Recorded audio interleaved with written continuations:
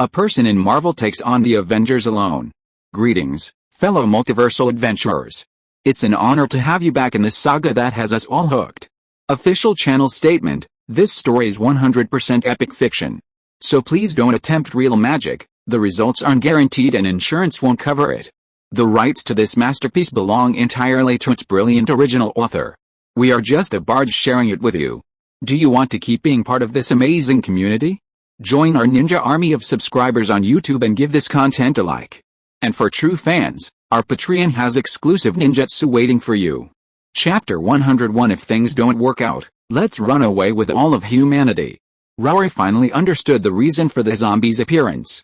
Angus used cell activation technology to stimulate cell regeneration, but the regenerated cells only had activity, not physiological function. Simply put, the resurrected person's bodily functions were alive, but the internal organs and neurons remained dead, so the zombie was in a half-dead state between living and dead. All actions followed the body's most primal instincts, such as eating and drinking, and the innate competitive desire of biology. What a damn madman! Rory was quite obsessed with the study of biological genes, but he still adhered to one principle: to follow the characteristics of biological evolution. He could enhance or even change the sequence of biological genes, but he would never conduct reverse research. Resurrection was taboo in the field of biological genes. It was heresy. Banner couldn't help but ask, "Dr. Rory, have you found the reason?" Yes, Angus is a brainless idiot. He's researching biological gene resurrection technology. Even though Bruce Banner didn't understand biological gene science, he understood how incredible a technology resurrection was. Violating ethics and natural biological evolution would definitely cause problems. Anthony arrived with a retrieved surveillance footage. "Boss, I've copied the footage." Upon seeing Bruce Banner, Anthony immediately became wary. Rory waved his hand, "Release the footage." Banner believed he might not be a match for Rory, but Rory wouldn't kill him so easily either. Even if he couldn't win, escaping wouldn't be a problem. He certainly didn't consider Anthony a threat. Bending down to pick up the holographic projection screen, he plugged it in and extended a giant green hand towards Anthony, beckoning him. Only then did Anthony hand over the USB drive containing the footage. Banner inserted the USB drive and tapped a few times on the holographic screen. Beep. The surveillance footage immediately appeared. Rory and Banner stared at the footage, their faces turning extremely grim afterward. Bruce Banner's face turned even greener, clearly furious. This guy, he actually resurrected Stephen Bucky. Rory guessed, both of them have super soldier serum in their cells. Losing their metabolic function makes them stronger, and they're also contagious. That's why infected ordinary people are so hard to kill, unless you use high-powered weapons or high-strength melee weapons. Turning 6 billion ordinary people on Earth into half-dead bio-zombies, and super soldier-level zombies who fear no death, Angus will surely leave a deep mark on human history, provided that humanity still has a history. Dr. Rory, can you develop an antidote? Don't flatter me. I don't even know the formula for Angus's resurrection potion. Whether I can develop an antidote, and when I can develop it, are all unknowns. It's not that Rory is unwilling to save the world, but he really isn't confident. Pharmacology has its interactions. Different chemical combinations will produce millions of different reactions. The material for the resurrection potion is A, while the material for the antidote could be B, D, or even H. It's not as simple as just making things up. There might not even be an antidote, just like with cancer. I need to take these experimental materials back for research. We'll talk again when we have the results. Even if Banner took the data back, he wouldn't be able to figure it out. So he could only hand it over to Rory. On the way back, Rory had a million questions in his mind, but he just couldn't understand them. He couldn't understand why a zombie crisis would break out in the sacred timeline.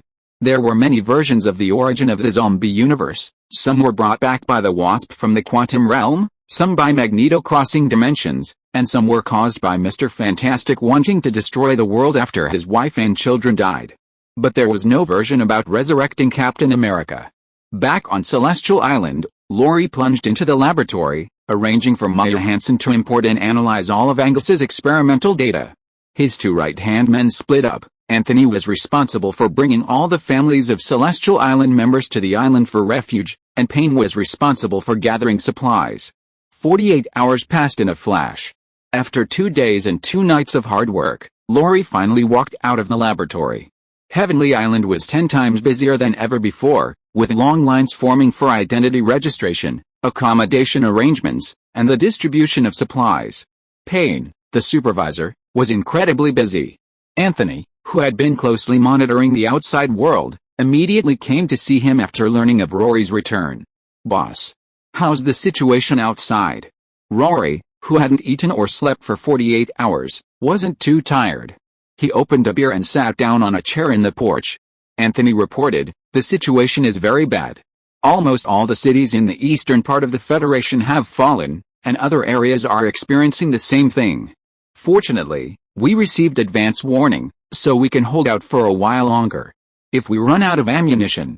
Anthony didn't finish his sentence. Running out of ammunition meant only one outcome: no choice. President Ross hasn't been found yet. He's probably hiding somewhere. The Avengers have carried out several bombing raids, with little effect. They're currently organizing the evacuation of civilians. President Ross had concealed his identity as Red Hulk, so even if he encountered zombies, he shouldn't have too much of a problem. The Avengers' forces were limited, making it difficult to control a horde of hundreds of millions of zombies. Without an antidote, Earth might truly be doomed. Rory sighed and downed his beer in one gulp. He had absolutely no clue about the antidote. In the past 48 hours, he had deduced the entire process of Angus's experiment, but deciphering the formula to recreate the antidote was dozens, even hundreds of times more difficult than creating the zombie drug. By the time he created the antidote, how many people would be left alive on Earth? Rory glanced at the completed palace in the distance, its grandeur exuding a regal aura. A dynasty was right before him, yet it was a world like this. Life was truly full of surprises and unexpected events. Before Rory could finish his reflection, a portal suddenly lit up in front of him. Anthony immediately extended his alloy bone knife, blocking Rory's path and assuming a defensive stance. Whoosh! The portal opened completely, and three men emerged: Doctor Strange, Nick Fury, and Bruce Banner. The portal didn't close immediately, perhaps fearing a sudden attack from Rory, leaving himself an escape route. "Halt! You're not welcome here." Anthony raised his alloy bone knife, pointing it at the three men as a warning. Strange ignored Anthony, looking past him to Rory, and said, "Rory, we need to talk." Rory smiled and asked, "Talk about what? How to permanently imprison me, or how to kill me? You should understand the current situation. I think we should put aside our grudges and work together to solve the human crisis. That's the most important thing. The Avengers must be at their breaking point, otherwise they would never have come to Rory for help." Sitting on the porch, Rory asked curiously, "How do you plan to solve this? If it were by force, you wouldn't be here. So, you're here to ask me for the antidote?" The ever-friendly Bruce Banner stepped forward, his tone gentle. "Dr. Rory, we've gathered many biological experts, but progress hasn't been smooth. Perhaps if we combine all our research resources, we might actually be able to develop an antidote." Rory shook his head helplessly. "I'm sorry, Dr. Banner, I didn't mean to discourage you, but the research on the antidote isn't as simple as you think. Biologically speaking, zombies are a group of mindless beasts. Their bodies are alive, but their neural networks are dead. After Angus added the non-metabolic genes of black coral, the zombies' lifespans far exceeded those of normal humans. They could exist for a long time with only a small amount of flesh and blood. If they were ordinary zombies, they might not be a threat to humans, but Angus's experimental subjects were Steve Rogers and Bucky, two super soldiers who had been injected with a serum. The cell regeneration agent combined with the super serum ultimately produced an unpredictable chemical reaction. The current zombie Captain America is several times stronger than before, and any ordinary person bitten by him can immediately become a bioengineered zombie with a physique comparable to a super soldier. What is the concept of billions of super soldiers without pain or thought? Just thinking about it makes one's scalp tingle. Is there anything we can help with? We can all work together to find a solution." Rory shook his head. "Finding the raw materials to counteract the zombie virus from countless substances will take time, a very long time. Humanity probably can't wait that long." Bruce Banner asked dejectedly, "Is humanity really going to become extinct?" Rory chuckled. "Doesn't he know magic tricks? Just have him open a portal to other planets." Banner's eyes lit up. For the current predicament, this was indeed a good solution. It could alleviate the pressure on the Avengers and preserve the seeds of human civilization. Even Strange himself hadn't thought of this. While Banner and Rory were talking, Nick Fury was carefully observing Rory, hoping to learn more about him and some of his weaknesses through this face-to-face contact. Upon hearing Rhodes' suggestion to escape Earth, Nick Fury remarked, "If there's a solution, staying on Earth is certainly better. After all, Earth is humanity's only home." Nick Fury was testing Rhodes, but Rhodes ignored him. Although the previous fake Nick Fury was a Skrull in disguise, the same face still annoyed Rhodes. Seeing Rhodes' silence, to avoid awkwardness, Bruce Banner chimed in, "Staying on Earth is certainly better, but before finding a solution, we should first find a way to resettle the civilians." Rhodes then turned to Strange, smiling, and asked, "Want to talk privately?" Strange had lost an arm to Rhodes, so being able to speak with him again was already a rare treat. He also had a lot on his mind. And upon Rhodes' invitation, Strange readily agreed. Rhodes then led Strange inside. Chapter 102 Captain America vs. the Avengers. "Strange, did you ever imagine this day would come when you brought me here?" Rory looked at Strange across the sofa with amusement. Strange's face darkened. "You shouldn't have shown up in the first place." Strange had gleaned information about Rory's future from the Ancient One, but losing the Time Stone prevented him from observing the entire future unfold. When he learned Rory was the destroyer of worlds, he resolved to eliminate him. Unfortunately, he knew too late. The fully enhanced Rory was no longer someone he could easily manipulate. "You called me the Destroyer?" Rory asked curiously. "I'm curious what that title means. Could you explain it to me?" Strange paused for a moment before saying, "A destroyer is an individual who can interfere with the timeline. Even Thanos, who wiped out half the universe's life, doesn't qualify as a destroyer because he exists within history. But you're different. You've never appeared in the timeline, which causes the future to change." Rory's appearance altered 3 points in time. 70 years ago, 08 years ago, and the present. The resulting timeline branches all changed to varying degrees. To ensure the integrity of his timeline, Strange had to erase Rory's traces. But was history really progressing this way? Rory expressed disbelief. He immediately asked, "You only foresaw the future outcome, but what I'm trying to say is, that's not my future, it's yours. Is it possible that something you did caused the future's destruction? Like bringing me back to this universe?" Strange frowned slightly. "The future is destroyed because of you, of course I have to stop you." Rory smiled and shrugged, "Maybe if you hadn't brought me back, or hadn't stopped me, the future might not have been destroyed. This is a paradox, like the chicken and egg dilemma. And Rory is right about one thing, Strange foresaw the future of his own world, not Rory's future. If he hadn't brought Rory back, that destructive future wouldn't have happened. On the other hand, if Strange hadn't brought Rory back, this universe might not have been destroyed, but the Ancient One's universe might not have been." At this point, Strange fell silent. There was no point in arguing about the paradox, and many things had already happened. Even if right and wrong were determined, it wouldn't change the past or the future. Silence was the best answer. Rory also didn't intend to continue the discussion, but instead asked a question that had been troubling him for a long time. "Strange, I've heard that among countless timelines there's a main timeline. I'd like to know if this is the one we're on now?" "It used to be, but not anymore," Strange said succinctly. Rory frowned and pressed, "You mean, this used to be the main timeline, but because of me, a branching timeline appeared?" Rory himself was confused. He didn't know if he had returned to the sacred timeline or arrived in the zombie universe. "That's right. There are countless branches on the main timeline. Every time we reach a crossroads of choices, a new timeline branches out. A choice refers to one that can have an impact in a certain way, such as Tony not snapping his fingers, or Strange not bringing Rory back. This indirectly confirmed Rory's earlier paradoxical conjecture. The reason Rory was so determined to find the sacred timeline was because all the branching timelines in Marvel would eventually lead to destruction. He didn't want to live a peaceful life and then suddenly have the universe explode. After answering, Strange also voiced his own doubts. "Rory, where did you come from?" "I don't know. I live in a world without superheroes. I woke up in 1970. That timeline is too backward, so I wanted to realize my dreams in a more advanced modern world." Rory casually brushed off Strange. How could he possibly tell Strange the truth? Almost everyone in the world knew that Rory was obsessed with bioengineering. Given the technological and equipment limitations of 1970, this reason was plausible. Rory and Strange chatted about other things for half an hour before ending their conversation. As he left, Rory waved with a smile. Although we had a pleasant chat today, it doesn't mean our past grievances are over. So, it's best if you all don't come to Celestial Island in the future. Dr. Rory, about the antidote? Banner, still uneasy, pressed for more information. I'll continue my research when I have time. After the three of them opened the portal and left, Anthony walked to Rory's side and asked worriedly, "Boss, is Earth really doomed?"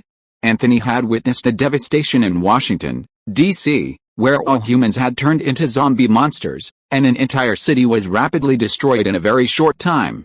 Various regions had fallen one after another, and the human world seemed to be on the verge of destruction.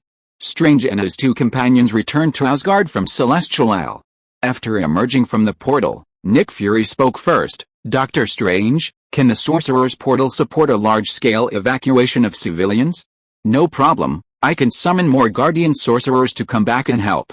It was the early stages of the crisis. Apart from some areas that could barely resist the zombies, the other less developed areas were simply waiting to be slaughtered.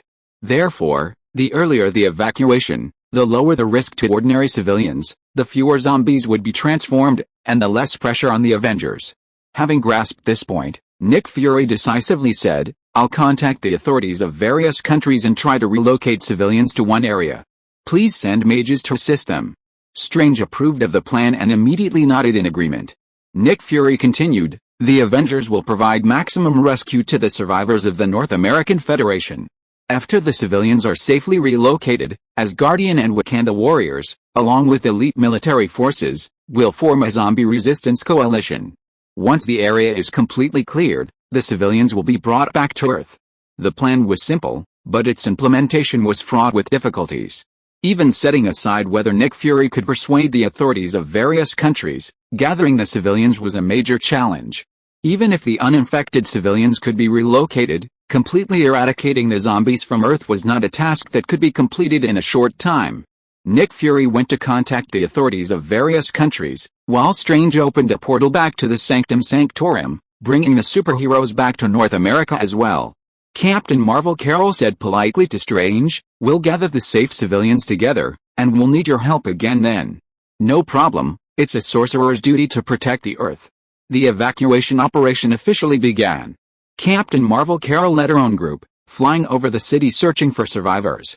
Bruce Banner, transformed into the Hulk, headed straight for the broadcasting company, hoping to find more survivors through the radio. The others found a sealed building and established a defensive position, ready to receive survivors at any time. Clint Barton climbed to the rooftop, looking down at the completely fallen city, a wave of melancholy washing over him. This crisis had come too suddenly, catching everyone off guard.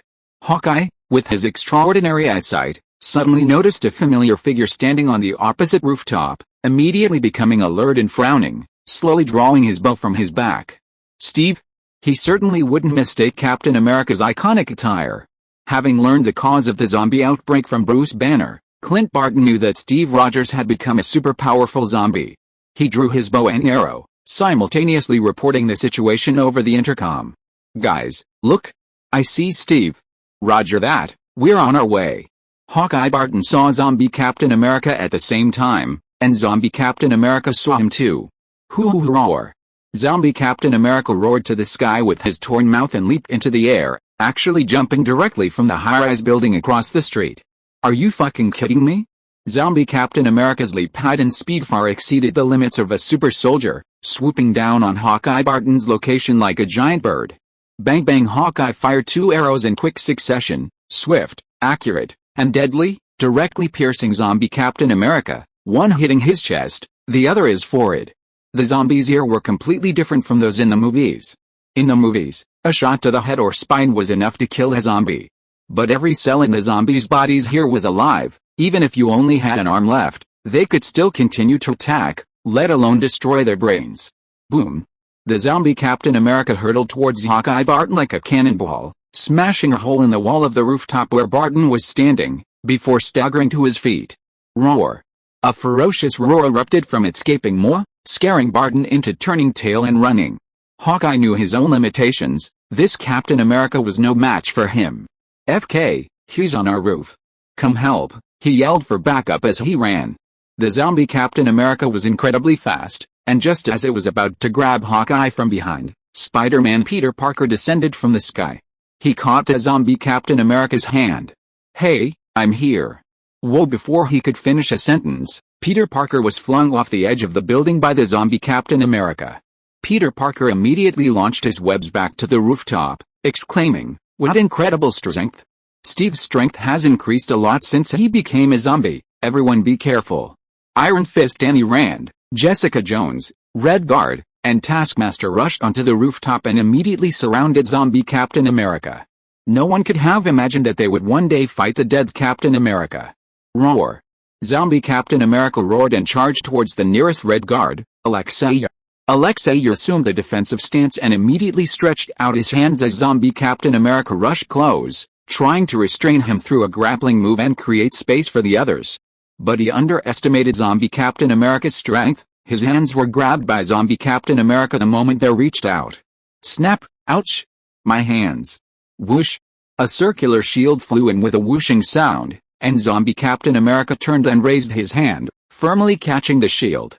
To everyone's astonishment, zombie Captain America actually slipped the shield onto his own arm.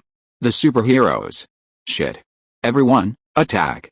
Iron Fist Danny Rand unleashed his ultimate attack, his glowing fist launching the first strike. Clang! The shield blocked the energy punch, and zombie Captain America swung his claws back. Danny Rand's clothes were instantly torn to shreds, almost disemboweling him. The shield swung back, sending Jessica Jones, who was charging at him, flying. All of them combined were no match for zombie Captain America. Only Spider-Man Peter Parker could hold his own against him for a few moves. However, Spider-Man Peter Parker had no offensive skills, and his punches and kicks barely managed to injure zombie Captain America in the slightest. Chapter 103: The Tragedy of the Avengers, Part 1. Hawkeye Barton fired a bursting arrow, which blew off a piece of dead skin from zombie Captain America's body with a boom. Zombie Captain America slapped Spider-Man away with his shield, then swung it back, sending Red Guardian Alexei stumbling. The shield landed back in zombie Captain America's hand. Jessica Jones tried to grab the shield, but zombie Captain America kicked her away, tearing Taskmaster's suit apart with a swipe of his claw, crimson blood slowly flowing from the tear. "Hold on, I'm coming." Captain Marvel Carol's voice rang in her earpiece, and a golden light streaked across the sky, rapidly approaching the rooftop where they were.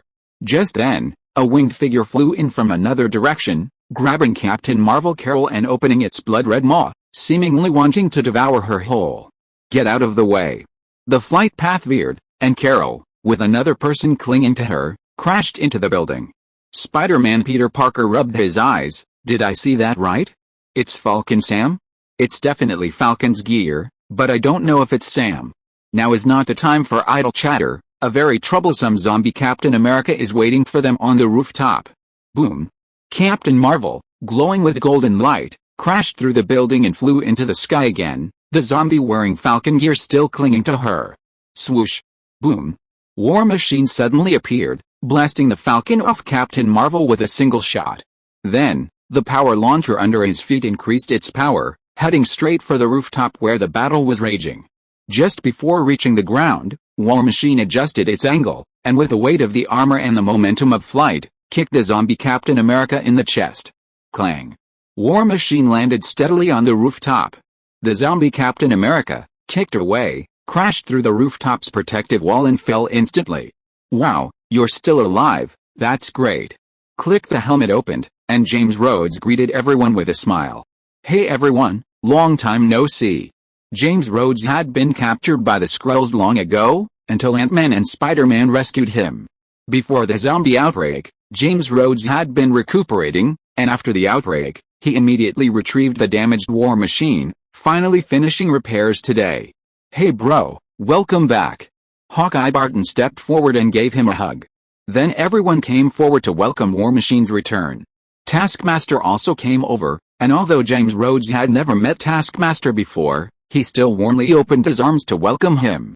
But the next second, Taskmaster, who was standing in front of James Rhodes, suddenly tore off his mask, revealing a hideous and terrifying face. Huh. He opened his huge mouth and bit down hard on James Rhodes' almost fleshless face. Sizzle, a large chunk of black flesh was bitten off by Taskmaster Antonia. Oh my god. Rhodes. Just now, during the battle with the zombie Captain America, Taskmaster Antonia was accidentally scratched, and all the cells in her body were immediately infected by the zombie virus. War Machine Rhodes made a dazzling entrance, and ended in a tragic way.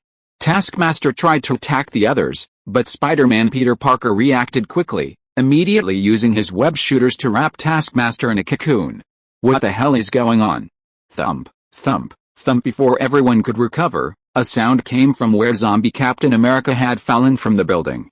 Turning around, they saw zombie Captain America's skull slowly rising. Zombie Captain America hadn't completely fallen, he grabbed the wall and climbed back up. However, the bad news didn't end there. Zombie Taskmaster tore through the web, and War Machine Rhodes, missing a face, stood up unsteadily. Zombie Rhodes even tried to control War Machine. Retreat. Retreat. Hawkeye Barton decisively ordered everyone to retreat. One zombie Captain America was difficult enough, adding zombie Taskmaster and zombie War Machine made this battle impossible. The civilian evacuation plan is progressing steadily.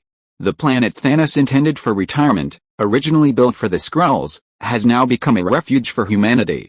With the help of the Guardian Mages, portals are lighting up around the world, carrying not only civilians but also various necessary supplies and land reclamation equipment. With the aid of modern machinery, it's believed that the humans who arrive there will quickly establish themselves. The only bad news is the loss of contact with Hawkeye and the others. Currently, only Bruce Banner can be reached. We expect to complete 50% of the evacuation within a month. Some people in remote areas are difficult to gather, so we'll have the mages make more trips, Maria Hill reported on the recent progress. Nick Fury nodded, his face grim. Speed as fast as possible. Without the Avengers' help, those zombies will break through the defenses soon. Asgardian warriors have gone to reinforce, and Wakanda has also sent tribal warriors and technological airships. We should be able to hold them off for a while longer. According to SHIELD data, the world will be completely overrun in about 2 weeks. Aside from a few isolated islands in the North and South Poles, the safest places will be Celestial Isle and Wakanda. Even the town of Asgard will no longer be safe. A sudden roar of fighter jet engines echoed over the town square of Asgard. Nick Fury and Maria Hill stepped outside and looked up to see a space fighter slowly descending. The hatch opened after depressurization, and Thor stepped out excitedly, followed by a group of Guardians of the Galaxy members. Thor looked around, not seeing Valkyrie or the other Avengers, and walked up to Nick Fury, asking curiously, "Where's everyone?" Nick Fury sighed, "Let's talk inside." Turning back inside, Nick Fury explained the current situation on Earth. Thor was shocked. He had only been gone a short time, and Earth was already doomed? Star-Lord was heartbroken, as Earth was his first home. The other Guardians of the Galaxy didn't seem too bothered. The destruction of planets in the universe was commonplace for them. What do we need to do now? Thor felt he should do something. Nick Fury had been waiting for this question and immediately replied, "If possible, I hope you can help bring the other Avengers back." "No problem, I'm off right now." Thor picked up Stormbreaker and strode off. Star-Lord also stood up, saying, "Let's go help too." When the group appeared in their spaceship above Manhattan, New York, all they saw was ruins. Buildings had collapsed, the ground was sunken, and the streets were littered with cracks and severed limbs. The once bustling metropolis seemed shrouded in gray, devoid of its former vibrancy and filled with a sense of desolation. The spaceship slowly descended, its engines whipping up dust and debris into the alleyways. Once the engine shut down, the entire street was eerily quiet. A major battle just took place here. Only Banner and Carol have this kind of power, Thor, carrying Stormbreaker, concluded after observing the battlefield. Rocket Raccoon asked, "Where's the enemy? Who is their enemy?" With such destructive power, their enemy must be incredibly formidable. Perhaps we'll find out who the enemy is soon. Thor followed the trail of battle, the others following behind, quickly traversing the lower and middle towns. Just as they were about to enter the upper town, the sounds of fierce fighting suddenly erupted ahead. Thor turned back and warned, "Be careful, I'll go check it out." With that, he swung Stormbreaker and soared into the air, quickly arriving near Central Park. A deafening roar sent trees flying across Central Park. In a crater, Bruce Banner, the Hulk, was locked in combat with a group of people. Thor immediately swung down with Stormbreaker, knocking one of Banner's attackers flying. Banner. Thor. The two brothers met, but there was no time for pleasantries. Banner grabbed the zombie Red Guardian and hurled him at the zombie war machine in midair. When Thor saw who had attacked Banner, he thought he was hallucinating. They were all Avengers members. Banner, what's going on? A web shooter fired a web-like projectile, suddenly sealing Thor's mouth. Zombie Spider-Man leaped forward, his jaws snapping shut on Thor's neck. Crack! Thor instinctively raised Stormbreaker, but zombie Spider-Man's teeth slammed into the edge, knocking two teeth away. They've turned into zombies, completely lost their minds. We have to get out of here immediately. With the Hulk's abilities, leaving should be easy. Thor was about to ask when he learned why Banner couldn't leave. Whoosh! A golden light descended from the sky. Captain Marvel Carol punched Bruce Banner in the face, followed by several energy blasts that severely suppressed him. Thor immediately rushed to help, cleaving Captain Marvel Carol in two with his axe, only to find that Carol had also turned into a zombie. Damn it, how did she become like this too? The second Falcon ambushed Carol, and this is what happened. A disheveled Hulk Banner crawled out of the mud puddle, brushing the dirt off his face. The zombie army and superhero zombies were already troublesome enough, but now even Carol had become a zombie and could use superpowers. It was simply unbearable.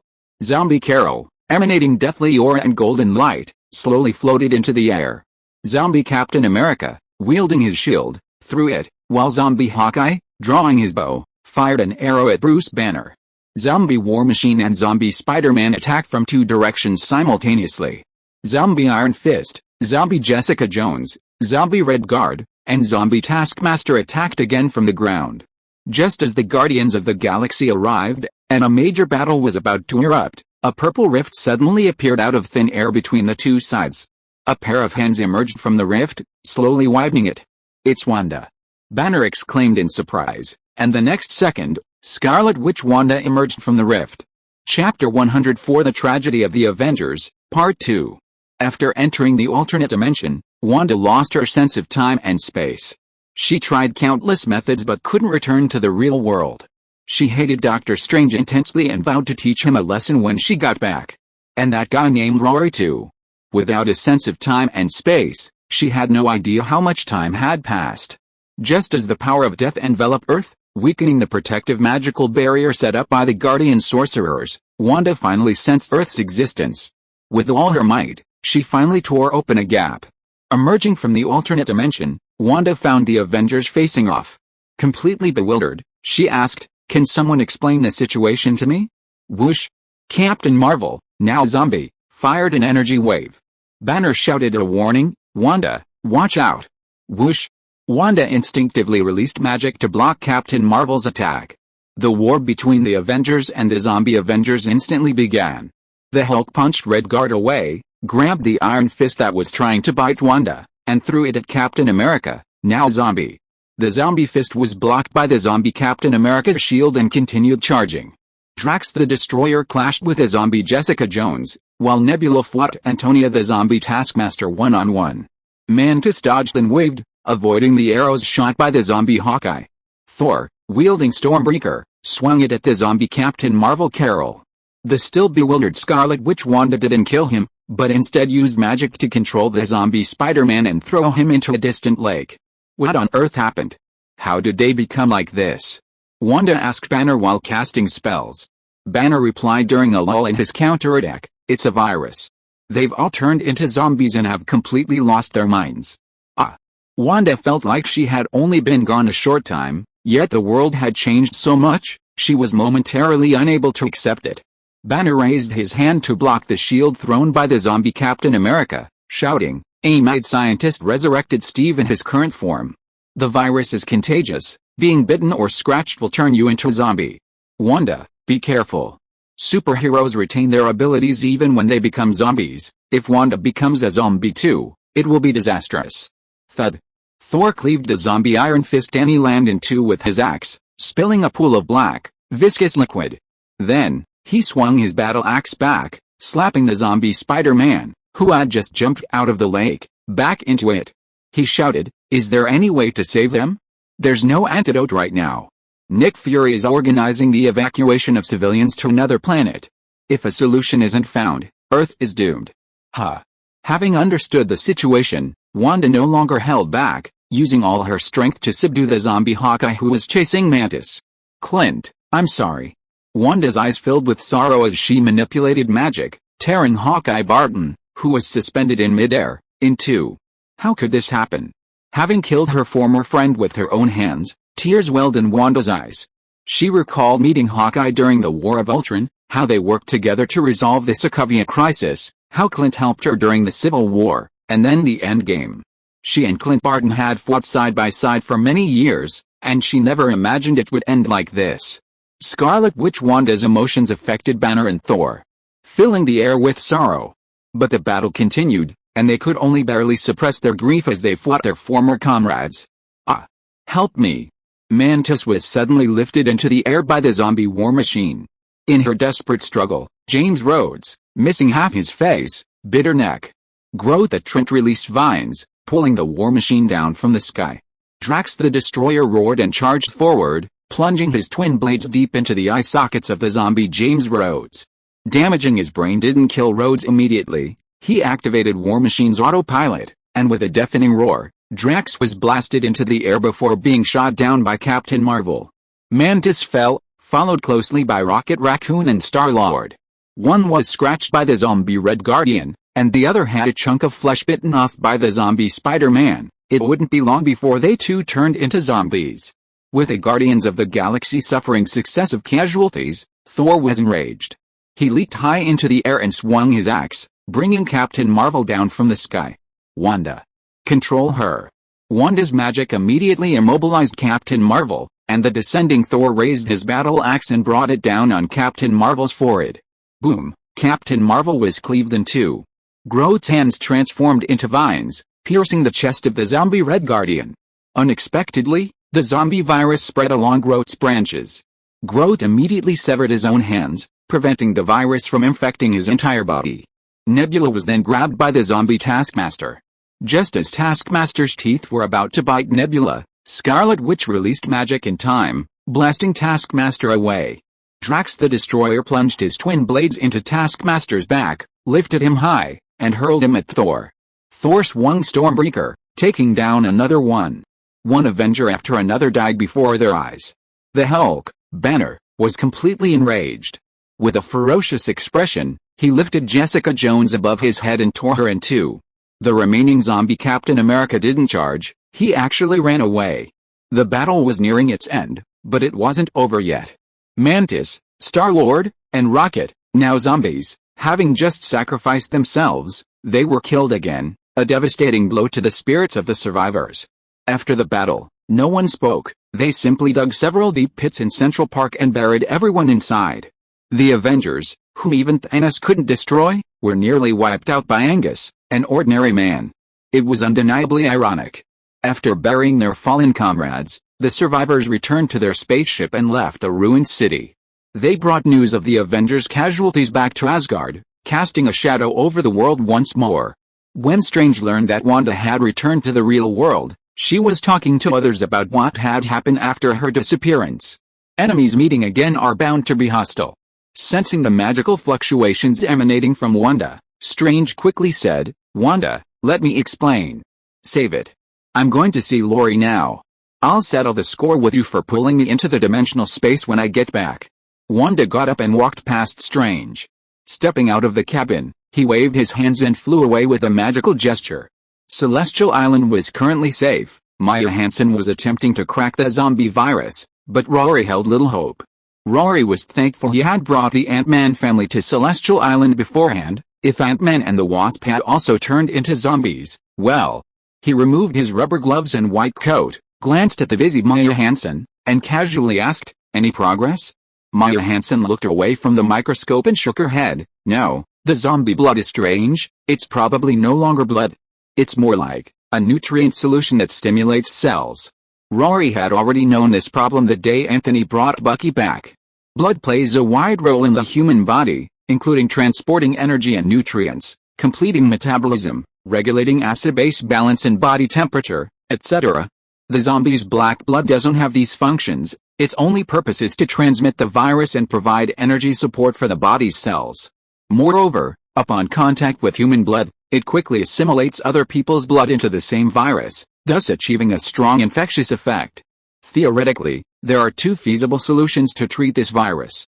There are two main methods. First, find raw materials that can synthesize the virus, and then use Ingres's synthesis formula to create an antidote serum. Second, obtain the reality stone and directly modify the virus's components. Compared to the first method of creating an antidote serum through experiments, the second method is simpler and easier, provided that it's possible to connect dimensions and cross parallel universes. Only Strange and Wanda can do this. Strange has lost an arm and cannot accurately locate space-time, while Wanda is trapped in a dimensional space. Therefore, Rory ultimately concludes that Earth is doomed.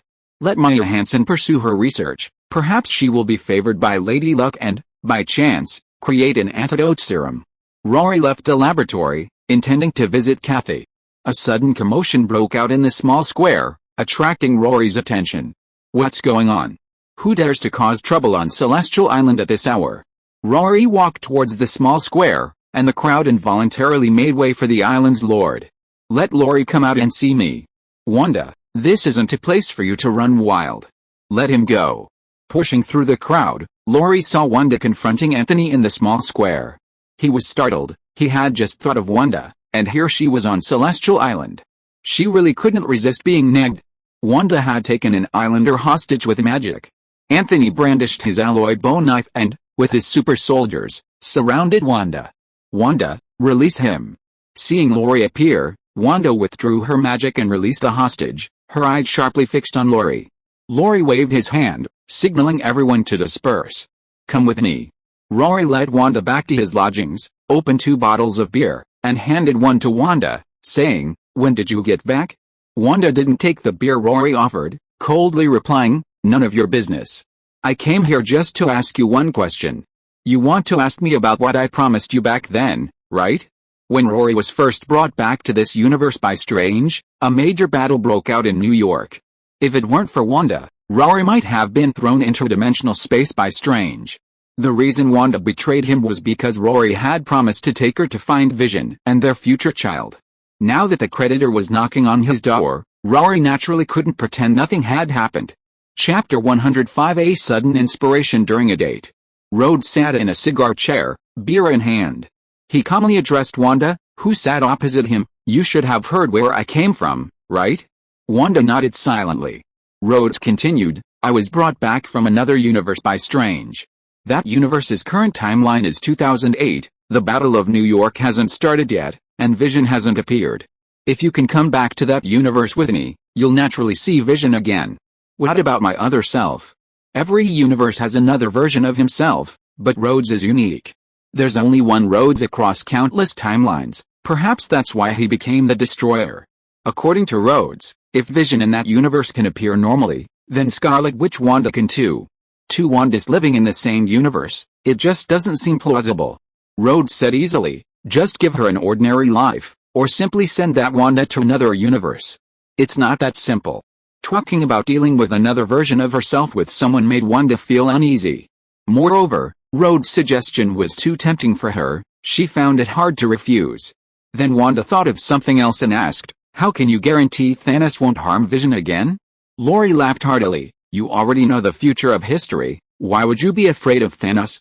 Wanda thought about it and realized he was right. Rory noticed something interesting. The stronger these superheroes were, the more idiotic they seemed. "Okay, tell me your plan." Wanda had already agreed with Rory's suggestion. Now it was time to implement the plan.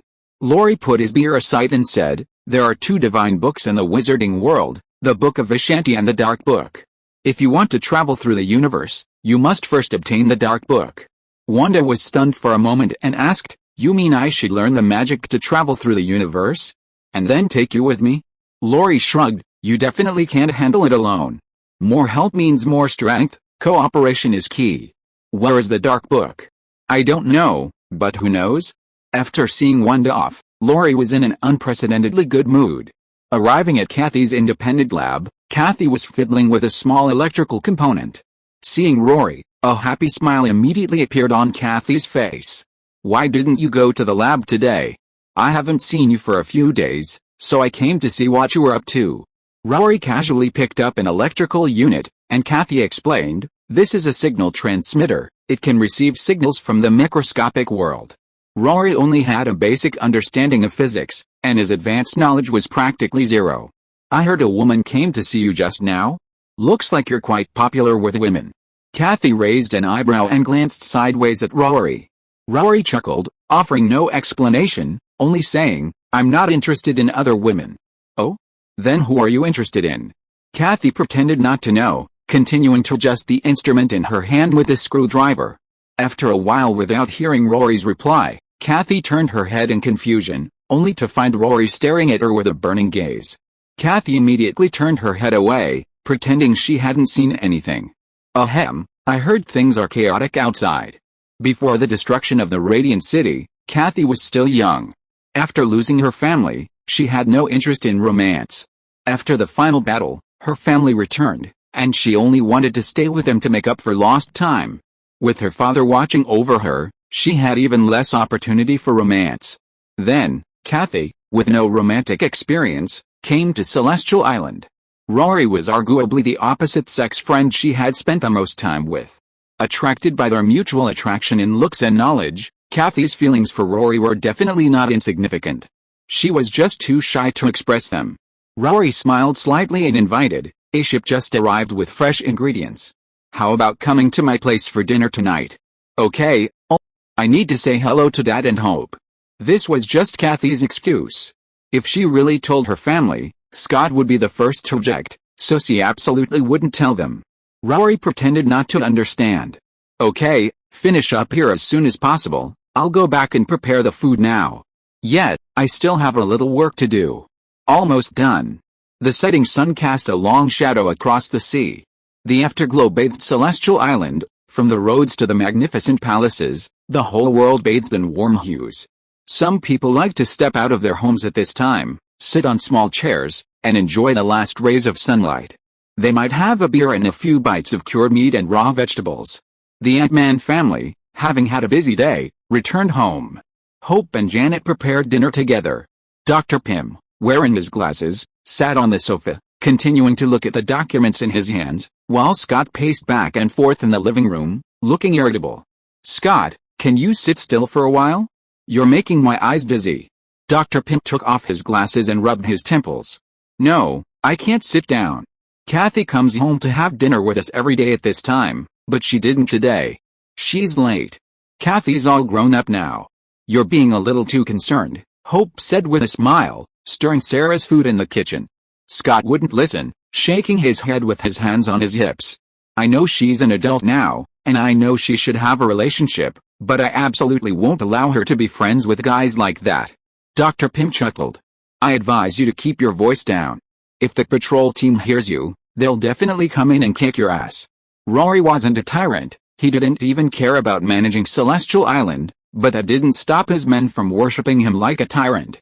Excessive loyalty was fanaticism, and Rory clearly hadn't realized that yet. Across the small square not far from Ant House, Rory could be seen busy in the kitchen through the window. Kathy, who had been walking from a distance, straightened her hair and coat, rubbed her face, and strolled over. Hey Rory, what's for dinner tonight? Kathy greeted him from the porch through the window. Rory had just finished cooking the last dish. Wiping his hands with a towel, he smiled and said, Come in, it's all your favorites. Wash your hands and we can eat. Just as Rory and Kathy were enjoying their dinner, Maya Hansen suddenly burst in. Dr. Rory, I found a way to suppress the virus. Maya Hansen placed a report in front of Rory and said, the virus spreads through contact. This type of infectious agent is a filovirus. In fact, the virus doesn't exist in the zombies' blood, but rather in their epidermal cells. As she spoke, Maya Hansen was suddenly drawn to the food on the table. Without asking any questions, she picked it up and started eating. While eating, she continued, once we understand the form of the virus, we can develop specific blocking drugs based on its transmissibility. The blocking drugs prevent infection, but cannot treat already infected zombies. In Rory's view, the blocking drugs weren't very effective. Ordinary people who had taken the blocking drugs would still die if attacked by zombies, and those who weren't afraid of zombies didn't need them either. Rory closed the file and handed it back to Maya Hansen, saying, "Dr. Maya, gamma rays can prevent viral invasion. Bruce Banner won't turn into a zombie after being bitten. Do you want to turn all the survivors in the world into the Hulk? Is that so?" Maya Hansen's excited heart immediately calmed down after hearing this.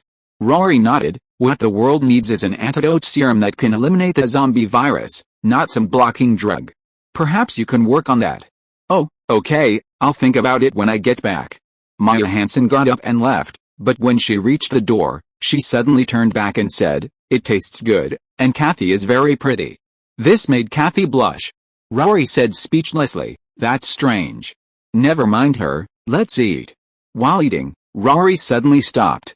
Kathy asked curiously, "What's wrong? Did you think of something?" Rory nodded. "It seems that it is really possible to develop an antidote serum. The characteristics of filoviruses are that they are highly contagious, easily infected, and spread through close contact and across organisms. The most typical example is the Ebola virus, which is complex in structure and extremely difficult to cure. From another perspective, almost all enhancement serums are a type of virus, which achieves enhancement by invading human cell genes and violently rewriting the genetic program. Angus's gene-reviving agent can also be classified as an enhancement serum, but it enhances the dead, not the living. Understanding this provides direction for the research on antidotes. After dinner, Rory originally planned to have Kathy stay at his house to watch a movie and chat about life, but Maya Hansen's appearance completely disrupted their date. The understanding Kathy proactively said, "Rory, would you mind if I went to the lab with you?" "Of course not." After clearing the dishes, Kathy didn't go home but went to the lab with Rory. Rory's lab was undoubtedly one of the world's top labs, equipped with all kinds of equipment, and its reagents and raw materials, blood samples, and serums were unique in the world. Upon arriving at the lab, Rory immediately immersed himself in the experiments. Kathy played with the mice nearby, occasionally glancing at Rory who was busy with his experiments. Meanwhile, Wanda immediately sought out Strange upon returning, demanding to know the origin of the Dark Book, only to be refused. Strange himself dared not use it. How could he possibly give it to Wanda? Strange explained, "Wanda, the Dark Book is truly dangerous, you should know that." "I don't know. I only know you threw me into the dimensional space, almost killing me. If you feel sorry for what you did, give me the Dark Book. Don't force me to fight." Strange, with 2 hands, was no match for Wanda. With only one, he was even less likely to defeat her. Strange raised one hand, signaling Wanda to calm down, while advising, "Wanda, I hope you can calm down. Our priority now is protecting Earth and dealing with those zombies, not fighting amongst ourselves." Wanda wouldn't budge. "I'm calm now. I just want the book. Give me the book. And I'll help you save the world. It's that simple." Chapter 106 Saving the world is not as simple as it seems.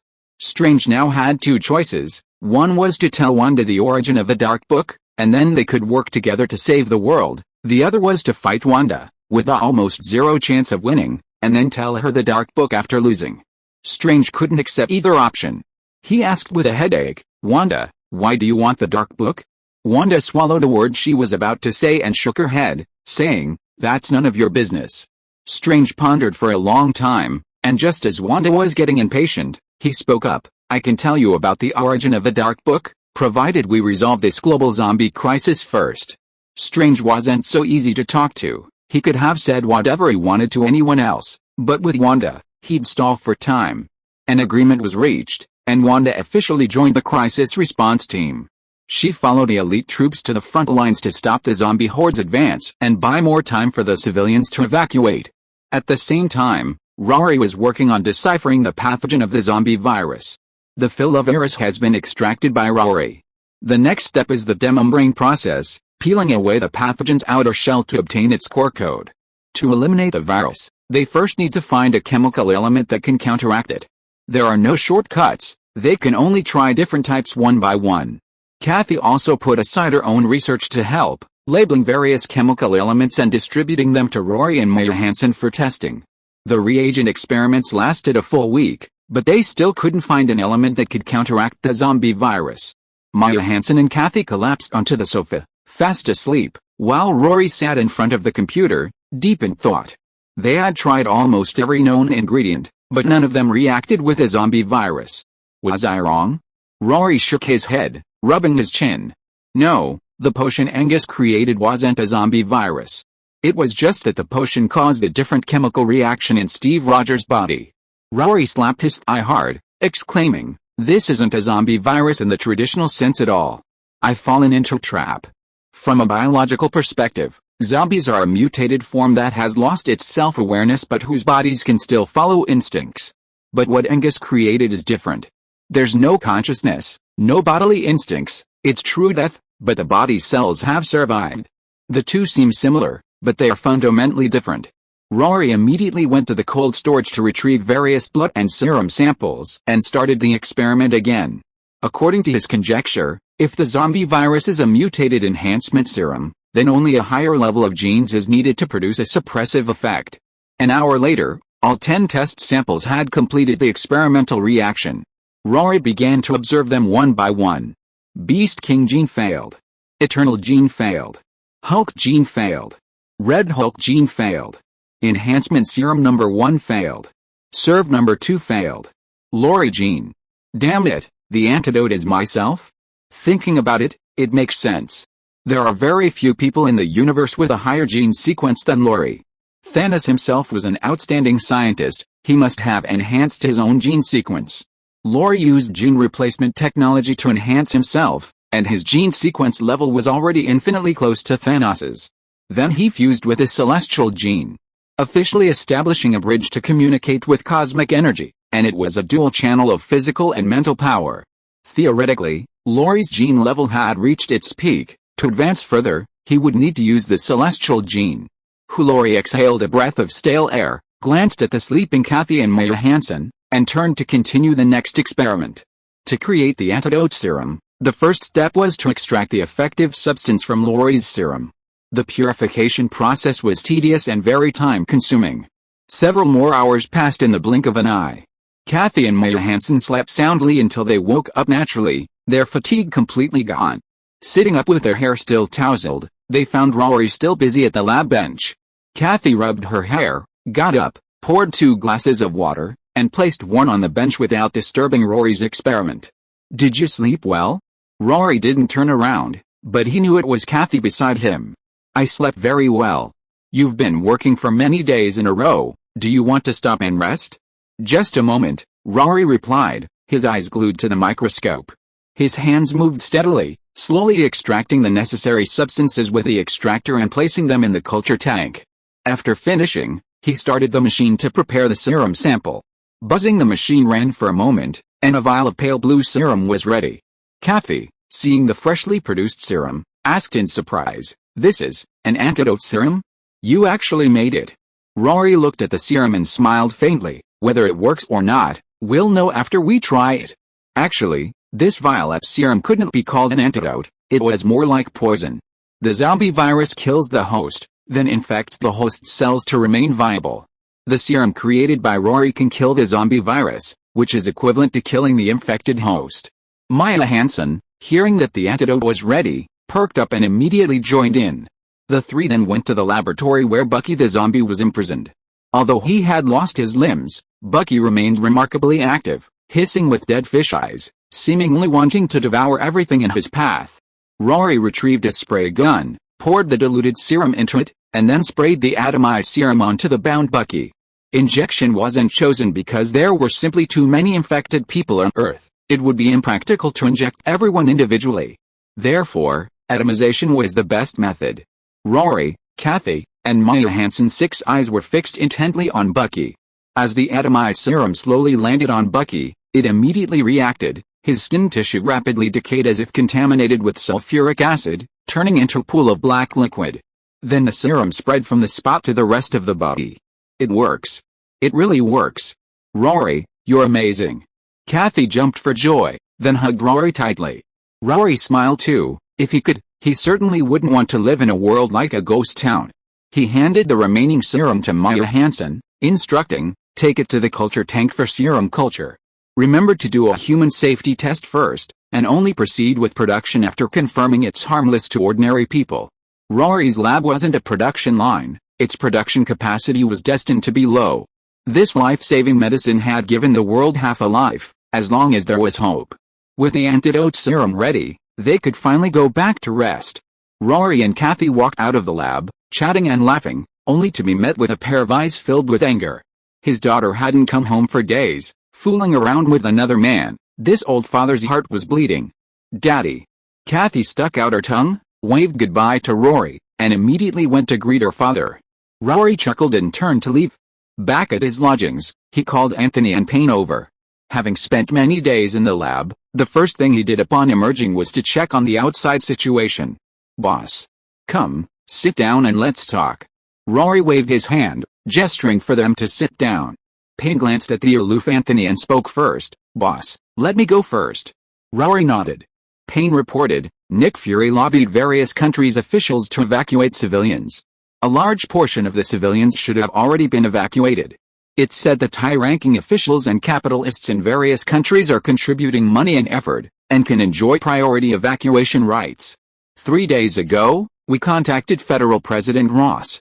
He's hiding in an underground shelter and has established a provisional government, currently directing the military in a large-scale cleanup operation. The results aren't very significant, but from what I've heard, he seems to be considering using nuclear weapons. Also, the island nation has been destroyed. Because it lacks strategic depth, after the zombie outbreak, it had nowhere to run. Large numbers of islanders have come to Heavenly Island, begging to go there to seek mining work. Everything is running smoothly in the town. After Payne finished reporting, Rory turned to look at Anthony. Anthony said coldly, "I just received news yesterday that the Avengers have suffered heavy losses, with many killed.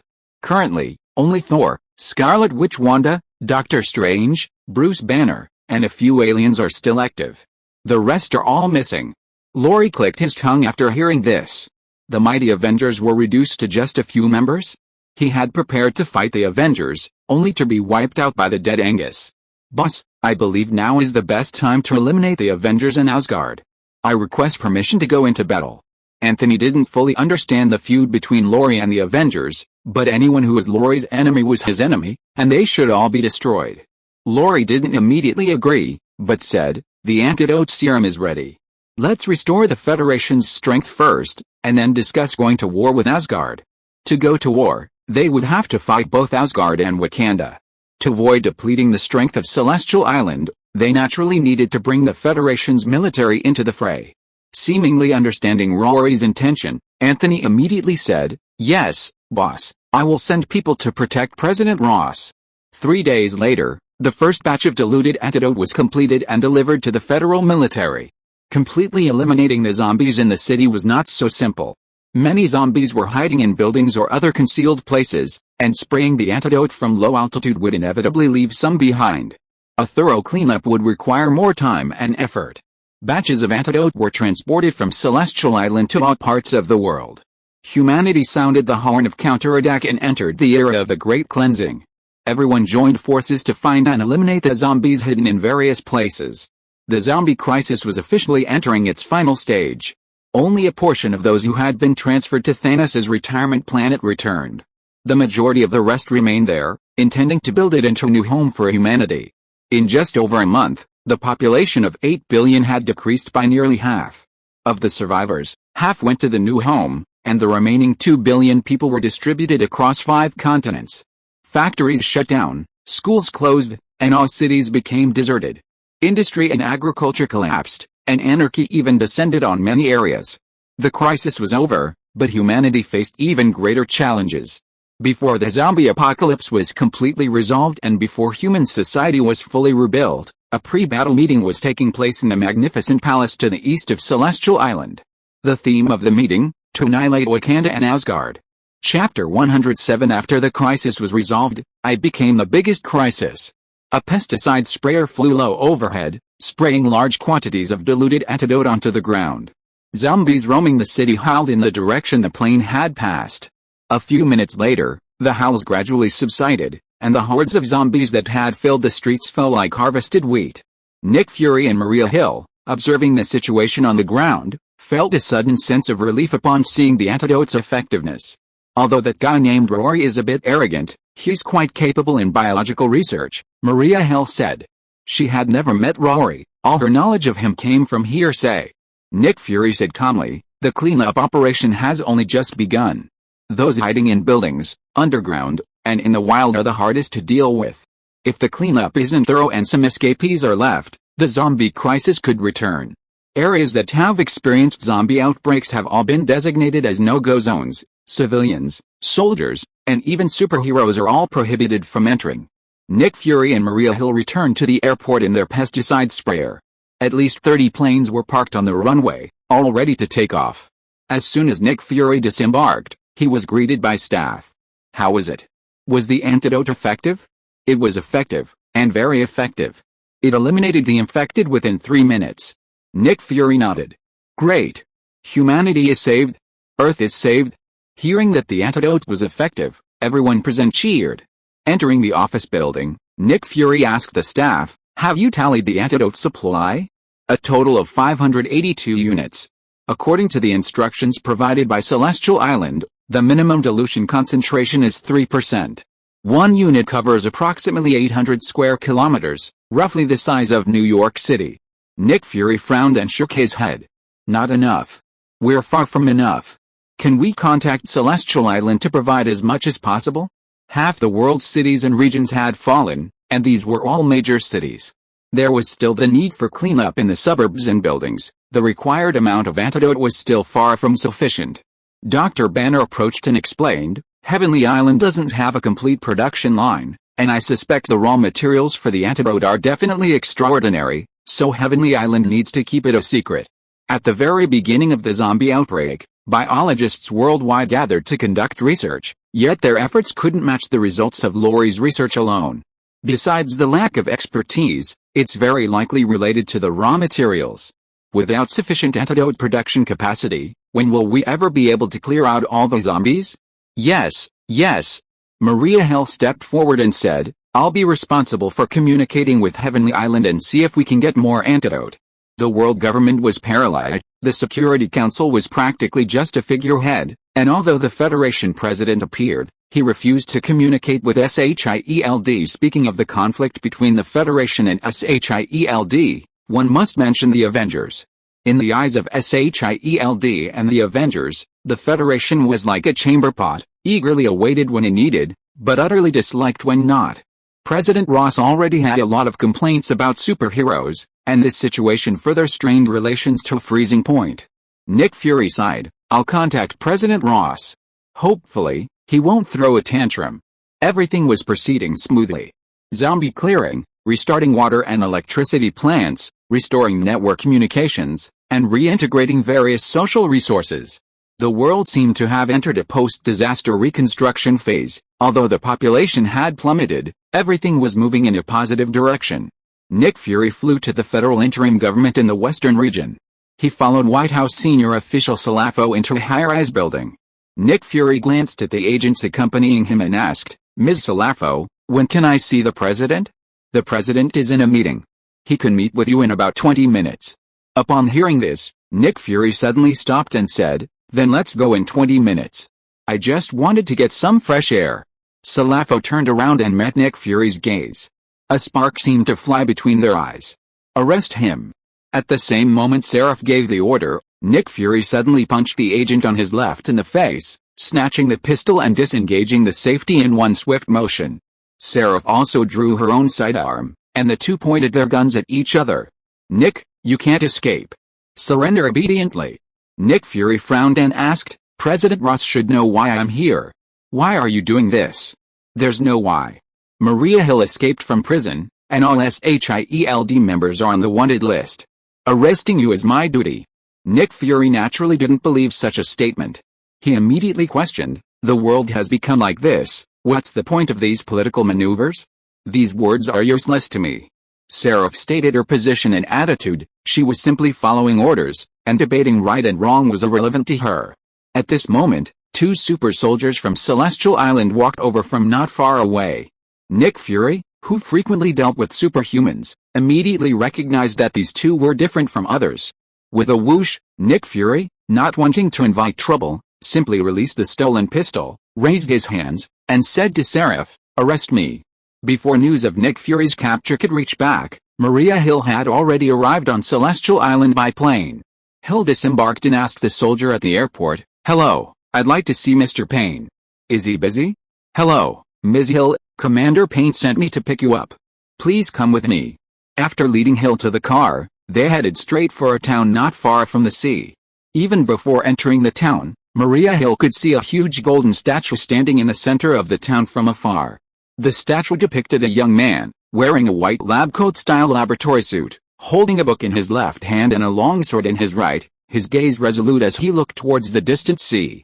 Hill had never met Rory in person, but she had seen his photograph. The golden statue bore a striking resemblance to Rory.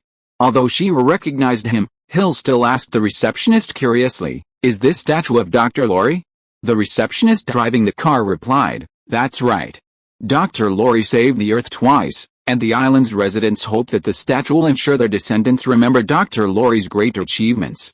The Avengers saved humanity, and Rory saved the Earth, that's true." Entering the town, Hill found the small square under lockdown. The receptionist then led her to another government office. "Ms. Hill, Mr. Payne is in a meeting. Please wait here and don't wander around. Entering a restricted area will cause trouble." "Okay, thank you for the reminder." After the soldier left, Hill looked around the office, then sat down in a chair by the window, her gaze sweeping over the town outside. Just then, Kathy passed by with a bunch of wildflowers she had just picked, and Hill immediately recognized her. "Kathy," she exclaimed in surprise. Hearing someone call her name, Kathy stopped and looked in the direction of the voice. "Who are you?" "Oh, I'm a good friend of your father Scott and Dr. Pym. What are you doing here?" After the Ant-Man family was taken away by the military, they seemed to have vanished into thin air. When the zombie crisis broke out, the Avengers tried to contact Ant-Man many times, but they were unable to get in touch. "You know my father?" Kathy looked at Hill suspiciously, realizing she didn't recognize him. Hill smiled and nodded, "Of course. Is Scott here too?" "He's busy working at the experimental site. Perhaps you can see him if you come to my house tonight. I have something to do, so I won't talk to you anymore. See you later." After saying goodbye, Kathy ran across the small square towards Rory's residence. Arriving at Rory's house, she placed the flowers she was holding in a vase on the kitchen windowsill, arranged them, and nodded in satisfaction. Then she sat on a chair on the porch, looking towards the palace. Rory was currently holding a meeting on Celestial Island. They had agreed to have dinner together today, but she didn't know when the meeting would end. Inside the palace, almost all the important members of Celestial Island were gathered. Payne and his office staff handle daily affairs. All of Payne's subordinates are ordinary people selected from the families of Sky Island members, responsible for handling daily affairs and external communications on Sky Island. Also present are the Legion leader, Anthony, and the captains of the various squads within the Legion. Today, the Super Soldier Legion has grown into a super force of over 200 men, all heavily armored and enhanced warriors, unmatched in individual combat and team battles. Among them are two elite alloy squads, clad in adamantium suits, whose strength is absolutely no less than that of Black Panther, Chatra. On the other side are the miners and naval forces under Blonsky's command. Mining is the primary occupation, but they can also temporarily serve as naval personnel, mining in their spare time and transporting supplies by ship during wartime. Sitting in a corner are two separate individuals, Dr. Pym, representing the Ant-Man family, and Gaia, representing the Skrulls. Rory used Gaia's name to attract a large number of Skrulls to Sky Island, but instead of settling in the town, they settled on another island not far from Sky Island. The Skrulls are natural spies. With simple genetic modification, they can be transformed into powerful warriors, making them an invaluable resource for Rory. If Gaia wants to protect the Skrulls' interests and safety, she must remain on Celestial Island. However, her presence on Celestial Island will attract even more Skrulls. She was easily drawn into Rory's fold. At the foot of the palace steps, seated on his throne, Rory said softly, "The crisis is over. It's time to settle the score with the Avengers. Anthony proposed making Wakanda the main battlefield, which I think is very appropriate. What do you all think?" Anthony was the first to speak. "Agreed." Payne, "Agreed." Bronsky, "Agreed." Rory looked at Gaia, who lowered her head and whispered, "Agreed." Rory looked at Payne and instructed, "Payne, issue an ultimatum to Wakanda, demanding that they disclose their technology and vibranium trade, or face the consequences." Payne immediately stood up and said, "Yes, sir. Anthony, contact Ross and have him deploy the Federation military to assist Celestial Island in its strategic deployment. Anthony stood up and said, yes, sir. Then Rory looked at Gaia, who remained silent for a long time before speaking. Sir, the Skrulls can provide 1,000 warriors to serve you. Gaia was also forced into this situation. Since her capture, she had been imprisoned in Rory's laboratory for various experiments. Later, she used her Super Skrull identity to attract even more Skrulls. After being released from the laboratory, she considered leaving, but she couldn't bear to abandon her people and the Skrulls she had attracted, wanting them to become cannon fodder and miners in Rory's hands. Therefore, she had no choice but to stay and endure. Rory was satisfied with Gaia's attitude. After a moment of silence, Rory spoke again. Celestial Island will lead all of humanity to new heights. Whoever blocks Celestial Island's progress is the enemy of the entire world. Everyone, let's set off. The prelude to war was officially raised, and Rory had finally taken the first step towards a dynasty. Chapter 108 Long Live Wakanda. Today is its last year. When General Okoye of Wakanda received the ultimatum from Celestial Isles, she initially thought she was seeing things. After confirming she wasn't mistaken, she assumed Celestial Isles had gone mad. Revealing all of Wakanda's technology? Opening up trade in vibranium mines? Wasn't this blatant declaring war? General Okoye found the mother of Chatra, the current ruler of Wakanda, and handed her the ultimatum, saying, Celestial Isles has gone mad, they want to wage war against us. Chatra's mother looked up and asked, are we confident of victory? Wakanda fears no war. Okoye said with unwavering conviction, it was her duty as a general. What's Shuri busy with? Okoye replied, Princess Shuri is conducting scientific research in the lab. Go talk to her, and while you're at it, prepare for the war in advance.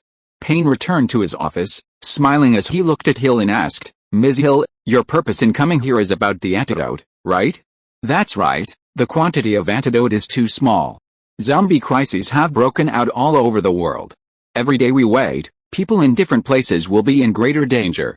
Payne shook his head. I'm very sorry, Ms. Hill, because of limited manpower and the fact that it's all specialized work, it's normal for the production to be scarce. I'm afraid I can't help you with that. Hill countered, what if we send more biologists to help? I'm sorry, the raw materials are classified, and Dr. Rory said that the synthesis formula is extremely sensitive. If others obtain it, it could very well create a viral crisis as dangerous as the zombie crisis. Just then, rows of soldiers marched past the square, truckloads of military supplies were loaded onto ships, and some civilians came to see them off. Upon seeing this, Maria Hill immediately asked in surprise, Mr. Payne, what are you doing? Don't be nervous, it's just a small matter. A small matter? It's clearly war mobilization. Hill wasn't some clueless fool. Although she only glanced at it, judging from the equipment, Celestial Island was clearly preparing for war. Hill, inwardly nervous but outwardly calm, stood up and said, in that case, we won't disturb Mr. Payne any longer. We hope that once the antidote is produced, some can be allocated to us first. Celestial Island had entered a state of war mobilization, and Maria Hill couldn't wait to relay the news she had seen back. Payne had already seen this, so how could he let Hill leave so easily? He stood up with a smile and said, Ms. Hill, I would like to ask you to stay a while longer, lest someone say that we on Celestial Island don't know how to treat guests. No need, I still have a lot of work to do, so I won't stay any longer. Madam, I think you haven't quite grasped the situation yet. What I mean is, you must stay. Hill. 1 day later, warships departed from the Federation's military ports, heading towards the east coast of Africa. The elite forces of Celestial Island were deployed, their warships carrying various equipment traversing half of the Indian Ocean, arriving first at the Wakanda border on the east coast of Africa. Whoosh! A flying vehicle took off from the coastline at incredible speed, arriving above the fleet. Surui piloted the vehicle, while Okoye used the megaphone to warn, back off. This belongs to Wakanda. One more step forward, and only destruction awaits you. Okoye always spoke with a contemptuous gaze and an arrogant tone. Payne, standing on the bow, shook his head speechlessly and asked Anthony beside him, a bunch of indigenous tribes, where does their sense of superiority come from? Anthony ignored Payne, instead taking the microphone and replying through the ship's loudspeaker, Wakanda, submit. Or die. Okoye nearly exploded with rage upon hearing Anthony's reply. Then let's see who dies, me or you. Okoye said, throwing away the communicator and turning to Tsurui. Let's go back and prepare for war. Tsurui nodded and piloted the aircraft back to Wakanda. After landing, General Okoye immediately summoned all the tribal chiefs of Wakanda to prepare for the possible war that was about to break out. Off the coastline, a Federation aircraft carrier and 13 warships formed a formation, and landing craft carrying various ground equipment sailed towards the shore to prepare for landing. Clang clang clang, a team of super soldiers wearing adamantium suits led the way, followed by other super soldiers who boarded the landing craft one after another. Anthony waved his hand and said, "Give the order, move out." "Pass on General Anthony's order, move out." "Pass on the order. Move out. Move out." Dozens of landing craft simultaneously headed towards the shore. The tribes on this side of the coastline were just one of many tribes in Wakanda. The main city was inland, and it would take time to transport heavy weapons and combat aircraft. Without equipment support, Okoye dared not venture out to sea to fight the fleet composed of Celestial Isles and the Federation. The best course of action was ground combat. Warriors from various Wakanda tribes formed squares and stood guard a short distance from the shore, gripping their weapons and intently watching the approaching landing craft. Yabimb! Yabimb! Yabimb! General Okoye raised his spear and shouted the rallying cry, boosting his troops' morale. The instant the landing craft stopped, Okoye swung his spear towards the Celestial Isles army and roared at the top of his lungs, "Wakanda forever! Roar!" The Wakanda tribe warriors roared and charged towards the Celestial Isles army. Anthony, standing at the bow of the ship, coldly snorted and pointed his alloy bone sword. "Kill them all! Kill!" Super soldiers clad in adamantium suits lined up, raising their swords to charge, while the other super soldiers without suits brandished their individual weapons. Some carried Gatling guns wielding the Amitabha Buddha motif, others carried RPGs shaped like rockets, and still others carried grenade launchers, truly manly toys. There were even 2 super soldiers combined, each wielding a 20mm machine gun. While the weapons were flashy, none were weak. Boom, boom, rat-a-tat-tat-tat, dozens of Gatling gun barrels spun, their firepower forming a vast net that enveloped the Wakanda forces. The Wakanda warriors at the forefront immediately raised their cloaks to form energy shields. Their technology was advanced, but the Wakanda warriors were still mortals, and could still be subdued by the Gatling guns. Roar! Get out of the way! Blonsky, hidden in the crowd, suddenly transformed, leaping into the center of the Wakanda forces, punching one of the black soldiers, and casually sweeping his arm, sending 3 or 4 flying. Kill! Okoye thrust his spear at the frontline super soldier. Clang! The vibranium-forged spear only left a shallow mark on the surface of the alloy suit. Okoye paused for half a second, then an adamantium alloy sword slashed down from above, grazing the tip of Okoye's nose. It almost cleaved the black general in two. Buzz buzz buzz. Tsurui, wielding an energy gun, blasted away the super soldier in front of Okoye, then shouted, "Okoye, it's an adamantium alloy suit, be careful." Okoye continued fighting with renewed vigilance. But the more he fought, the more alarmed he became. These 2 teams wearing adamantium alloy suits were simply monstrous. The invulnerable suits combined with the super soldier's physical abilities allowed them to sweep across the battlefield as if it were empty. Watching the Wakanda warriors fall one after another, Okoye cried out in anguish, "Reinforcements! We need reinforcements!" After firing a shot, Tsurui glanced at his watch and urgently replied, "Reinforcements will arrive in 3 minutes." Okoye turned around to find Anthony already standing before her. "Kneel. Dream on." Okoye angrily deflected Anthony's alloy bone knife, then thrust her spear forward. Clang! Vibranium and adamantium clashed, neither immediately gaining the upper hand. A female general wielding vibranium equipment and years of battlefield experience, and a super soldier enhanced by radiation, repair factors, and adamantium, instantly clashed. Okoye gritted her teeth, wielding her spear and continuing her attack, only to be blocked several times by Anthony. "HMPH, is that all you've got?" Clang! The bone knife sliced through the shaft of the spear between Okoye's hands, sparks flying, the immense force causing Okoye to involuntarily stagger back 2 steps. Anthony pressed his advantage, determined to finish off the black female general he so disliked. Suddenly, Okoye kicked up a clump of dirt with her toe. Anthony instinctively raised his hand, closed his eyes, and thud, the spear pierced his abdomen. Before Okoye could even rejoice, Anthony, ignoring the pain, attacked again with his alloy bone knife. Okoye was forced to release the spear and roll on the spot, barely dodging the blade. Anthony stood there, and under Okoye's gaze, slowly pulled the spear out. The wound she had pierced healed at an astonishing speed, becoming completely healed in seconds. "What kind of monster are you?" Okoye was shocked. She had never seen a human with such regenerative abilities. Anthony smiled coldly. In the boss's words, "You primitive tribes are all frogs in a well. There's a lot you don't know." As long as his heart didn't die instantly, Anthony was immortal. Even his entire skull was infused with adamantium, making him virtually impossible to kill. With a deafening roar, Wakanda's reinforcements finally arrived on the battlefield. A barrage of aircraft began bombarding the Celestial Isles army, and large numbers of Wakanda warriors arrived in transport ships to provide support. The Wakanda forces were numerous, swarming in like ants. Anthony pressed the communicator and ordered, "Notify the Skrull warriors to enter the battlefield. Air power is to be handled by the Federation." Carrier-based aircraft quickly took off, engaging the Wakanda aircraft in dogfight. The Skrull-enhanced warriors were equally effective. The Skrulls possessed an extremely resilient genetic makeup. The Extremis virus, with its extremely low survival rate, had a near 100% success rate on the Skrulls. Even a small amount of enhancement drugs could turn them into super soldiers. Aside from their somewhat ugly appearance, the Celestials bestowed almost all their favor upon the Skrulls. Rory provided the Skrulls with new homes and a good environment for growth, and in return, the Skrulls were expected to fight for him. It was an exchange, and also an act of loyalty. As the war progressed, the Vanguard forces ran out of weapons and ammunition, drawing their weapons to engage the Wakanda in hand-to-hand combat. The casualty ratio was a staggering 10-1. 10 Wakanda warriors were needed to take down one Skrull soldier. Despite the prolonged fighting, the Super Soldier Legion hadn't suffered a single death, only a few wounded. The beaches were stained red, the sea constantly washing away the blood from the sand. More and more fell, and just as Okoye felt despair, a rainbow beam descended upon the battlefield.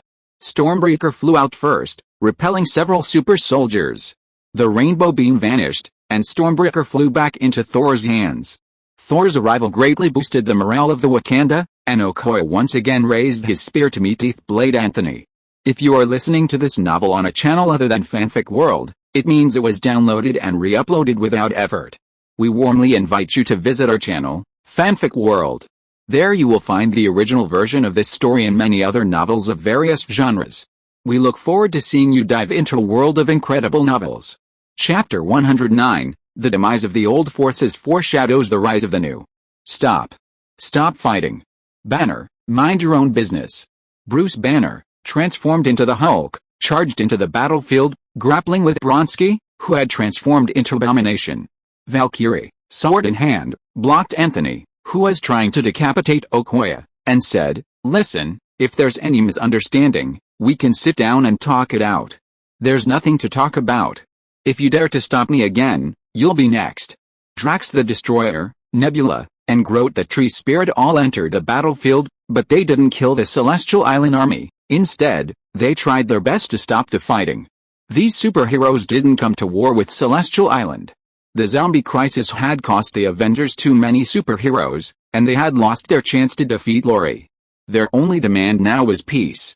Unexpectedly, Celestial Island had struck first, and directly declared war on Wakanda.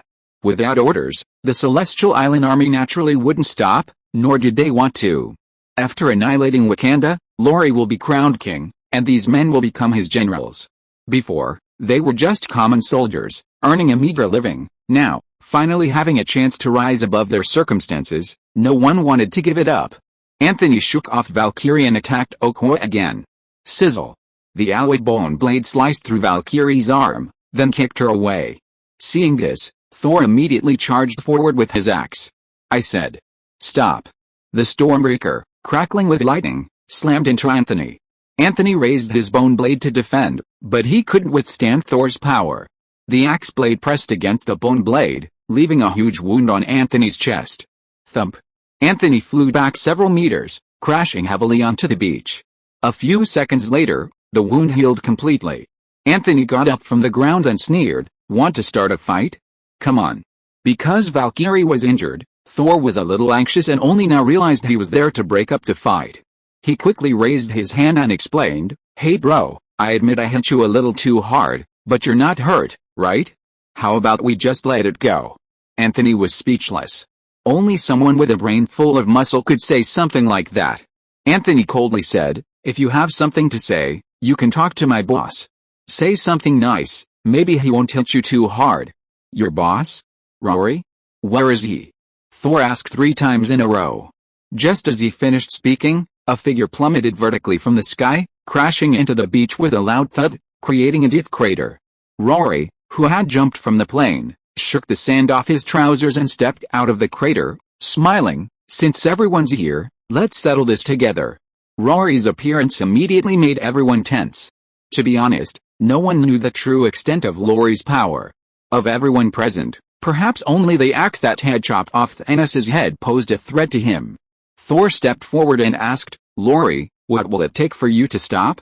Submit, or kill everyone in Wakanda?" Rory calmly replied. Hadn't Asgard wiped out countless races during its conquest of the 9 realms? Without the tyrants, why would the Asgardians be so high and mighty? Why would Odin sit firmly on the throne of the gods? Now, the reverse was unacceptable? Anthony glanced disdainfully at Thor, then walked around and continued fighting. Thor tightened his grip on Stormbreaker, remained silent for a moment, then suddenly charged at Rory. If he could defeat Rory, the war would naturally end. That was the logic, but Thor was too naive. With a clang, Stormbreaker's axe struck the energy shield, unable to penetrate an inch. Rhodes, his right hand transforming into a magical sword, swept and slashed, forcing Thor back, laughing, "I thought you'd bring Asgardian warriors to fight. I didn't expect so few." Rhodes's words implied he wanted to eliminate Asgard as well. Thor, unable to contain himself, attacked Rhodes again. Clang. Clang. Thud.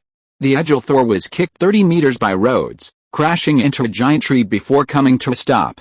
For ordinary people or typical superheroes, Thor's powerful physique is enough to overwhelm anyone. But for someone far more powerful, Thor's strength lies in the power of Thor within him and the Stormbreaker forged from Uru metal. Physical attributes are less important. In a true contest of physical strength, Rhodes, with his near maximum genetic level, is definitely stronger than Thor. A dazed Thor scrambled to his feet from the mud, summoned Stormbreaker, and charged at Rory again. Rory easily dodged the axe blade, but his backhand strike was blocked by the axe's handle. Thor instinctively locked Rory's hands in a lock, rendering both immobile. "Roar, stop." Rory's lips curled into a slight smile, his energy sword suddenly lengthening, nearly blinding Thor's other eye. Swish. A strand of golden hair was sliced off Thor's forehead, leaving a gash. Startled, Thor quickly released Rory and stumbled back. Seeing Thor at a disadvantage, the others rushed to his aid. Nebula, charging forward, fired a laser gun at Rory, instantly burning through his coat. Finding the laser ineffective, she drew her 3-section extendable baton, attempting close combat. Drax the Destroyer provided support from the other side, joining Thor's frontal assault, a 3-pronged attack. Rory's innate fighting instincts made their choice instantly. With 2 short swords conjured in his hands, he bent backward, sending Nebula and Drax flying. He then performed a backflip, landing with his swords crossed to block the slashing Stormbreaker. He followed with a 360-degree spin to absorb the force, then thrust his sword at Nebula. Nebula dodged with all her might, the energy sword grazing her chest, even a fraction of a second slower and she could have been struck.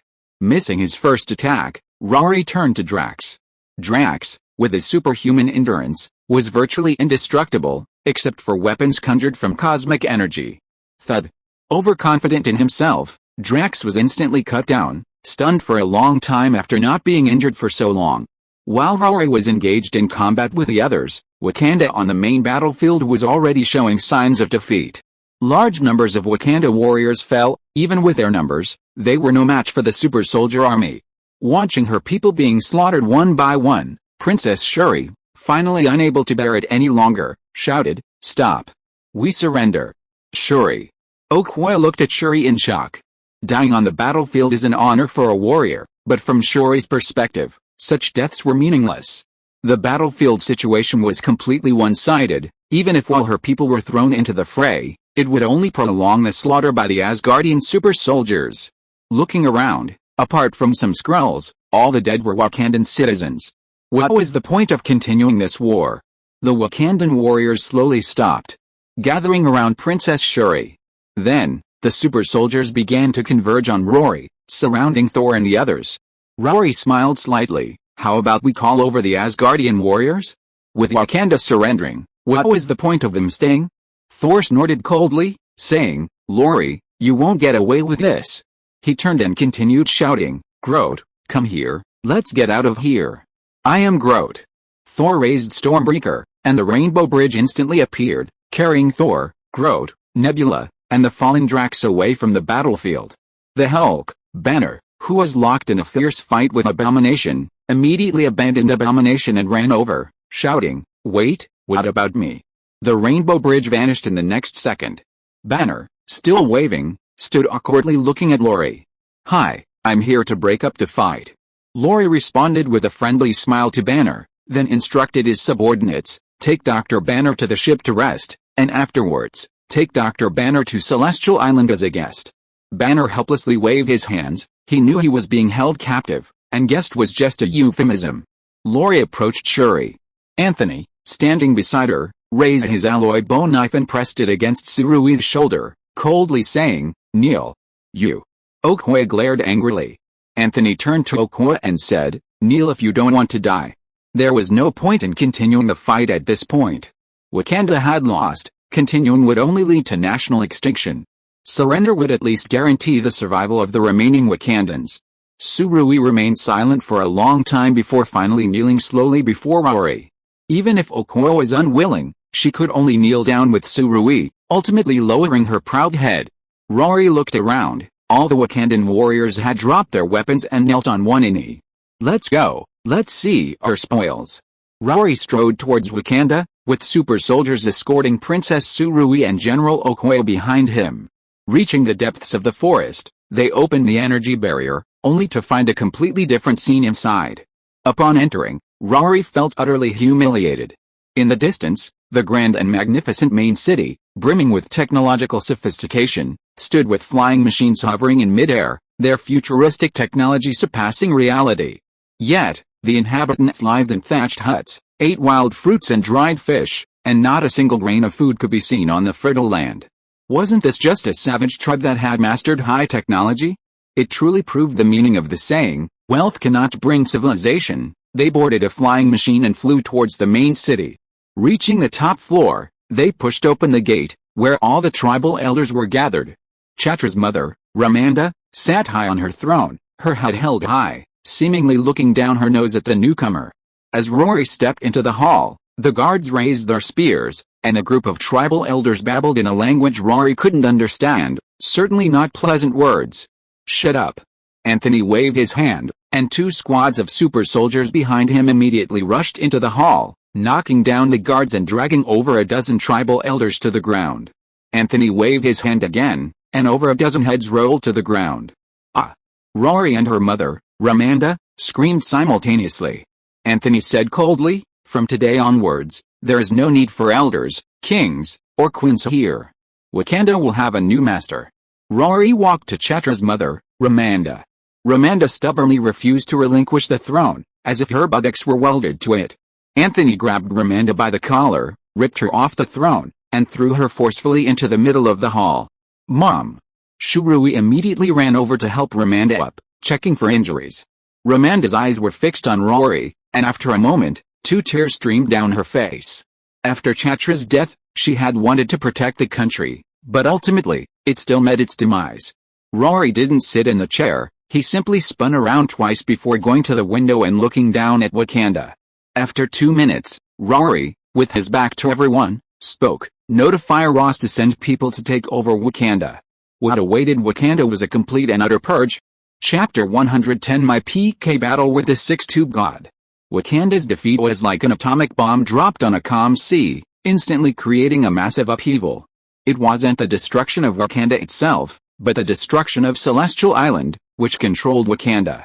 Having already seized Celestial Island's adamantium resources, they now also controlled Wakanda's vibranium and world-leading technology. What would they do next? Celestial Island quickly provided an answer. Their representative, Pain, submitted a proposal to the Security Council to establish a global united government. The zombie outbreak had led to the dissolution of many governments. Some had their brains eaten by zombies, while others had fled to establish second planets, resulting in a population reduction of 3/4. To facilitate the management and handling of social problems and rational allocation of resources, Celestial Island proposed the establishment of a global united government for unified governance. All human forces would unite to vigorously develop technology, striving to enter the great cosmic era as soon as possible. The future was envisioned beautifully, with only one core principle: centralized power. Who would govern the united government? Celestial Island, of course.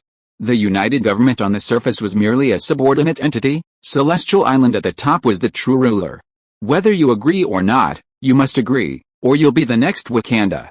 There were those who resisted, but they all turned to dust.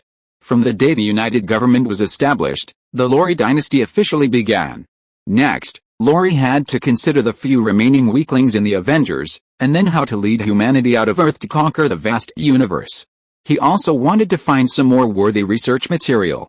Rory's enhancement efforts had reached a bottleneck. It was difficult to find ways to improve his strength on Earth. Therefore, he relaxed his research efforts considerably and instead started dating Kathy. Since the fall of Wakanda, whenever Scott saw Rory and Kathy together, he would pretend not to see them and walk around them. Not because he didn't want to disturb them, but because he didn't want to feel awkward. In the small square on Celestial Island, Kathy sat with Rory's arm around her in front of the small fountain. After chatting and laughing for a while, Kathy suddenly said, "Rory, my experiment is almost complete. Yesterday, I received signals from the quantum realm. Once I decipher these signals, I might be able to uncover the secrets of the quantum realm." Rory's expression froze.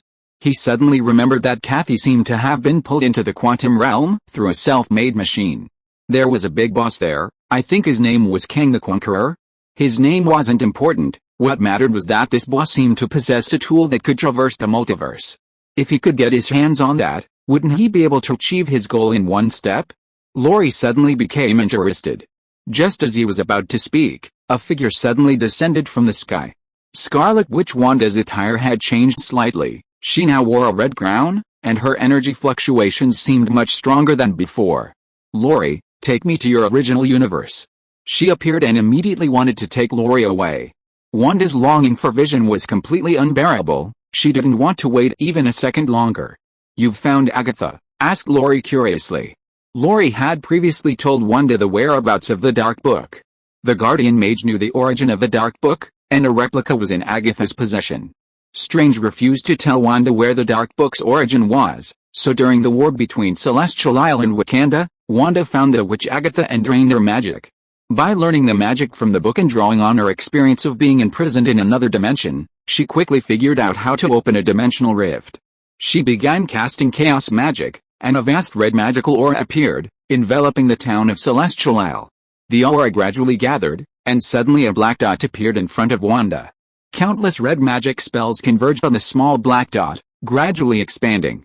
Rory was stunned and quickly stopped her, saying, "No, you're ready, but I'm not. Stop." The black dot that appeared out of thin air grew larger and larger, from the size of a sesame seed to the size of a bowl. At this point, it was clear that the other side of the small black hole appeared to be a street. Rory was now regretting provoking this crazy woman. She was capable of anything for Vision. Time ticked by, and Wanda had managed to stretch a tiny black dot into a portal spanning the multiverse. Rory was numb. Once the portal stabilized, Wanda wiped her sweat and turned back, saying, "Get everything you need quickly, the portal won't be stable for long." Rory said speechlessly, "Wanda, can we discuss this? Can we postpone the time travel another day? No, either you come with me now, or I'll capture you and take you away. You choose." Wanda had now transformed into the true Scarlet Witch, determined to take Rory away. Despite being immune to physical attacks, Rory was equally troubled by these magical beings. If he had an Infinity Stone right now, he would definitely kick Wanda out of this universe. Kathy looked at Rory nervously, and he gave her a reassuring look. Wanda observed their exchange and suddenly spoke up, "If you can't bear to part with her, take her with you." "Oh, of course not." Kathy's family was still here. He couldn't possibly take Ant-Man's entire troublemaking family with him. Besides, Rory had no intention of going with Wanda in the first place. Just as Rory was thinking about how to deal with Wanda, the clouds in the sky suddenly parted, and an indescribably huge figure appeared above them. It looked humanoid, but had 6 light bulbs hanging from its face. Rory exclaimed in surprise, "Celestials!" "What?"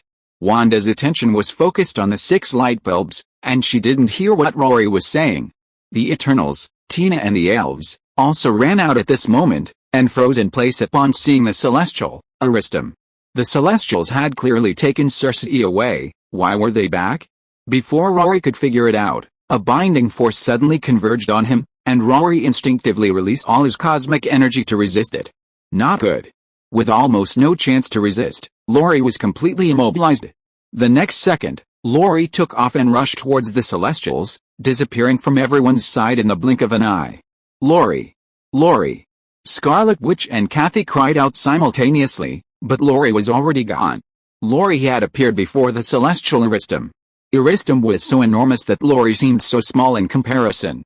"Rory, you harmed a member of the Celestials, plunging her into eternal slumber. I will spare Earth, but I will put you to trial." Aristom already knew the whole story from Cersei. Rory was the mastermind behind the whole thing, ultimately leading to the death of a Celestial. The Celestial Shyamut was dead, and destroying Earth was pointless, but he wouldn't let the instigator, Rory, go. He had come to put Rory to trial. Wait? It was Cersei who did this. What does it have to do with me? In space, without air, one shouldn't be able to speak, but he can now speak and even breathe normally. It must be the 6-tube god Aristom manipulating everything. Aristom patiently replied, "Cersei bears responsibility, but you are the one manipulating and leading everything behind the scenes. I am an Earthling, I want to protect the Earth, I did nothing wrong." Rory loudly protested. "The awakening of the god Shyamut will create more Earths, so you are guilty." Aristom continued after answering, "I will erase your memories and transform you into true Eternal, who will protect other planets alongside the Eternals in the future, atoning for what you have done today." Hearing that the 6-tube god Aristom was going to turn him into a slave without memories, Rory's heart instantly turned cold. All his hard work, and this is the ending? Why? The weak have no right to reason, and the gods have destroyed more planets than Rory has ever seen, so he has never been a merciful god. Rory unleashed all his cosmic energy, trying to break free from the 6-tube god's grasp, but the amount of cosmic energy within him was utterly insignificant before the 6-tube god. "Give up your futile resistance, you will face the judgment of the god Aratham." Aratham gathered a surge of energy, preparing to completely erase all memories from Rory's brain. Actually, Rory wouldn't have been found by the 6-tube god so quickly. The Scarlet Witch, Wanda, had opened a portal to a parallel universe, which the 6-tube god detected. Aratham assumed Rory was trying to escape, which is why he appeared on Earth and captured him. Rory was unaware of this. If he had, he would have cursed the Scarlet Witch. A massive amount of energy surged towards Rory, the pressure feeling as if it could crush him at any moment. No matter how Rory struggled, no matter how he resisted, he was no match for the 6-tube god.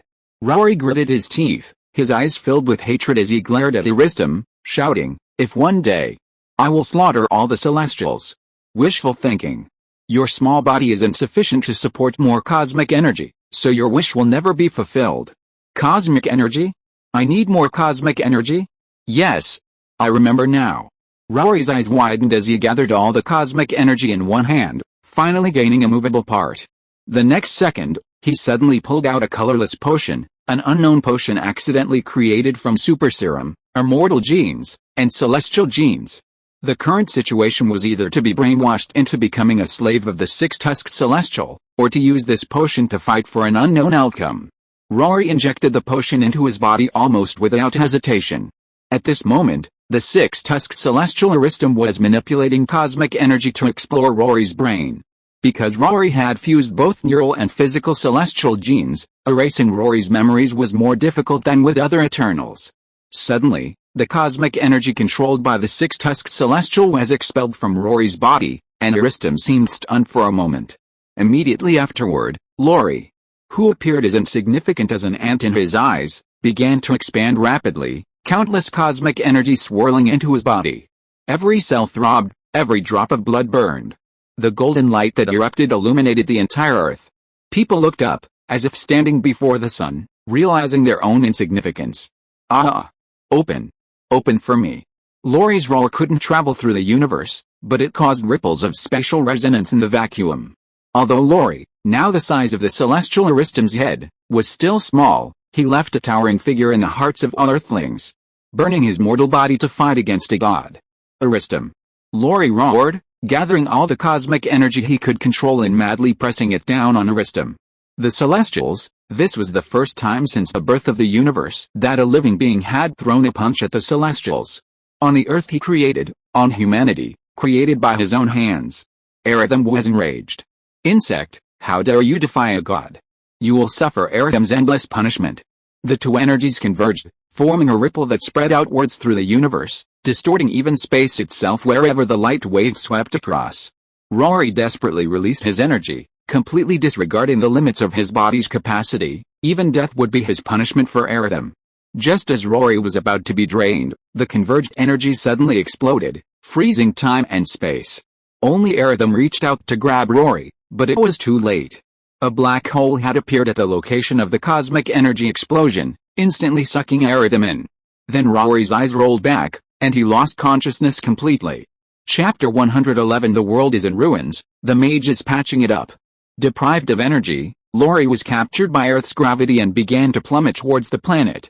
Just when everyone thought Rory would shatter the Earth, his body began to shrink, returning to almost its original size upon entering the atmosphere. Wanda, on Celestial Island, immediately used magic to fly towards the falling Rory. At the moment of close range, she cast her magic on him. Anyone could die, but not Rory, because Wanda needed him to find vision in another world. Friction against the air created sparks, burning Rory's clothes to ashes. Slowed down, he was controlled by Wanda to fall back to Celestial Island. Anthony immediately found a blanket and covered the naked Rory with it. After an unknown amount of time, Rory slowly awoke, his eyes vacant and lifeless. Wanda immediately bent down and patted Rory's cheek, calling out, "Rory, wake up."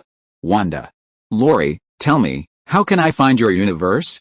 Wanda didn't care about Rory's life or death, she only cared about finding vision. Rory opened his mouth, seemingly regaining some consciousness, and after a moment said with difficulty, "Take me away." The black hole hadn't killed Aristom, the 6-tube god. Aristom had only been teleported to some unknown place in the universe by the energy flash Rory had created. If they didn't leave now, he'd be dead if Aristom came looking for him again.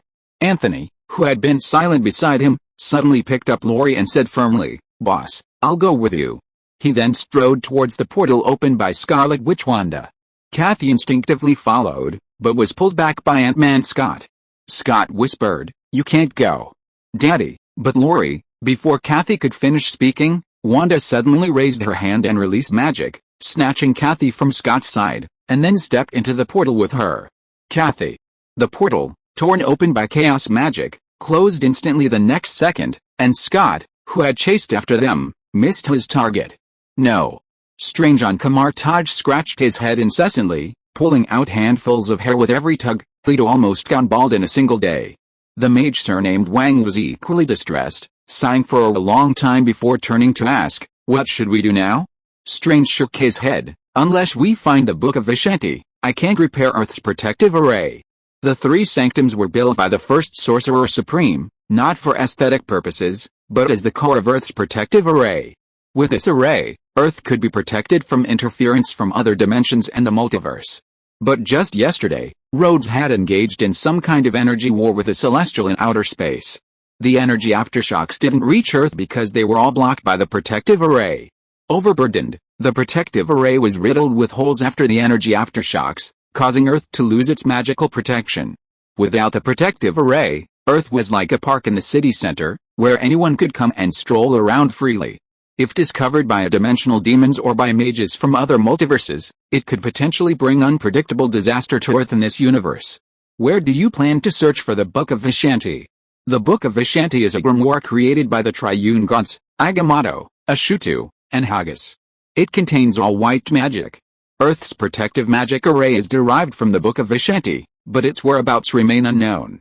Strange remained silent for a long time before speaking. "There must be clues to the Book of Vishanti in the multiverse. I'll also look for Wanda and Lorraine." "Alright, best of luck."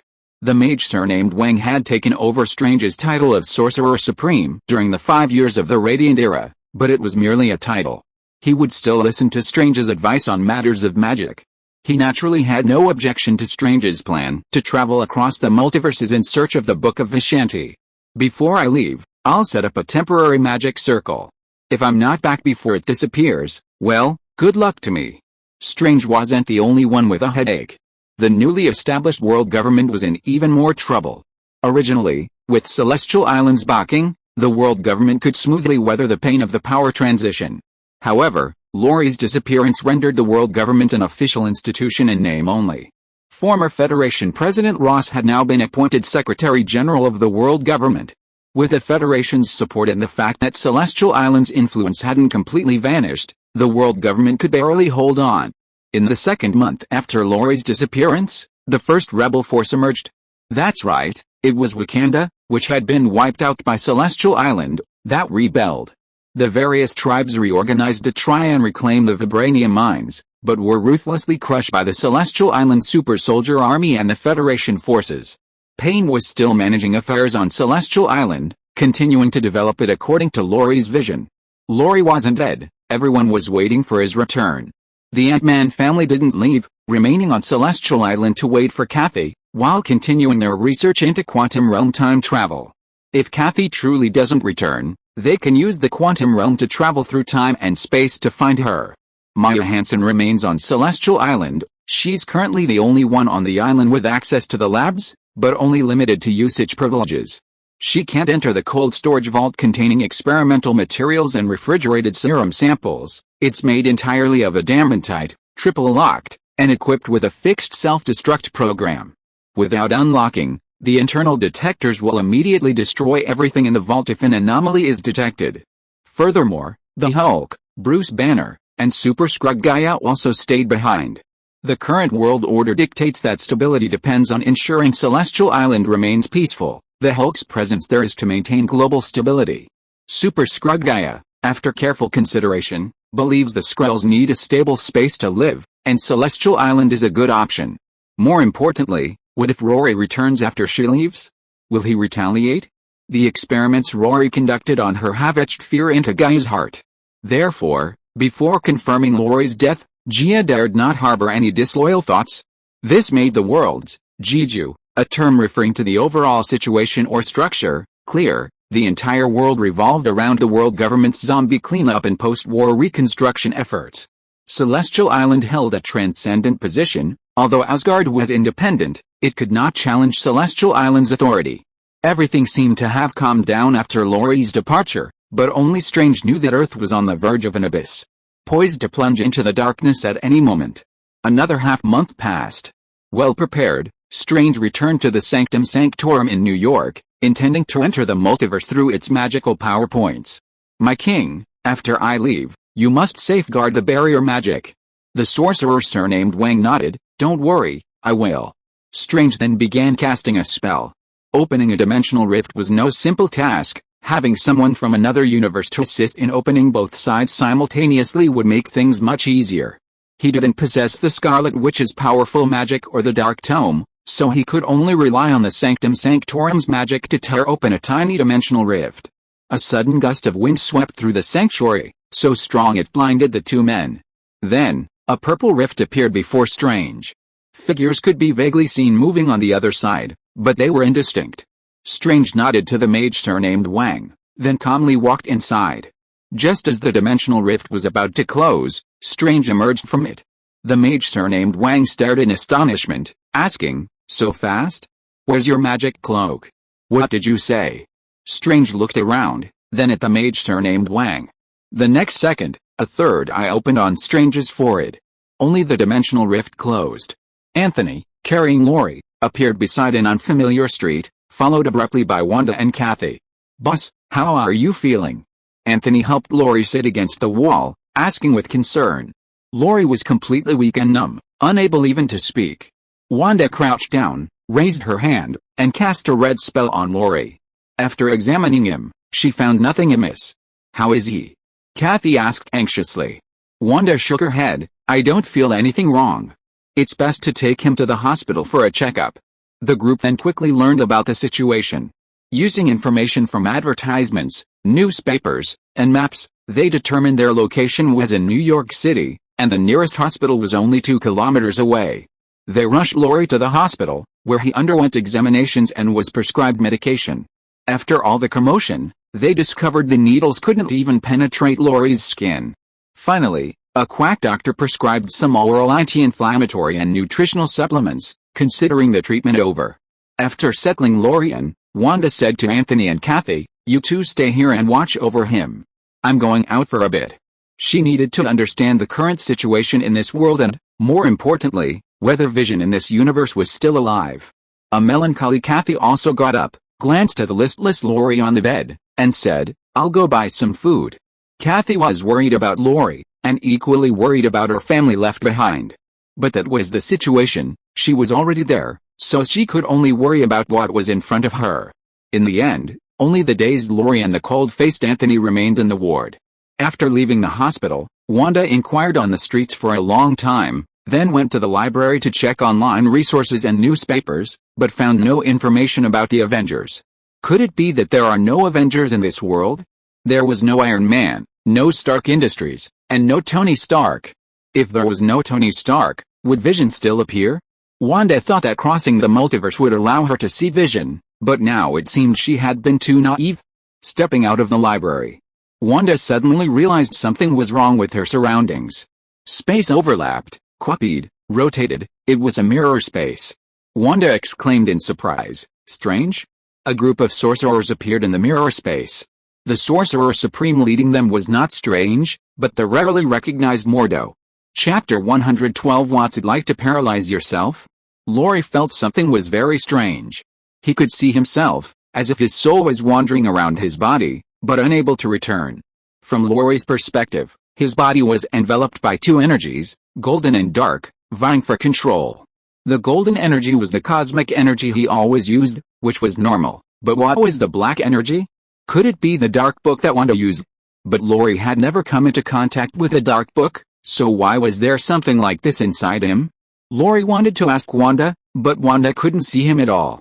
After being taken to the hospital, Wanda left, and Rory tried to follow her but couldn't get very far, as if a thread was tethering him to his body. What the hell is going on? Unable to find help, Rory began to try to control the cosmic energy in his body in a soul state, hoping to suppress the black energy and wake himself up. But after several attempts, Rory found that he couldn't mobilize the cosmic energy at all. There was no possibility of communication. On the contrary, the black energy obeyed him perfectly. What on earth is going on? Can someone explain this to me? A million questions filled Rory's mind, but no one could give him a reasonable explanation.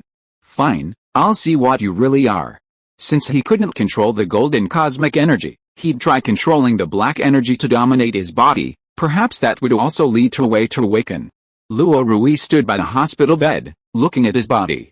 Then, he raised his hand and beckoned with his finger, and a wisp of black mist emerged from his mind. The black mist swirled around Rory's fingertips, seemingly cheering. Rory smiled, feeling a sense of novelty. He controlled the black mist to enter his body with his left hand, attempting to establish a connection. The next second, his left hand indeed twitched. Anthony immediately noticed the twitch in his left hand, startling him so much that he quickly stood up to check on him. "Boss? Boss. What happened? How is Rory?" Kathy, who had brought back fast food, also rushed over. Anthony explained, "I just saw the boss's finger twitch, but then it stopped moving. It might be a nerve problem, massage can alleviate this." Kathy put down her fast food and began to massage Rory's left hand vigorously. The soul Rory continued to control the black mist manipulating his left hand. Suddenly, Kathy felt Rory's fingers clench, gripping her own fingers in his palm. Ah! It really moved. "Quick, call the doctor." Anthony rushed out of the room to call the doctor, but after the doctor examined him, he found nothing wrong. The soul Rory had found a way to control the black energy and began trying to control all the black energy in his body to expel the golden cosmic energy. The 2 energies played a cat-and-mouse game within Rory's body. Rory would expel the cosmic energy from his left hand, and it would move to his right. He would expel the cosmic energy from his chest, and it would escape to his limbs, making it impossible to completely dispel. After trying for a long time, it was already late at night. Wanda hadn't returned. Anthony stood guard by the bed like an ice sculpture, while Kathy slept soundly on another bed. So Rory didn't give up, continuing to control the black mist in the battle to reclaim his body. As he became more familiar with controlling the black mist, Rory concentrated all the black energy in his body into a single point. Wherever the black energy left, it was quickly replaced by golden energy. Even after extracting all the black energy and covering his entire body with golden energy, Rory still felt no signs of awakening. This meant that the golden energy wasn't the key to his awakening. The crucial problem lay with this black energy. Where did things go wrong? Rory glanced at the dull eyes of his body. Is it my soul? Rory channeled all the black mist he had gathered into his brain, dispelling all the golden energy above his neck. Poof! Something seemed to break, and in an instant, Rory was sucked into his body. Ag! Lying on the hospital bed, Rory howled and sat bolt upright. Anthony, who was guarding the bedside, trembled in fright, and Kathy, lying on the bed, was immediately awakened from her sleep. Rory, you're awake. Kathy rushed over in surprise. Of the group, Kathy was the most insecure. Her family had been left behind in another universe, and Rory was all she could rely on, only to find he was now in a vegetative state. Seeing Rory awake immediately brought Kathy a sense of relief. Ouch, it hurts. Rory's soul had returned, but his entire body ached terribly. Considering his body had undergone numerous enhancements, achieving the strongest physique, the fact that he felt such unbearable pain was unimaginable. If it were an ordinary person, they might have died from the pain. Does it hurt a lot? I'll go find a doctor to get you some painkillers. Kathy carefully laid Rory down and got up to find a doctor. Rory gritted his teeth and said, "It's useless, don't bother." Normal medications couldn't treat Rory's condition, perhaps related to the unknown serum he had been injected with. "Anthony, I need a lab to examine my body." "Boss, what do you need me to do?" Rory suddenly regretted it. If he had known it would hurt this much, he wouldn't have been in such a hurry to return his soul to his body. Now he could only grit his teeth and endure, saying, "Take me to a biological lab or a pharmaceutical testing facility. I need some equipment." "Okay, boss, I'll go find one right away." Biological labs weren't easy to find, but pharmaceutical testing facilities were practically everywhere. Anthony quickly found a pharmaceutical testing lab that wasn't too far away. Just as dawn was breaking, Anthony ran back to the hospital. "Boss, I found it. There's a drug testing company in Brooklyn, and it looks quite large." "Okay, take me there immediately." Anthony reached out to carry Rory away, but Rory, enduring the pain, complained, "Could you have found me a wheelchair?" "Oh, sorry, boss." It was indeed strange for two grown men to be hugging and cuddling. Kathy covered her forehead, speechless. She was attracted to Rory's looks and knowledge. It was normal to like someone like that, any woman would. But the longer you get to know someone, the more you realize that no matter how outstanding a man is, there's always a childlike side hidden deep inside. The more you understand him, the more you realize he's like a child. If one day you suddenly find that this man has matured overnight, it means he's no longer opening his heart to you. Anthony pushed the wheelchair, with Kathy following beside him, and the three of them left the hospital and rushed to the drug testing company. They arrived too early, the door wasn't open yet. Anthony didn't care about anything else. He brandished his alloy bone scalpel and easily cut a lock, then pushed Rory into the office building. The alarm was off. The surveillance equipment was turned off, and the elevator was unusable, so Anthony carried the wheelchair up the stairs. Soon, the three of them arrived at the laboratory floor. The alloy bone scalpel easily cut open the laboratory door lock, and Kathy pushed the wheelchair in after them. "Kathy, go get a centrifuge tube and an extractor. Use beakers to fill them with EDTA, gentian violet solution, 2-amino, and 3-methyl. Rory listed a bunch of tools and chemical reagents, and instructed Kathy on the dosage for synthesizing the extractant. He then instructed Anthony, "Make a small incision in my upper neck with the alloy knife, then draw 20 milliliters of blood." After positioning and marking the incision, Anthony pierced Rory's skin, and Kathy immediately drew blood. While Rory's regenerative abilities weren't as exaggerated as Anthony's self-healing gene, they were still quite strong. Done. What's next? Anthony pushed Rory to the lab table. Rory knew what Kathy was doing. First, a portion of the blood sample was added to a chemical extractant, then placed in a centrifuge for serum gene separation. The precipitate was sieved out, and the extracted genes were added to gentian violet solution to stain the chromosomes for later observation. Okay, put the gene solution under the microscope. Push me over, I want to see it myself. Pushing Rory to the microscope, Rory stretched his neck but still couldn't reach it. Finally, Anthony had to pull Rory's body so his eyes could see the microscope's magnifier. Kathy, help me record this. Kathy immediately found a pen and paper. The central nucleus has lost its activity, cell division has ceased, and the cell membrane is damaged to varying degrees. In short, no part of Luorui's genes is intact. He's only alive now because of his high genetic strength. Even with damage, he hasn't collapsed. Any more severe injury would have instantly obliterated his body. Even for someone as experienced as Luorui, lingering fear doesn't fully describe his current dread, and he's also become curious about the Immortals' genes again. If he could go back, he would definitely study the Immortals' genes again. Kathy couldn't understand the data Luorui had a record, but it was clear from the data that Luorui had suffered very serious injuries. Rory, is there a treatment? Rory wanted to shake his head, but realized he couldn't do it, so he sighed and said, "There's no way right now. There are methods, but we lack the raw materials.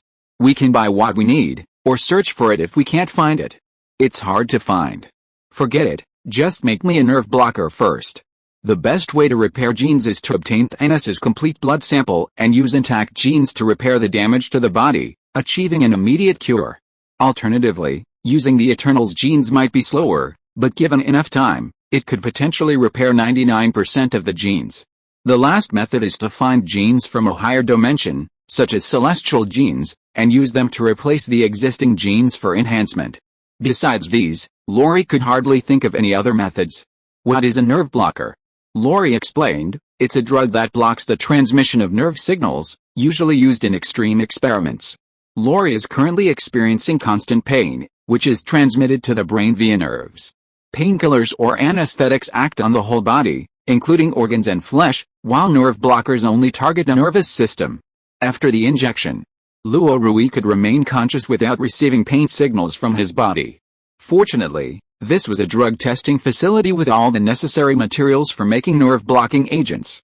By the time the agent was finished, it was already broad daylight, and company employees were starting to clock in. Luorui instructed Anthony, make an incision about 3.5 centimeters above the cervical vertebrae, and then insert a needle. Inserting a needle would eliminate the need for Anthony to reopen the incision each time the nerve-blocking agent was injected. Anthony complied, using an alloy bone scalpel to make the incision, then placing the needle inside, leaving a small portion protruding for easy connection to the syringe each time. After inserting the needle, Kathy immediately injected a vial of the finished nerve-blocking agent into Luorui's nerve ending. Swoosh! The injection immediately blocked the nerve signals, eliminating the pain, and Luorui instantly felt relieved. He couldn't feel the pain, nor could he feel his body, only his brain remained functional. Damn, what bad luck. I actually had to fight the six-tube god. Kathy packed the remaining potions into a box and was about to leave when employees from the drug testing agency suddenly walked in. Who are you? Chapter 113 The World Bathed in Light. After leaving the drug testing facility, Rory and his two companions, despite a minor incident, were able to resolve the small issues efficiently thanks to Anthony.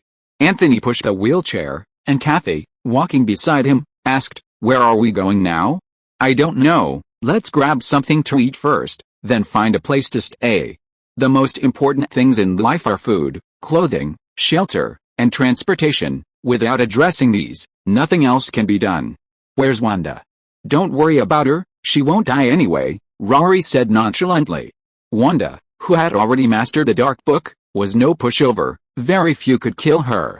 The group randomly chose a fast food restaurant. Anthony pushed Rory to a table while Kathy ordered. The three of them together looked rather odd, a disabled man pushing a paralyzed woman in a wheelchair, accompanied by a pretty young woman. It certainly seemed incongruous. Just as Kathy was ordering, a few thugs, who appeared to have just woken up from a park bench, started whistling at her. Kathy, not wanting trouble, pretended not to notice and continued ordering diligently. A few thugs, taking advantage of the situation, one of them sidled up and taunted, "Hey girl, why are you with those two cripples? Come join us, We'll make sure you get what's coming to you. Hey, who's there? Let me go. The cripple Anthony, whom the thugs called crippled, lifted him into the air with one hand. The thug turned to look at Anthony, about to yell again, when Anthony suddenly transformed into a blue-faced, fanged beast, his eyes suddenly bloodshot, his triangular teeth incredibly sharp, as if he could bite his head off at any moment. Ah! The thug screamed like a madman, flailing his arms and legs wildly. Then his pants became wet, and an unknown liquid dripped from his trouser leg onto the restaurant floor. The other diners around immediately gave him disgusted looks. Even the thug's friends let out merciless laughter. Anthony was stunned, wondering if he really looked that scary. Of course, Anthony wouldn't turn into a monster. It was all Rory's doing. Although Rory's body was paralyzed, his mind still functioned, for example, by creating a small illusion. Anthony abandoned the thug, who, having lost control of his bladder, fled the restaurant for his life, shouting demon. Rory, however, had just sensed something amiss while using his illusion. He could manipulate cosmic energy through his brain, but it seemed another energy existed within it. After attempting to manipulate it, a black mist immediately appeared before him. Damn, it's that black energy? Rory had never known he possessed such a thing. It must have appeared after his fight with Aradam. Is it the colorless unknown serum? Or something else? Rory tried using the black mist energy, discovering that it wasn't materialized and would pass through tables, chairs, or coffee cups, seemingly unable to interfere with reality. However, when the black mist approached the overhead light bulb, the bulb flickered. It can't interfere with reality, but it affects energy. No wonder it could contend with cosmic energy within his body. It seemed the black mist's properties involved creating connections with an energy, but Rory hadn't yet found a way to utilize it. After leaving the restaurant, they found an apartment hotel to stay in, the cost of which was paid by Kathy. She had pawned her watch. After settling in, Anthony waved, gesturing for Kathy to come outside with him. Kathy glanced at Rory, who was sitting in a wheelchair by the window looking at the scenery, then followed Anthony outside. Miss Kathy, I need to go out for a while. Please take care of the boss. Kathy asked suspiciously, where are you going? We desperately need money right now. I'm going to get some and redeem your watch for you. Needing money was a very real problem. After Anthony left, Kathy returned to the apartment. Rory, who had his back to her, suddenly spoke up. Anthony is very sensible. There's nothing to worry about. Kathy's expression froze. You heard everything? Rory chuckled. I can not only hear, but I can even see, like your surprised expression right now. Kathy walked over and sat by the window in front of Rory, asking curiously, how did you do that? At that moment, a black mist was hanging above Rory's head, but Kathy couldn't see it. This was a new ability he had just discovered. The black mist granted him sensory perceptions, such as seeing, hearing, and smelling. Rory didn't know how to explain it, only saying, you can think of it as a kind of psychic superpower. Although I'm immobile now, I'm not truly useless. With that, a perfectly healthy Rory suddenly appeared behind his wheelchair, even able to smile and wave at Kathy. Hi Kathy, how are you? Then he vanished instantly. Wow. Is this your superpower? Kathy exclaimed, covering her mouth and widening her eyes in surprise. You can think of it that way. Rory chatted with Kathy for a while, comforting her and soothing her feelings of insecurity stemming from traversing the multiverse. Once Kathy was more cheerful, the two began to learn about this world. From countries and regions to companies and enterprises, as well as superheroes and major past events. What Rory wanted to know most was whether Thanos existed in this world, as this was crucial to whether his body could be repaired. After searching online, he learned that this world had also been invaded by Thanos, but unfortunately, Thanos was dead. But it wasn't the Avengers who defeated Thanos, but an organization called the Illuminati. The Illuminati? Rory explained, you can think of it as a superhero organization like the Avengers. Fortunately, Rory hadn't found any news about the Celestials' resurgence. Perhaps the Eternals still lived on Earth. With Thanos gone, they could use them against him. Hey? Just now, the news broke. The witch battles the Illuminati's guardian mage. Rory, look. It's Wanda. Rory glanced at the photo in the news and confirmed, it's definitely Wanda. I didn't expect her to clash with the Illuminati so quickly. The Illuminati and the Avengers acted at completely opposite ends of the spectrum. The Avengers' goal was salvation, while the Illuminati's style was to eliminate all threats. Wanda's cultivation of the Dark Book would definitely alert the Guardian Mage. Judging by the Illuminati's nature, they didn't need to determine whether Wanda was good or bad. As long as they confirmed she practiced dark magic, they would definitely attack her. What should we do? Should we help her? If Wanda, will we never be able to go back? Rory said calmly, no rush, let's find out the situation first. The Illuminati is indeed powerful, and Wanda is no weakling either. She is the sole inheritor of the Chaos Force of Sithin, and the power of Chaos Force far exceeds people's imagination. Night fell. Kathy was preparing a simple dinner in the kitchen. During the 5 years Scott had been missing, Kathy had lived alone, taking care of herself. Just as she finished making bacon and eggs and pasta, there was a knock on the door of her hotel apartment. Rory, who was watching TV, said, "Kathy, open the door, it's Anthony back." Kathy, wearing an apron, dried her hands and opened the door. Sure enough, it was Anthony. Anthony was carrying a travel bag full of things. Rory, with his back to the door, smiled and said, "Not bad." Anthony looked at Rory suspiciously, and when he realized Rory's back was turned, he was even more confused. Kathy smiled knowingly. Anthony placed his travel bag on the coffee table, opening it to reveal it was filled with US dollars. Rory didn't ask, but Kathy couldn't help but inquire, "Did you rob a bank?" "I borrowed this from the mob." Anthony then pulled out a watch Kathy had pawned from his pocket. "Thank you." Kathy happily put on her wrist, her beloved watch returned. "Dinner's ready, I'll bring it over." To accommodate Kathy's efforts, Rory ate only a few bites. Actually, Rory didn't really need to eat. Although his body was severely damaged, he could continue absorbing cosmic energy. This energy stimulated his celestial genes to continuously produce blood, giving him a feeling of hunger, but preventing him from starving. Moreover, he didn't need to worry about urinating, as the food was completely pulverized and absorbed into his body as energy. The only concern was bathing, but of course, he would never let Anthony bathe him. After dinner, the exhausted Kathy quickly fell asleep. Anthony pushed Rory into another room, discussing everything he had learned that day. "Boss, this world is very different from ours." Tell me more." Anthony then told him everything he knew. "Boss, Thanos once invaded Earth and was defeated by an organization called the Illuminati. There's no Wakanda, no Asgard, and no Celestial Isle, but there is an alien race called the Inhumans. The Inhumans are a race created by the Kree through experiments, and each member has different superpowers. Their leader, Black Bolt, is known as the third most powerful human in the universe, capable of destroying a city with a single word. Unfortunately, his incompetent teammate, Mr. Fantastic, deliberately exposed his weakness, leading to a dramatic brain explosion in front of Scarlet Witch Wanda. Can you find the location of the Illuminati headquarters? Anthony thought for a moment and said, "The Illuminati is very famous, it shouldn't be difficult. Whether friend or foe, understanding the other party's background is never a bad thing." There's another piece of news. Wanda, who came with us, clashed with the Illuminati. She killed 2 Illuminati mages, but thankfully they weren't caught. Now there are news reports everywhere about Wanda being wanted. The rapid response from the media and the authorities shows the Illuminati's immense influence in this world. Rory didn't want trouble, he just wanted to find a way to repair his body as soon as possible. "Tomorrow, do a few things for me. First, check if there are any clues about the Eternals in this world. Second, investigate the location of the Illuminati's headquarters. Last, keep an eye out for Wanda's whereabouts." "Yes, boss." Even if the odds were slim, Rory couldn't let the Illuminati catch Wanda, because Wanda was his only hope of returning to the Celestial Isle world. Celestial Isle was Rory's foundation. Even if the Celestials of that universe, Iristum, wouldn't let him go, even if he couldn't return temporarily, at least some communication had to be established. This would allow Kathy to see her family and allow him to mobilize troops at any time.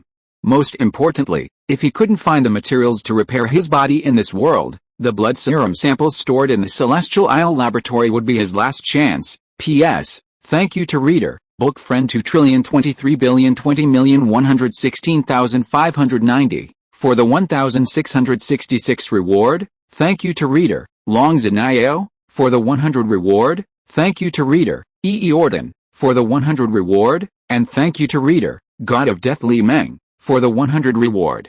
Chapter 114. You'd better do as I advise you. The Illuminati members include Mr. Fantastic, Professor X, and Black Bolt. Therefore, this world likely contains the other three members of the Fantastic Four, mutants, and humans, or some other random entity. If it weren't for his physical problems, Rory would have loved to stay and conduct thorough research on these people. The next morning, Anthony went out to gather information without even having breakfast. When Kathy woke up, it was already past 9 a.m., and she immediately saw Rory wearing a mask of pain. She quickly retrieved the nerve-blocking medication from her luggage, opened the needle implanted in the back of his neck, and injected the medication. Rory, how are you? Phew, much better. Although the medication was effective, its effects were too short-lived for Rory's enhanced body. He had been idly playing with a black mist energy when the medication suddenly wore off, leaving him in excruciating pain and numbness, like he'd stepped on an electric wire. Kathy glanced at her watch, her mood sinking. One dose only lasts about 24 hours. We only made less than 50 yesterday. Sigh. Rory chuckled, the longer it goes on, the shorter the duration of the effect will be. Perhaps we can find a solution within the next month and a half. Kathy put away the nerve-blocking drug and was about to get up to make breakfast when suddenly, rapid footsteps sounded outside the door, followed by knocking. Just as Kathy was about to open the door, Rory, in his wheelchair, suddenly spoke up. Kathy, it'll be hard to resist later. What? Before Kathy could understand Rory's meaning, the hotel apartment door was suddenly flung open from the outside. A group of heavily armed men rushed in. Don't move. Hands up and get down on the ground. I said get down, did you hear me? Kathy understood this time and obediently raised her hands against the wall. Speechless, Rory, in his wheelchair, said, Are you blind? I'm paralyzed, how am I supposed to lie down? Two armed men approached Rory, guns at the ready, and signaled another to restrain his hands and feet. Caution is normal, but this was excessive for a paralyzed patient. Meanwhile, another man tried to search Kathy. Rory glared at him. I advise you not to touch her, or you'll regret it. Ignoring Rory's warning, the man reached for Kathy. Just as he was about to touch her, everything went black. His colleagues, noticing his dazed expression, patted him on the shoulder, asking, Hey buddy, what's wrong? The man who had tried to search Kathy suddenly turned on his colleague like a madman, pulling the trigger without hesitation. FK, Mick, what are you doing? To others, he seemed insane, but in Mick's eyes, all his colleagues had become monstrous monsters. He emptied his magazines one shot after another, switching from his submachine gun to his pistol when it was out of ammo, and then to his tactical knife when that too was gone. Chaos erupted in the apartment. Damn it. Mick's gone mad. Fire. Fire. Shoot him. In an instant, two men fell to his gun, followed by a tactical knife piercing a colleague's neck. Bang! A bullet pierced Mick's temple, and the crazy Mick finally stopped. Damn it, what was he thinking? The next second, everyone's eyes turned to Rory, sitting calmly in his wheelchair. Shit, you did this. Whoosh, 6 or 7 gun barrels were pointed at Rory, who calmly lowered his eyelids, showing no intention of speaking. Guns? He wasn't even afraid of missiles. HMPH. Take them away. The sudden incident resulted in the deaths of several colleagues. Although they suspected Rory, they lacked evidence to take any action against him. They could only take the two back first. However, after what had just happened, no one dared to touch Kathy. They could only point their guns at Kathy, signaling her to leave on her own. Entering the elevator, Rory, who had been silent for a long time, suddenly spoke. Kathy, don't be afraid. If they dare to hurt you, I will make them pay the price. Normally, Rory's threat would be a joke to these armed forces, but now no one could laugh. The bizarre and strange thing had happened just a minute ago, leaving them no choice but to believe it. After leaving the apartment hotel, Rory was taken to a car. A man with a badge on his chest removed his hood and stared at Rory. Rory looked back and asked, Were you sent by the Illuminati? The man placed his hand on his gun, seemingly on guard against Rory. Seeing that Rory had taken the initiative to speak to him, he snorted coldly, You'll find out soon enough. Rory wasn't surprised that the Illuminati could use official power. The fact that they were able to find them so quickly meant that the Illuminati hadn't captured Wanda, which was why they were focusing their efforts on them. Rory chuckled, I advise you to treat us well. If we suffer any injustice, my friend might do something bad. The man replied disdainfully, You'd better pray he doesn't. The Illuminati won't show any mercy like we do. The Illuminati, getting more and more interesting. The convoy arrived in front of a tall building. Rory and Kathy were led into the building by an armed squad and then taken to the underground. Afterward, Rory and Kathy were locked in separate cells. Kathy, sitting against the wall, asked through the wall, "Rory, what do they mean by bringing us here and locking us up? What else could it mean?" "Of course, it's to wait for someone who can make decisions to come. This world forbids the use of black magic," and Wanda was immediately targeted by Baron Mordo, the Sorcerer Supreme, the moment she appeared. The Scarlet Witch, who practiced a dark tome, wasn't one to spoil children. She immediately showed Baron Mordo what true magic was. Even in the mirror dimension, Wanda could easily manipulate a few minor sorcerers like a joke. Naturally, they failed to capture Wanda. An investigation revealed that several others had appeared with Wanda, from the hospital and drug testing facility to the hotel apartment. Anthony didn't consider them lucky, otherwise, none of them would have returned alive. Rory released black mist through the walls to observe the building, discovering it was just an ordinary law enforcement agency. He then saw several people entering the building and stepping into the elevator.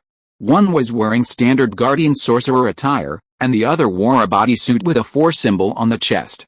Mr. Fantastic and Baron Mordo, Rory recognized them immediately. The black mist followed them into the elevator. Baron Mordo, who was chatting with Mr. Fantastic, suddenly felt a chill run down his spine, revealing a tense expression. "What's wrong?" Mr. Fantastic asked, noticing something was amiss. Mordo looked up, glancing left and right, and said nervously, "The power of death. I can feel the energy of death, it's nearby." Not only were Mr. Fantastic and Baron Mordo shocked, but even Rory himself was stunned. The power of death? What? Was I kissed by the goddess of death? The goddess of death Rory was referring to wasn't Hela of Asgard, nor was it Leo, the god of death who reaped lives everywhere.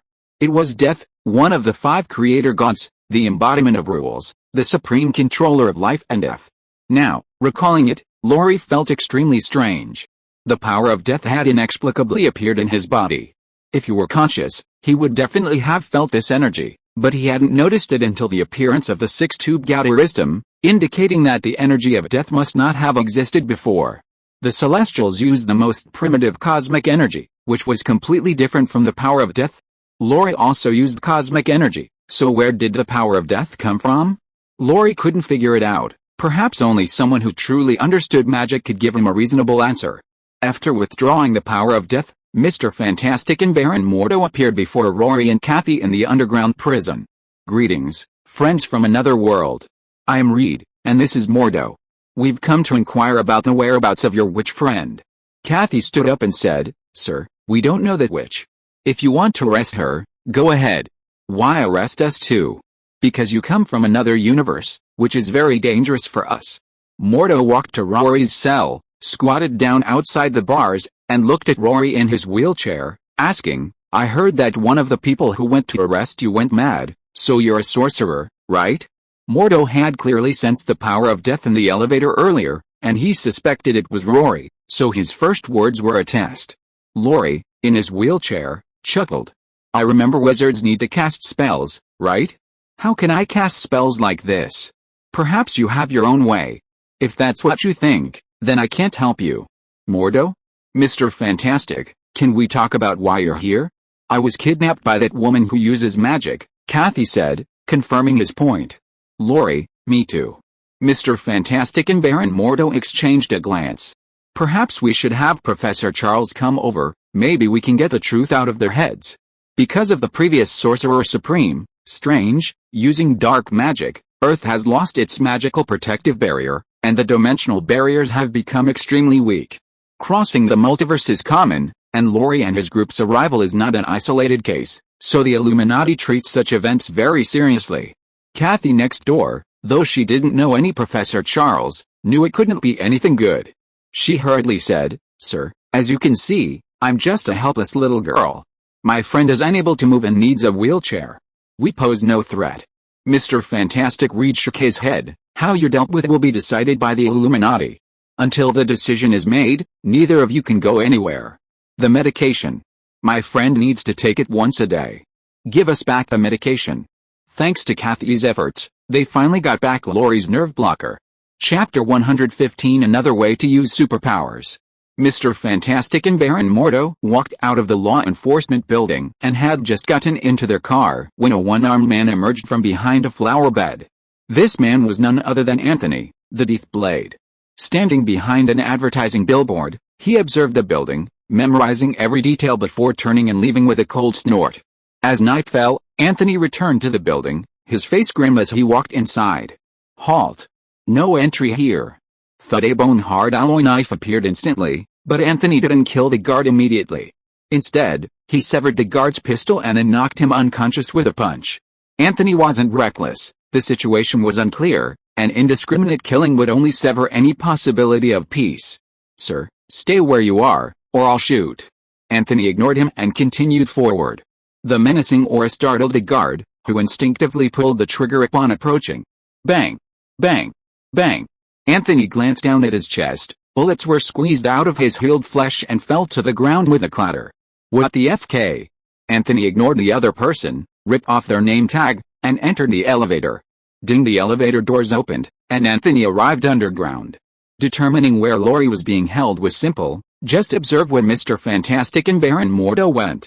Anthony had seen them enter the elevator during the day, but it didn't go up, meaning Rory was in prison underground. He knocked out all the guards he encountered along the way and finally found Rory in the cell. Click. The alloy bone knife easily severed the lock. After releasing Kathy and Rory, he said, "Boss, we found out today that the Illuminati went to Western Europe. I suspect they're going to capture Wanda." Rory hummed in agreement. Wanda probably went to Sokovia to find another version of herself. There was indeed another Wanda in this world, and 2 children, but this Wanda wasn't in Sokovia. "Boss, what do we do now?" "We follow her." Rory desperately needed Wanda. He needed her to open the multiverse portal and retrieve the blood serum from the Celestial Isle laboratory to treat his body. They also needed the dark tome on Wanda's body to figure out what the death power within him was. Anthony pondered, "Boss, but we don't have identification." Rory smiled slightly. "No need, just go to the airport." The 3 quickly arrived at the international airport. While buying tickets, Kathy nervously looked at Rory, who gave her a reassuring look. When it was their turn, Kathy handed the brochure she had just taken from the shelf to the ticket seller. The ticket seller actually took the brochure and looked at it carefully, even getting up to check Rory in the wheelchair. Bang bang bang! The ticket seller stamped the brochure and handed it back to Kathy, smiling, "Have a pleasant journey, all 3 of you." Kathy awkwardly took the brochure and replied, "Thank you." To others, the brochure in Kathy's hand was a legal and compliant document. Although the monitor showed no such person, to the staff, their information matched perfectly. Moreover, what everyone saw was not their true appearance, but 3 generations of a grandfather and granddaughter. That's right, Rory in the wheelchair was a white-haired grandfather, Anthony pushing the wheelchair was a middle-aged uncle, and Kathy was a playful little granddaughter. They passed through security, boarded the plane, and, guided by the flight attendant, entered first class. Since the tickets were fake, of course they wanted a better seat. After sitting down, Kathy exclaimed, "How amazing!" Rory smiled without saying a word, then secretly released his ability to Kathy. Kathy simply blinked, and the next second they were on a sunny beach. Children played on the sand, colorful surfboards floated on the distant sea, and the sounds of the wind, seagulls, and waves filled the air. Kathy turned her head in shock and found Rory sitting on a deck chair drinking a beverage. "Wow, how did you do that?" The scene before her was so real that Kathy couldn't distinguish reality from illusion, as if she had returned to Heavenly Island, and everything that had happened in the past 2 days seemed like a dream. Rory smiled faintly, "Just an illusion." Then the 2 returned to the passenger cabin of the plane. Kathy said with a regretful look, "If only it were true. Perhaps only the infinite stone could turn the fake into the real." The cabin door closed, the passenger plane entered the main runway, and after communicating with the control tower, it gradually accelerated. After a slight turbulence, the passenger plane soared into the sky. Just as Rory took off, a large armed squad suddenly rushed into the airport and immediately began a thorough search. Naturally, they found no trace of Rory. "Sir, we just consulted the ticketing staff and security personnel, and they all said they hadn't seen those 3 people, but the surveillance footage shows that they definitely boarded the plane." "Did you notify the plane's return?" "We did, but the passenger plane didn't respond." Rory used illusion magic to shield the captain and co-pilot's senses in the cockpit, so of course they couldn't hear the ground calls. Rory discovered that using black mist for monitoring and then using illusion magic accordingly could achieve a very high degree of harmony. The passenger plane safely crossed the ocean and landed in Sokovia, Western Europe. "Boss, there's an inspection." Before even stepping out of the passageway, Anthony noticed the situation outside. "Keep going," Rory whispered. This time, he didn't use illusion to change their appearances because he noticed the inspectors were equipped with certain instruments that scanned every passenger they passed. So Rory unleashed his illusion to its maximum, completely blocking everyone's senses. To these people, Rory and his companions seemed to non-existent. An alarm went off once as they passed through the security gate, but no one paid it any mind. That's the relaxed attitude of Europeans. They simply assumed the machine was malfunctioning. They took a taxi straight to the Sokovia police headquarters, intending to investigate Wanda and the Illuminati members' whereabouts through the police system. Under the influence of the illusion, Rory and his companions easily entered the police headquarters data control center. Anthony stood guard at the door, while Kathy operated the computer to search for information, quickly finding the information Rory wanted. Found it. There's a form indicating the Illuminati entered through the green channel, but there's no more specific information. What about the surveillance? Can you track the Illuminati member movements?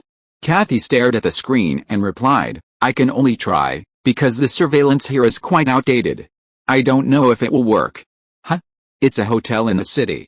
It's from 3 minutes ago." Illuminati members requested the police to evacuate nearby residents. Because law enforcement officers were reporting to the control center, it was entered into the system. Kathy and Lorraine didn't expect it to go so smoothly and immediately left the police headquarters and headed to the scene. When they arrived near the hotel in the city, Anthony took Lorraine's wheelchair out of the taxi's trunk, helped Lorraine into the wheelchair, and asked, "Boss, what do we do next? Help Wanda?" "Let's see." The area around the hotel had already been cordoned off, and all the people were kept outside. Anthony walked in front, and Kathy pushed the wheelchair behind him. They quickly squeezed to the location where the police tape was set up. Rory, in his wheelchair, closed his eyes and manipulated the black mist into the hotel, where he saw Illuminati members checking each floor one by one. The black mist circled the hotel and found Wanda in a room on the 4th floor. Wanda was sitting cross-legged, suspended in midair, surrounded by red halos, with a black book covered in runes floating in front of her, seemingly casting some kind of magic. Curious about the contents of the dark book, Rory controlled a black mist to float over and peek. Wanda, who was casting a spell, suddenly opened her eyes. "Who is it?" A red light radiated outward from Wanda's body, and the black mist that was swept by the red light immediately became visible. "The power of death?" Wanda exclaimed, and just as she was about to say something, she heard a noise outside the door. "HMPH, courting death." Wanda put away the dark book, and 2 balls of red magical energy lit up in her hands. Rory outside immediately withdrew the black mist, then frowned deeply and fell into deep thought. A deafening boom erupted from the 4th floor of the hotel, shattering a large section of glass and causing onlookers to scream and stumble backward. "They're fighting." Kathy and Anthony simultaneously turned to look at the hotel, but Rory had no interest in watching the battle. His mind was filled with the magical inscriptions he had just seen on the dark book. They appeared to be just strange symbols, but once Rory memorized them, they resonated with death energy, naturally generating inexplicable information in his mind. Could this be how magic transmits information? Symbols or patterns seemed to be a form of encryption for transmitting magical information. To ordinary people, they looked like scribbles, but those with magic could immediately understand their obscure meaning. How amazing! Rory tried to use the methods in the inscriptions to control the power of death. At first, he was clumsy, and even a slight mistake would cause his magic to dissipate. Dissipation meant starting over. After several attempts, he finally succeeded once. The energy instantly flowed, and with a poof, a ball of eerie blue flame suddenly appeared in front of Rory. Ah! Those around were startled by the sudden appearance of the eerie flames. Rory immediately withdrew his death power, the ghostly flames vanished, and a slight smile appeared on his lips. "Rory, just now." Rory didn't answer, only saying calmly, "They're coming out." As soon as he finished speaking, a wall of the hotel suddenly exploded, and the Scarlet Witch, her entire body enveloped in chaos magic, flew out from the breach. Her hands released chaotic power, followed by 4 guardian mages, also enveloped in chaos magic, clearly controlled by Wanda. Whoosh snap, several energy whips lashed out from inside the building, wrapping around the 4 controlled guardian mages, seemingly trying to snatch them back. "Get out of the way!" Wanda shouted, casually unleashing a burst of magical energy. With another boom, an entire wall of the hotel was blasted through by Wanda. Bricks and stones rained down on the plaza in front of the hotel. As the dust settled, more mages leaped out of the hotel and surrounded Wanda, who had landed on the plaza. P.S. Votes, recommendations, and monthly passes. Brothers, give them your votes. If you are listening to this novel on a channel other than Fanfic World, it means it was downloaded and re-uploaded without effort. We warmly invite you to visit our channel, Fanfic World. There you will find the original version of this story and many other novels of various genres. We look forward to seeing you dive into a world of incredible novels. Chapter 116: Laurie's mental manipulation and Wanda's physical destruction. Scarlet Witch Wanda didn't take these minor characters seriously, giving a disdainful snort as she began searching the arena for the death energy that had just appeared. She didn't find the death energy, but she did find Rory and his 2 companions. Just as she was about to greet them, several figures suddenly descended from the sky. Seeing that the leader, Captain Marvel, was black, Rory wanted to choke, but his body couldn't move. "Wanda, release them and come back with me." Wanda tilted her head and asked, "Who do you think you are?" Black Captain Marvel frowned and glared, asking, "Are you sure you want me to do it myself?" Crack. Wanda's outstretched hands suddenly clenched into fists, instantly killing the 4 guardian sorcerers she had controlled. "Wanda!" Black Captain Marvel roared, unleashing an energy beam directly at Wanda. Wanda simply raised her hand and easily blocked the energy beam. Black Captain Marvel might be ugly, but she was no slouch in a fight, her black skin glowing with golden light as she charged towards Wanda, who was floating in the air. The destructive power between these 2 top-tier fighters was considerable. They had barely clashed when the energy ripples filled the small plaza in front of the hotel with craters. The civilians who had been watching the spectacle scattered in all directions, fearing they would be caught in the crossfire. Kathy pushed her wheelchair back a few steps. Buzzing Scarlet Witch Wanda and Black Marvel were exchanging energy, the overflowing energy making them impossible for ordinary people to approach. When the energy reached its peak, a sudden burst of energy at the center blasted Wanda and Black Marvel away simultaneously. Thump! Wanda fell from the air, but instead of getting up, she lay on the ground and unleashed chaos magic on the hotel building behind Black Marvel. The hotel building, already teetering on the brink of collapse due to their battle, was immediately propelled towards Black Marvel by Wanda's magic. Black Marvel, lying on the ground, seemed to sense something and immediately activated his superpowers to try and escape, but it was too late. Boom! The hotel building collapsed, crashing heavily onto Black Marvel, scattering debris everywhere, and thick smoke lingered for a long time. A gentle breeze dispersed the smoke and dust, and Wanda tilted her head, looking at the unharmed Black Marvel. A transparent protective shield was vaguely visible above Black Marvel's head, covered in dust that made it visible to the naked eye. Before Wanda could figure out what was happening, a ball of fire suddenly flew rapidly through the air, curving around an angle. Whoosh! A figure emerged from the flames, raising a hand and launching a fireball at Wanda. Crack! It was an ordinary flame. Wanda raised her hand and used magic to block the fireball. Just as she was about to retaliate with magic, a car suddenly flew sideways, slamming into Wanda, who was casting a spell. Fortunately, Wanda reacted quickly enough, using magic to block most of the impact. Although she looked covered in soot, she wasn't seriously injured. Wanda got up and looked around coldly, discovering that 3 people had appeared beside Black Marvel. 2 were wearing identical bodysuits with the same 4 symbol on their chests as Mr. Fantastic, and a humanoid monster made entirely of yellowish-brown stones. "It's the Fantastic Four," Laurie whispered from afar. Kathy leaned over and rested her head on Laurie's shoulder, asking, "You know them?" "Yeah, they're all superhumans. The woman has invisibility and defensive abilities, the men can turn into fire, fly, and shoot flames." Kathy stared at Johnny the Human Torch for a moment, then said, "Why does he look just like Captain America?" "Hell, the multiverse should be diverse." Laurie spoke to Anthony, "Go help Wanda."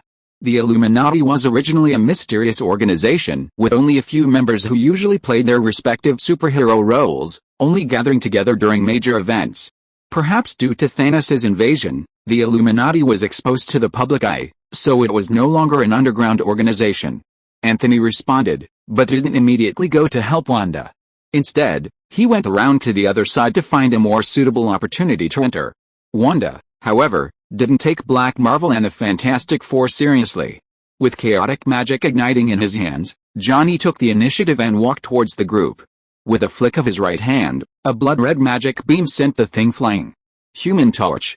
Johnny shouted, his body instantly erupting with leaping flames. He flew into the air, continuously firing fireballs at Wanda, while Black Marvel flew to the other side, unleashing energy beams. Wanda raised her hands, simultaneously blocking their attacks from both sides. Seeing Wanda restrained, the thing immediately charged forward, intending to subdue her through close combat. Thump! He was tripped by Anthony, who suddenly appeared halfway there. The thing was tough, but even tough as he was, he couldn't withstand adamantium. Ben! Susan shouted, wanting to help. The thing replied, I can manage myself, you go help them. Seeing that the thing could still hold on, Susan turned to help Black Marvel and Human Torch. She instantly entered invisibility, preparing to use her superpowers to bind Wanda once she got close. Suddenly, Rory widened his eyes and activated an illusion, enveloping the invisible Susan in a massive surge of cosmic energy. Susan, running, suddenly felt everything go black, her surroundings drastically changed, and in the next second, countless evil spirits attacked from all directions.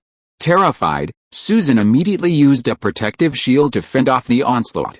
Buzz Susan released a shield to her left, then to her right, and began performing some unknown dance. With the invisible woman and the thing tied down, Wanda faced two opponents with almost no trouble. At this moment, the Human Torch, who was exchanging energy with Wanda, noticed the situation and immediately abandoned Wanda, flying towards Susan. He was immediately repelled by Susan's shield as soon as he got close. Susan! What's wrong? Can you hear me? Of course, Susan couldn't hear him. All her senses were blocked by Rory. The only thing she could perceive was the overwhelming evil spirits and piercing screams.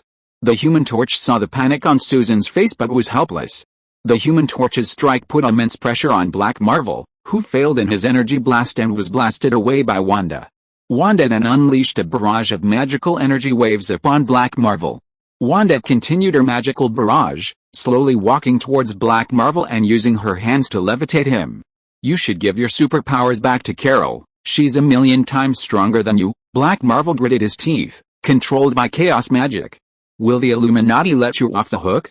You definitely won't see that day. With that, Wanda intensified her magical output, relentlessly tormenting Black Marvel. Black Marvel, his body contorting into various shapes, screamed in agony. Meanwhile, the Human Torch, still confused about Susan's situation, turned back to help Black Marvel. In the distance, Rory, in his wheelchair, smiled slightly, releasing Susan from her illusionary control and unleashing a ghostly flame of death towards the Human Torch. When the normal flames and the eerie blue flames collided, the orange flames reached a maximum temperature of 1,200 degrees Celsius, while the blue flames reached 2,600 degrees Celsius. They were completely different in scale.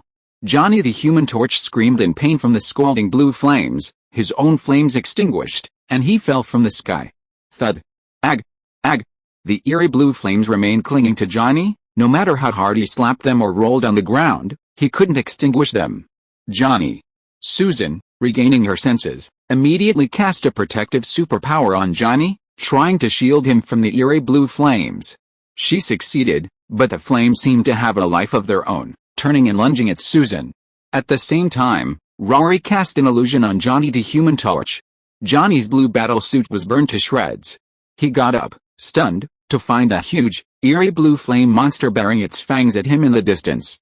Johnny the Human Torch retaliated by throwing a fireball, which flew directly towards Susan. Poof! Susan was stunned, simultaneously attacked by two flames. All she could do was try to raise her protective shield to shield herself. At this moment, Susan finally realized that Johnny had experienced the same thing and immediately shouted, "Johnny, it's all an illusion. Wake up." To Johnny, Susan's shout sounded like the roar of a blue flame monster, so he intensified his attack. Balls of flame struck Susan's protective energy shield, each attack leaving ripples that seemed on the verge of shattering.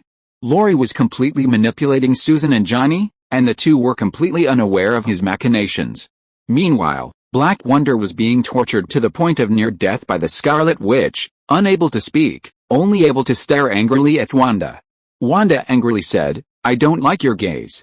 Turn your head away." Snap! Black Wonder's neck twisted 180 degrees, and he instantly stopped breathing.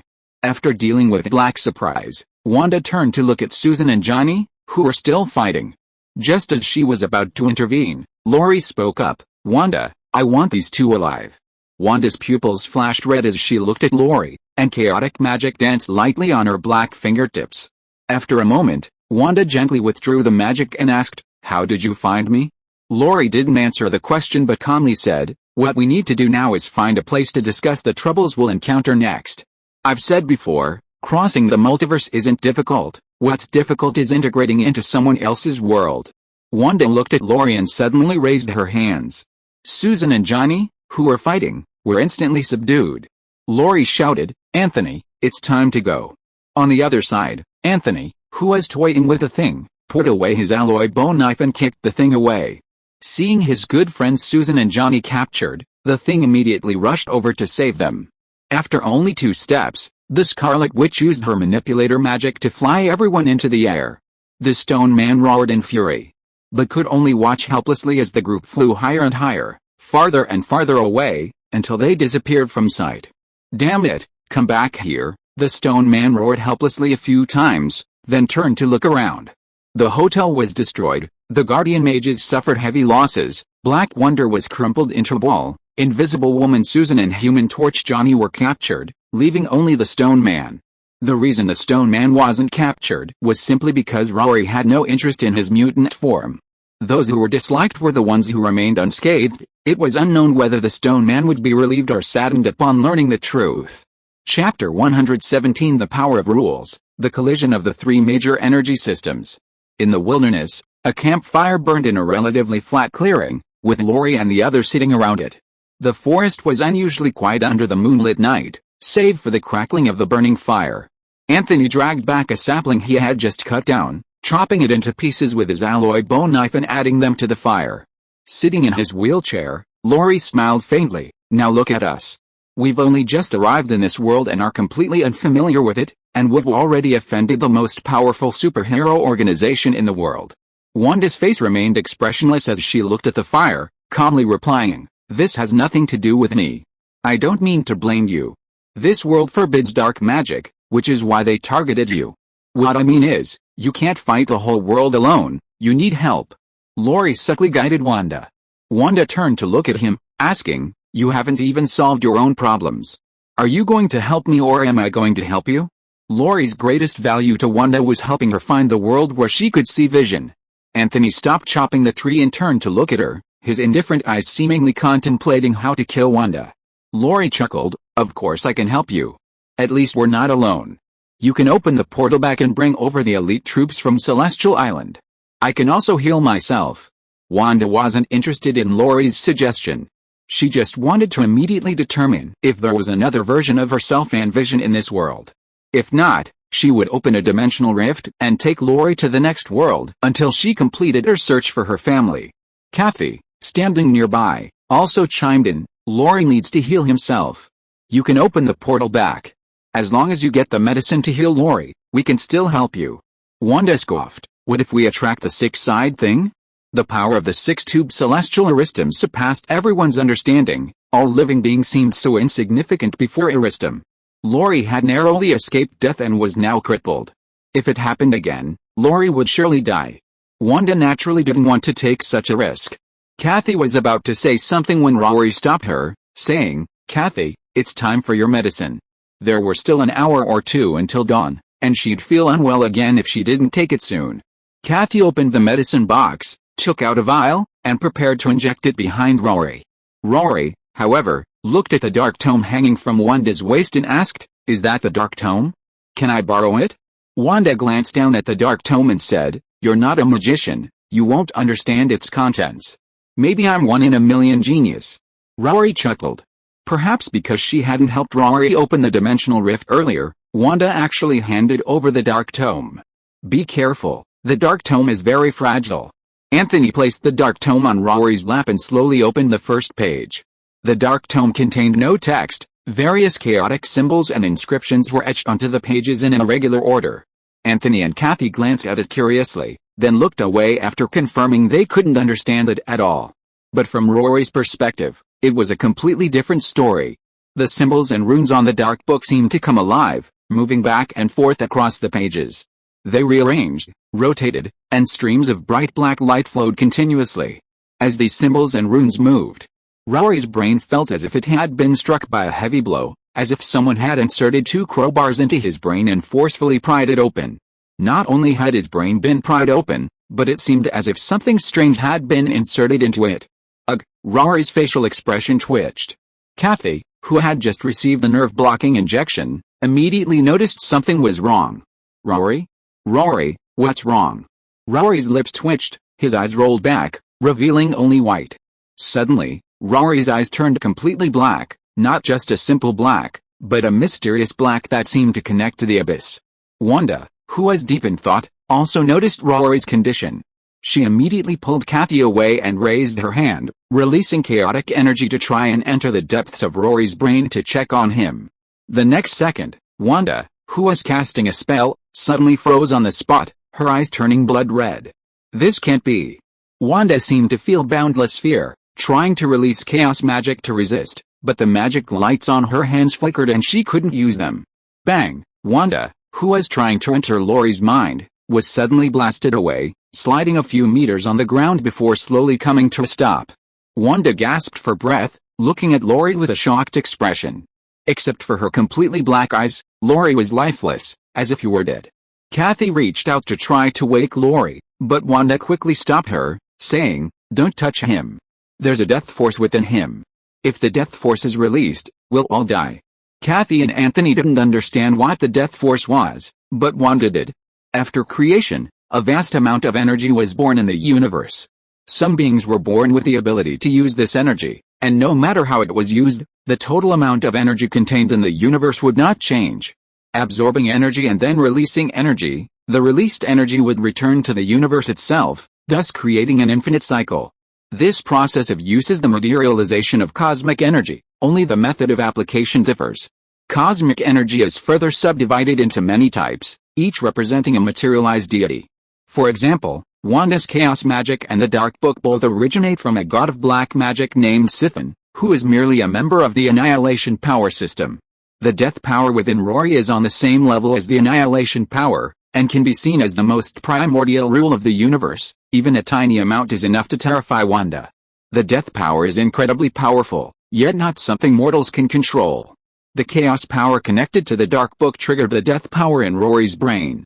As a rule itself, the death power cannot tolerate provocation and immediately retaliates against the chaos power.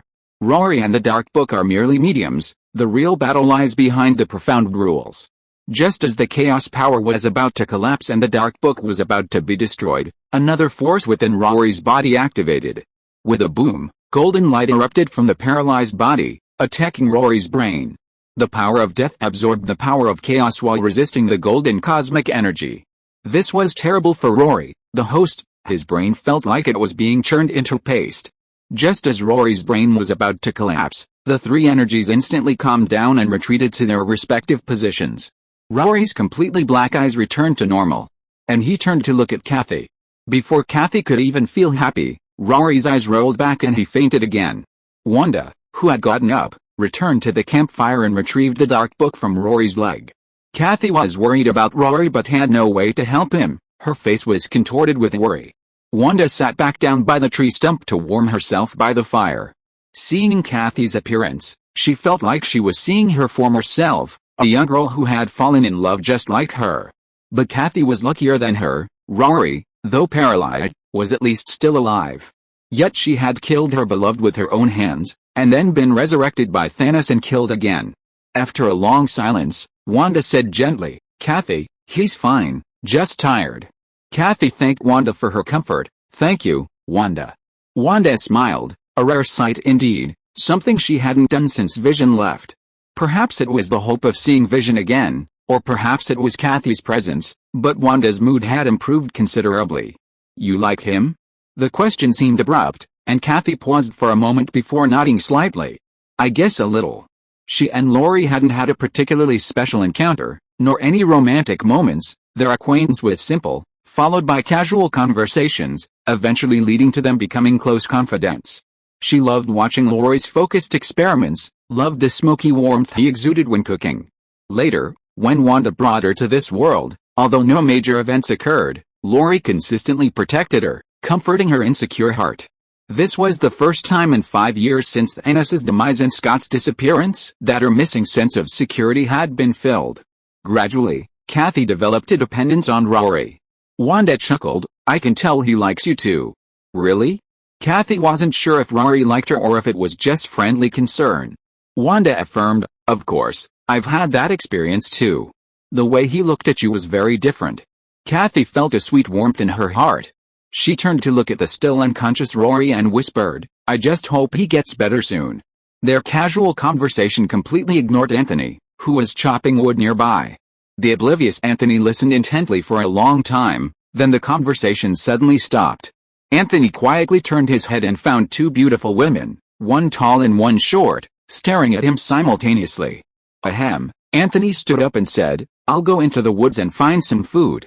The cold-faced warrior Anthony was never afraid of a powerful enemy, but he dreaded the sudden silence. 10 minutes later, Anthony returned dragging a deer and 2 rabbits. His alloy bone knife easily butchered the prey, skewering them on sticks and roasting them by the campfire. A voice suddenly came from afar, Hey, I demand lenient treatment for prisoners. You 3 could easily finish a whole deer, how about sharing some with me? Anthony glanced at Johnny the Human Torch and Susan the Invisible Woman, who were chained to a tree, then silently turned back to roasting the meat. Hey buddy, why are you looking at me without saying anything? Are you senile, or is it fashionable to shoot silence rays from the back of your head now? Give me a reaction, seriously, are you under some kind of silence curse? As he spoke, Johnny the Human Torch's mouth began to unleash its venom. Even Susan, standing nearby, couldn't stand it anymore and whispered, Shut up, you idiot. Do you want to provoke him and get skinned alive like that deer? While Susan waited for rescue, Johnny was recklessly speeding down a path of self-destruction. Chapter 118 The Origin of the Power of Death, a meeting in the spiritual world. Anthony shared the roasted venison with Wanda and Kathy also gave some to Susan, who was tied to a tree. The sharp-tongued Human Torch Johnny didn't even get a scrap of meat. As dawn broke, Rory still showed no signs of waking. Kathy asked Wanda, Where do we go next? Wanda was silent for a moment before saying, I want to find my other self in this universe. If not, then of course, they'd go to the next universe. Kathy hesitated, then spoke her mind after a moment. Wanda, there's something I want to tell you. When we came here looking for you, I did see your name in the police system. It was another version of you. What? Where is she? Kathy shook her head. I only know she's not in Sokovia, but I don't know exactly where she went. It's not shown in the database. Wanda excitedly shook her blackened fingers, her voice trembling as she asked, Kathy, do you have any way to help me find her? Kathy thought for a moment and replied, I don't understand hacking techniques, unless you find a more comprehensive information database. Where is the most comprehensive information database? Of course, it's the North American Federation. When Rory woke up, it was already noon. His splitting headache was worse than drinking 10 kilograms of fake alcohol. After calming his headache, Rory noticed something was wrong. The death force in his mind seemed to have become a force like cosmic energy, no longer requiring focused thought to mobilize, as agile as his left and right hands. A thought flashed through his mind, and suddenly the black mist appeared in front of Rory, then instantly transformed into a ball of eerie blue flame that flew towards a small tree not far away, burning it to ashes in the blink of an eye. You're awake. Wanda walked over and stood in front of Rory, looking at the small tree that had been burnt to ashes. Do you know where the power of death within you came from? Rory, puzzled, replied, I'd like to know too. I didn't have it before, but this power appeared after I fell unconscious. According to Rory's deduction, the power of death should belong to the goddess of death, who is the embodiment of life and death cosmic energy, an absolute and unique being. Wanda guessed, before your conflict with the Celestials, during the zombie outbreak, Earth was shrouded in a power of death. Only when life on Earth dies to a certain degree will this power gradually dissipate. Strange also knew this, and Wanda, also a sorcerer, had done some research after obtaining the Dark Book. Rory countered, "You mean, I was tainted by the power of death during my conflict with the Celestials?" "It's not impossible," Wanda nodded. "If this were in our original universe, the power of death within you would have slowly dissipated and returned to the god of death. But you carried this power across the multiverse, and I suspect there's no god of death in this universe. If there's no god of death in this universe, then the power of death within Rory is essentially homeless, and thus clings to him? This conjecture is plausible, but its veracity cannot be confirmed." Rory asked doubtfully, "Could I become the new god of death?" Wanda shook her head. "Absolutely not. The god of death is absolutely unique. You can only temporarily use this energy. Last night, the power of chaos, the power of death, and the golden cosmic energy engaged in a territorial battle within Rory's brain. Although no one won or lost, it helped Rory gain control of this power of death. For the power of death without a foundation to exist, it must rely on Rory's body, a kind of cooperative relationship, if you must. If one day this power of death finds the god of death, it will surely leave Rory's body and return to the god of death's embrace. Rory doesn't know if this outcome is good or bad, but for him now, it can only be beneficial. Moreover, Rory has also discovered some wonderful uses for the power of death. Kathy, having overheard Rory and Wanda's conversation, gradually woke up from her sleep. Seeing Rory awake, her heart finally settled. "Rory, it's so good you're alright." Rory smiled and comforted Kathy, then Kathy told him about Wanda's desire to return to the North American Federation. After listening, Rory thought for a moment and said, "I don't object to returning to the North American Federation, but we must take those two with us. They are our bargaining chips in negotiations with the Illuminati. It's best to avoid war unless absolutely necessary." Wanda only wanted to find her family. If the Illuminati didn't cause trouble, she wouldn't attack them either, so she immediately agreed to Rory's suggestion. Then, the group embarked on their journey back to North America. With Rory's illusion magic, they traveled smoothly and soon landed in California on the west coast of the Federation. The group first found a secluded temporary residence near Los Angeles, then sent Anthony to investigate the location of the Federal Information Database. Kathy, under Rory's guidance, conducted a series of routine experiments on Johnny and Susan.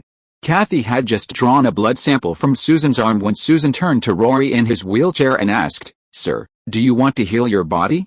I know a very good scientist, perhaps he can help you." Rory smiled and asked, "You mean Mr. Fantastic Reed?" Before Susan could speak, Rory continued, "Listen, we don't want trouble. We'll leave immediately after we get what we want, and then I'll let you go. It won't cause any problems for your world, so please don't cause us any trouble, okay? But you killed Maria Rambeau." Maria Rambeau was Black Marvel, Carol's close friend. In the sacred timeline, Carol was Captain Marvel, but in this universe, she was Carol's black friend. Rory sighed, "So one person has died so far. If the fighting continues, more people will die, and it won't benefit either side." "Maria Rambeau can't have died in vain," Susan insisted.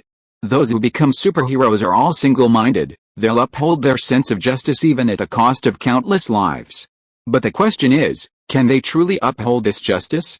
Rory didn't want to waste any more words and left the place where Susan and Johnny were being held. As soon as the door closed, Johnny, bound hand and foot, couldn't help but complain, "Why haven't Reed and Ben come to rescue us yet? I've really had enough. Give them a little more time."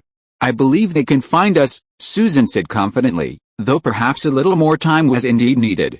Meanwhile, Reed, the Illuminati's Mr. Fantastic, was frantically searching but still had no clue about Susan and Johnny. Reed went to the Illuminati headquarters and found Baron Mordo, the Guardian Sorcerer. "Mordo, can you use magic to find Susan and Johnny?" Mordo shook his head. "I've already tried. There's magical interference around Susan and Johnny, the slingshot can't find them. The Scarlet Witch, of course, knew the Guardian Sorcerer's tricks. She could easily cast a concealment spell on Susan and Johnny to hide their whereabouts."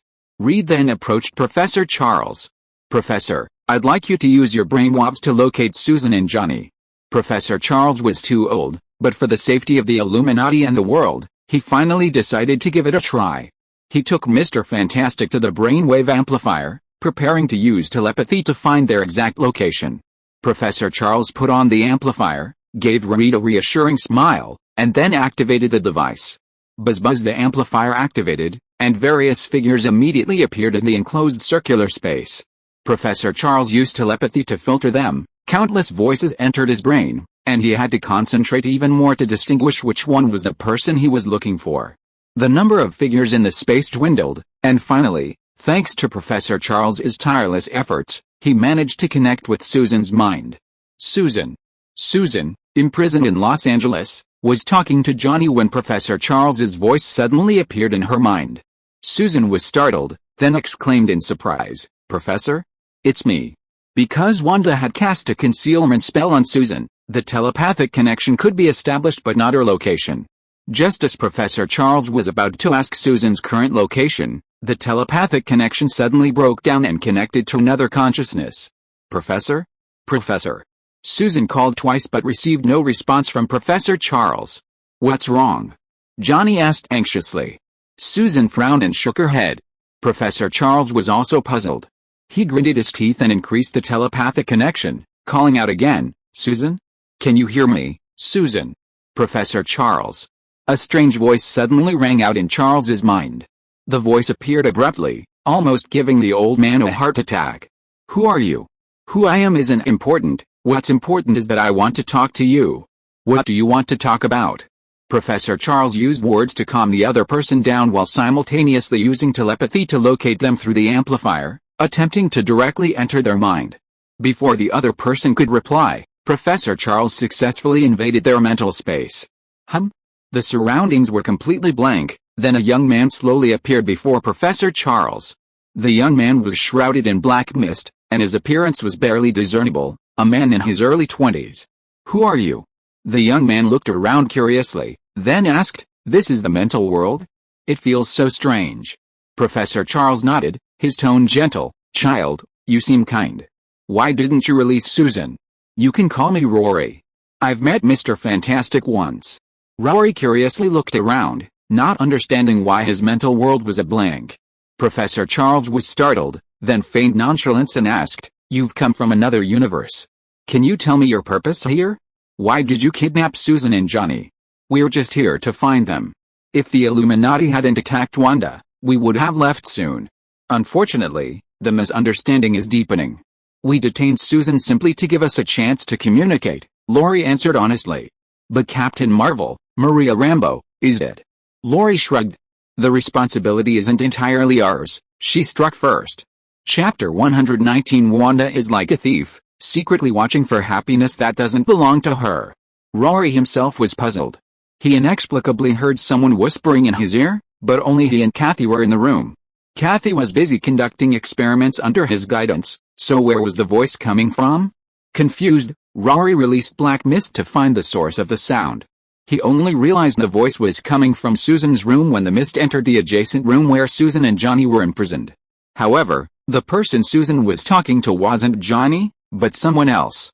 Rory's first thought was Professor X, Charles Xavier. Rory wanted to sever the communication between Susan and Professor Xavier, but didn't know how. So, he controlled the black mist to enter Susan's mind. And then the current scene unfolded. The black mist connected to Rory's thoughts, and after entering Susan's brain, it connected to Professor Xavier's telepathy. It forcibly entered the chat channel and then kicked Susan out of the group chat. Professor Charles's mental energy invaded Rory's brain through the black mist, pulling him into his mental space. Rory, who controlled the black mist, could sever the connection at any time, but he didn't do so immediately. Instead, he calmly spoke with Charles. "Professor Charles, both the Illuminati and Wanda bear responsibility for how things have developed to this point. I think stopping the relationship from deteriorating further is a very good choice. The conflict stemmed from Wanda's use of dark magic, and the point of escalation was the death of Black Marvel. Continuing the fight would only result in more deaths. Wanda wouldn't die, and Rory wouldn't die, but the Illuminati would definitely lose a large number of superheroes." Professor Charles in the mental world was silent for a moment, then said, "That's impossible. Captain Marvel, Maria Rambeau, can't have died in vain. Even if I agreed, the other members of the Illuminati wouldn't agree unless you hand Wanda over to us." Rory was definitely no match for Wanda in his current state. Even if he could defeat Wanda, he wouldn't hand her over to the Illuminati. Wanda was currently his only tool for traversing vast universes, How could he possibly give her away? In the mental world, Rory shook his head. What a pity. Since that's the case, I'll just have to kill Susan and Johnny first. Wait. Hearing Rory's intention to use Susan and Johnny as a sacrifice, Professor Charles quickly stopped him. Give us some time to consider. It would be best if we could talk face to face. I may look young, but I'm not a child. I'll give you 3 days to consider. Remember to give me an answer if you want peace or war. With that, Rory instantly withdrew his black mist, severing the telepathic connection between him and Professor Charles. Once out of the mental world, Rory spoke. Kathy, go and call Wanda. Tell her I have something very important to discuss with her. Kathy put down the test tube in her hand, nodded, and immediately ran to fetch Wanda. Wanda, coming from another room, looked at Rory curiously and asked, "What is it?" Rory briefly recounted his conversation with Professor Charles. Wanda frowned upon hearing this and said, "If they dare to stand in my way, I will kill them all." Having cultivated the dark book, Wanda had become completely corrupted. The old Wanda would feel guilty for a long time if she accidentally harmed civilians, but now she would kill everyone without batting an eye. The problem wasn't with Rory, he didn't want to go crazy with Wanda. Yet he still needed her to leave this world. So he said, "Wanda, look at me now. If I weren't paralyzed, I could destroy this world for you, but now I can't do anything." "No need, I can do it myself," Wanda insisted. "You can do it yourself? You're oversimplifying this world. Leaving aside whether you can kill all the countless superheroes, are you sure everyone is no match for you?" The Dark Book's influence on Wanda was too severe. Corruption wasn't the worst part, but her extreme tendencies were the most serious problem. Rory continued, "The Illuminati has Black Bolt, the leader of the Inhumans. He can destroy a city with a single word. And among the mutants, there's Phoenix, who can obliterate everything. Have you considered the consequences of arrogance? Perhaps you'll never find Vision again, and what about your future children?" His earnest advice wasn't genuine concern for Wanda, it was also for his own sake. To bring Wanda to her senses, Vision was clearly more effective. After a long hesitation, Wanda asked, "What do you want me to do?" Rory blurted out, "Open a dimensional rift, and we'll go to the next universe to continue our search." This was the safest option. Rory had previously agreed to let Wanda search for the other Wanda in this world because this Wanda had 2 children, and those children could awaken the conscience of the corrupted Wanda. But the problem now was that their time was running out. The Illuminati could arrive at any moment. Wanda refused without hesitation. "Impossible. I must see the other me in this world." Just as Rory and Wanda were arguing, Anthony, who had gone out to gather information, returned, interrupting their conversation. Sensing the tense atmosphere, Anthony once again considered the possibility of killing Wanda. Rory, seeing Anthony's expressionless face, knew what he was thinking and immediately asked, "Did you find anything?" "Yes, we found something. The West Coast Information Center is in San Francisco. I rented a minivan, we can leave now if we want." Rory glanced at Wanda and immediately said, "No need to wait, let's go now." The group quickly packed up, took the bound Susan and Johnny, and drove north in a minivan straight to San Francisco. They expected to arrive in 6 to 7 hours. However, just after leaving Los Angeles and entering Highway 5, they encountered a patrol and roadblock checkpoint, most likely an official operation cooperating with the Illuminati to find Susan and Johnny. Excitement gleamed in the eyes of Susan and Johnny in the last row. When the officer peered into the car, they immediately screamed for help. Strangely, the officer ignored them, merely glancing at the last row before handing their identification back to Anthony. "Have a pleasant journey." "Thank you." The van started and swaggered onto Highway 5 towards San Francisco. The 2 siblings in the back row were dumbfounded. "What? Is he blind?" A few hours later, the van encountered another check before entering San Francisco, with the same result. The officers completely ignored the 2 siblings tied up in the back. After entering San Francisco, they booked 2 rooms at a hotel near the information center. Anthony stayed at the hotel to watch over Susan and Johnny, while Rory went with Kathy Wanda to the information storage center to search for information on this world's Wanda.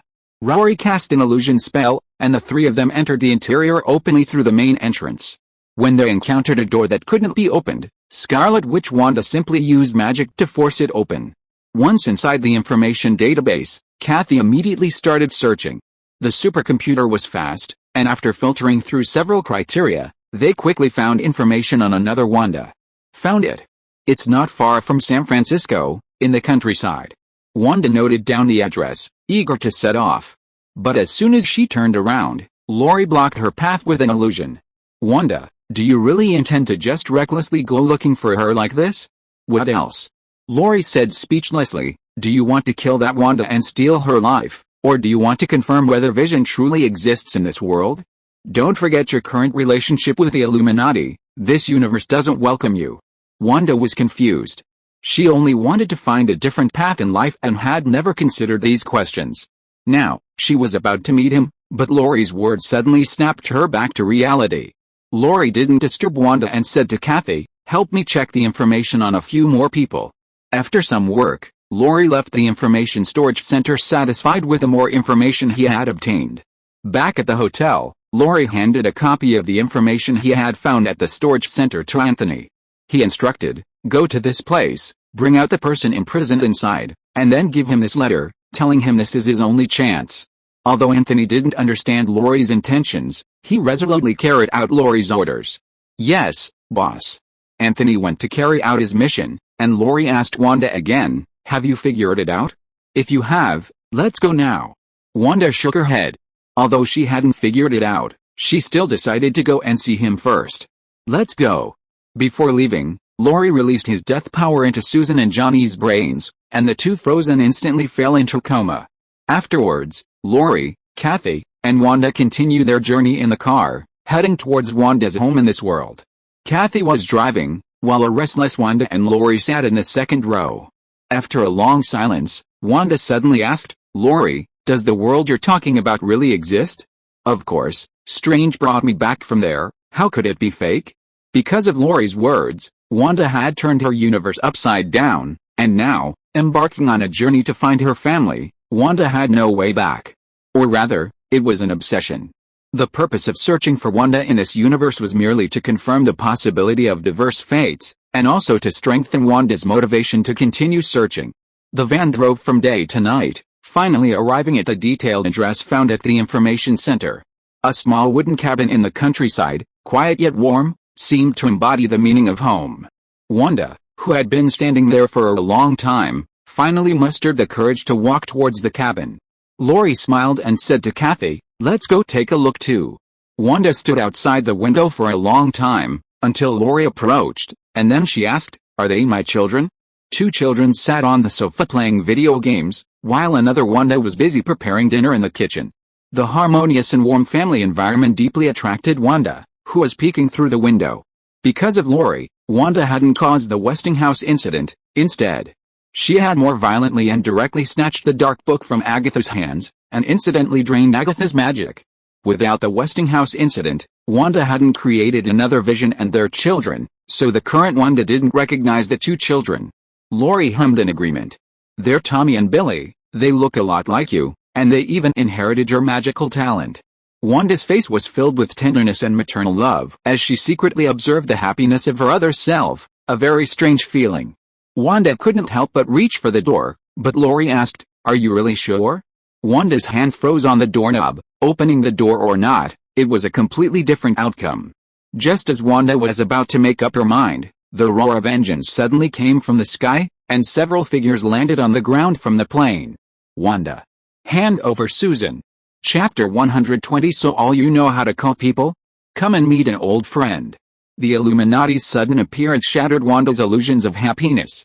Already consumed by darkness, Wanda's face contorted with rage. She released the doorknob, turned, and roared, you damned flies and bugs. Can't you just stay away from me? You're the one who should leave, because you don't belong to our world. These words completely enraged Wanda. She had gone through so much to find this place, seeking to change her tragic life. In her eyes, these people weren't preventing cosmic peace and stability, but rather hindering her pursuit of happiness. The commotion outside caught the attention of the other Wanda inside, who immediately opened the door to investigate. The two Wandas met, staring at each other with different expressions. The Wanda from across the multiverse looked flustered, while the Wanda from this universe looked terrified. The meeting of the two Wandas will cause a collision between Earths in the multiverse. We must eliminate the outsider Wanda. Mr. Fantastic, read Charlize, shouted. The Illuminati immediately rushed towards Wanda, intending to eliminate her in one fell swoop. Whoosh! Captain Carter's shield flew towards them first, but Wanda easily blocked it and casually tossed it back. Bang! The shield struck Mr. Fantastic's chest, but the rubber man stretched infinitely and remained unharmed. The shield returned to Captain Carter's hand, his back thrusters activated, and he charged directly at Wanda. Thump! Wanda used magic to deflect Carter away. Black Bolt wanted to use his superpowers to kill Wanda, but he didn't want to kill the Wanda from his own universe. In that moment of hesitation, he was also knocked away by Wanda's chaos magic. Wanda's power exceeded everyone's expectations. Just as Wanda was about to deliver the killing blow, the Wanda from her own universe, standing behind her, suddenly attacked. It was also red chaos magic, but much weaker, only managing to make Scarlet Witch Wanda stagger. Chaos magic is inherited. There is only one Scarlet Witch in the multiverse. While Wanda's and other universes also possess the witch's magical abilities, they can only use fragments of chaos power at most, with very limited power. Enraged, the Scarlet Witch unleashed a spell, grabbing Wanda's neck in this universe, threatening to snap another Wanda's neck in the next second. Just then, Tommy and Billy ran out of the house and started punching the Scarlet Witch. The children's fists had no real power, but each blow struck Wanda's heart. Let go of mommy. Get out of my house. Go away. Go away. The sudden turn of events froze Wanda in place. In that moment of stunned silence, Professor Charles, in the distance, suddenly activated mind control. The Scarlet Witch was pulled into a mental space, and the magic in her hand instantly vanished. Wanda in this universe immediately pulled Tommy and Billy back into the house. With her mind under control, Mr. Fantastic, Black Bolt, and Captain Carter in the real world immediately rushed towards Wanda, intending to seize the opportunity. Of course, Rory couldn't let them take Wanda away. The power of death surged into Charles's brain, instantly severing his mental connection with the Scarlet Witch. Oh, Professor Charles was momentarily dazed, then turned to look at Rory after regaining his senses. The two people in wheelchairs looked at each other, and Rory smiled slightly in response. On the other side, 3 members of the Illuminati had just rushed towards the Scarlet Witch when they were instantly blasted away by her powerful magic. She's too strong. Call for help. Call for help. The Scarlet Witch ignored the Illuminati members, turned around, and raised her hand, tearing off the wooden door of the cabin and throwing it to the ground some distance away. Then, she walked into the cabin with a sinister expression. Another voice seemed to be tempting the Scarlet Witch in her mind. Kill her, and you can gain her life by killing her. Boom! Wanda from the Illuminati universe was instantly blasted away, crashing through tables and chairs and falling to the ground in pain. Mommy! Mommy! Tommy and Billy ran over, but the Scarlet Witch used magic to freeze them in place. I am your mother. Scarlet Witch, influenced by the Dark Book, had become completely corrupted. Just as she was about to execute Wanda of this universe, Rory's voice came from behind her. Wanda, this is her life, not yours. Are you really planning to steal someone else's life? Wanda was startled, turned around, and raised her hand, unleashing chaos magic. Rory, mind your own business. Rory sighed. You should have your own life. I brought you to that world so you could start another life of your own, not like this. 2 conflicting thoughts battled fiercely in Scarlet Witch's mind. One was to kill Wanda and stay with the 2 children, the other was to give up, go with Rory to find the impending vision, and then save Pietro. Scarlet Witch turned to look at the 2 children. Their faces were filled with fear, and they pleaded, please don't hurt us. In that instant, Wanda's heart melted completely. This was the life she wanted, but it wasn't her life. A tear slid down Scarlet Witch's cheek. I won't hurt you, I'm not a monster, I'm sorry. Wanda from this universe struggled to her feet and walked step by step to Scarlet Witch. She reached out and gently wiped away the tears rolling down Scarlet Witch's face, speaking softly and gently, someone will love them. At this moment, the corrupted Scarlet Witch's conscience was completely awakened. Reluctantly, she turned and walked towards the door, whispering as she passed Rory, it's time for us to leave. Rory felt a strange sense of relief. Thankfully, Wanda had recovered. If that woman really wanted to go crazy, no one could stop her. Leaving the cabin, more people inexplicably appeared in the open space outside. The Illuminati reinforcements had arrived. Large numbers of inhuman warriors, all sorts of strangely shaped mutants, a group of guardian mages in robes, and even rows of robots carrying weapons. Wanda glanced down at Rory in his wheelchair and apologized. "I'm sorry, I've dragged you into this." Rory smiled and said, "Don't worry, the show's just beginning." Mr. Fantastic stepped forward and said, "Witch, you can't escape. Surrender immediately, or you'll only face death." This time, Scarlet Witch Wanda didn't make a move, but said calmly, "We just want to leave. I'm sorry for what happened before. It's too late to say that now." Just as the Illuminati were about to make their move, several figures suddenly floated down from the sky. An old man wearing a battlesuit and a long cape, with a metal helmet on his head, stood at the front. Anthony, who was with her, landed and came to Rory. "Boss, is this the person you're talking about?" Rory looked at Magneto, who had appeared, and chuckled. "That's right, it's him." Wanda was outnumbered and needed to find some help to leave safely. As the saying goes, the enemy of my enemy is an enemy of my enemy. "Eric!" Professor Charles exclaimed. Eric smiled and said, "Old friend, long time no see. How come you?" Eric scoffed, "You once opposed my leading the mutants to create our own world. Look at the world now ruled by the Illuminati. Aren't you just like I used to be, even better than me?" The appearance of Magneto and Eric surprised everyone. During the brief chat, more and more Brotherhood members arrived at the battlefield from all directions. Anthony rescued Magneto from the closed prison. After receiving Rory's letter, Magneto immediately rescued more captured mutants and evil anti-heroes, bringing all of the Illuminati's enemies to his side. They were preparing for a final showdown with the Illuminati. With more and more anti-heroes appearing, the pressure on the Illuminati increased dramatically. Scarlet Witch alone was difficult enough. With Magneto and his group added to the mix, victory plummeted. Wanda asked curiously, "Where did you find these people?"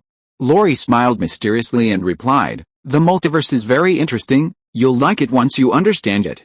As he spoke, the Illuminati's superhero team clashed with Magneto's anti-hero team. A dazzling array of superpowers overwhelmed them. Magneto dismantled his robot army into countless metal fragments, swirling them around him.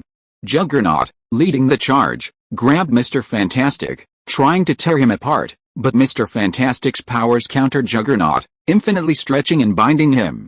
Several other superheroes charged towards Rory and Wanda, but Anthony drew his alloy bone knife to block Rory's path. Scarlet Witch suddenly turned and ran back into the house, saying to the other Wanda and two children, "I'll take you away from here." Her intention was to send the other Wanda and children away from the battlefield, but someone didn't want her to leave.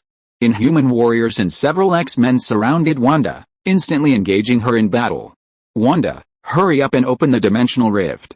Rory yelled, his head throbbing. He unleashed his death power, knocking unconscious all those entangled with Wanda. Freed from the fight, Scarlet Witch Wanda turned and waved, shouting, "Go! Get out of here!" Watching this world's Wanda leave with the two children, Scarlet Witch finally felt relieved. The main battlefield in the wilderness was fiercely contested, vast swathes of land and forest destroyed. The destructive power of superpowered individuals and mutants was astonishing.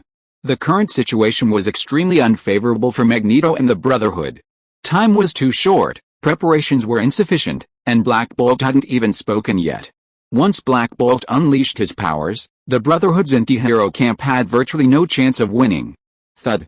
X-23's Wolverine Cub's blade pierced Anthony's waist. Anthony grabbed X-23's clothes and, without any mercy, plunged the alloy bone knife into his abdomen before tossing it aside. Both men thought they had defeated each other, unaware that their superpowers were healing factor and adamantium. A blue beast leaped high into the air, its sharp claws slashing at Rory. Rory merely glanced at the beast, and the creature, still gliding through the air, instantly fell asleep and plunged into the ground with a thud. The situation was clear. The scales of victory were tipping in favor of the Illuminati. Rory warned, "Wanda, time is running out. Establish a mental connection with me immediately. I will transmit the situation of that world to you mentally, hopefully, it will be helpful." Wanda nodded, and chaos magic immediately intertwined with the death energy released by Rory. The mental connection was established, and Rory immediately transmitted the situation of the 2008 timeline to Wanda. Wanda closed her eyes, tilted her head back, and raised her arms, releasing a sky full of red chaos magic, seemingly searching for something. She quickly opened her eyes. The sky full of red chaos magic instantly converged, gathering into a magical point of light in front of Wanda, and quickly reopened the dimensional rift. Rory said to Kathy and Anthony behind him, "Let's go." Regardless of whether the other side of the world was the 2008 timeline, Rory didn't want to stay and continue entangled with the Illuminati. Boom. The laser vision pierced Magneto's metal matrix, knocking the old man from the sky. He landed on the ground just in time to see the group preparing to cross the dimensional rift. He glanced back at Professor Charles, then followed without hesitation. The remaining intelligent anti-heroes in the Brotherhood, seeing Magneto run away, immediately chased after him. Magneto raised his hand, and metal fragments lifted several of his henchmen, who followed Rory and the others into the dimensional rift. "Don't let them get away." Black Bolt immediately changed direction, using his superpowers for the first time. "Die?" As Black Bolt spoke, a massive sound wave rushed towards the dimensional rift, but just as it was about to arrive, the rift closed, ultimately arriving a second too late. Chapter 121 The last stop of Wanda's search for her family. Black Bolt's sonic waves carved a massive trench in the ground. The dimensional rift closed, and the Illuminati stared blankly at the spot where it had vanished. Mr. Fantastic sighed, slumping to the ground in despair. "It's over. If we don't deal with it, alien Wanda, a multiverse Earth collision is inevitable. What do we do now?" Mr. Fantastic Reed Richards shook his head. "Unless we destroy the other Earth beforehand, both Earths will be destroyed if they collide." Hearing this, everyone's hearts clenched. Whoosh, thump, the Illuminati looked up in the direction of the sound. A new rift had opened where the previous one had closed, and a cloaked figure fell out. "Hi, I'm Strange, searching for the Book of Vishanti. May I ask where you are?" "Grab him!" Mr. Fantastic suddenly roared excitedly. A group of people instantly pounced on the newly appeared Strange.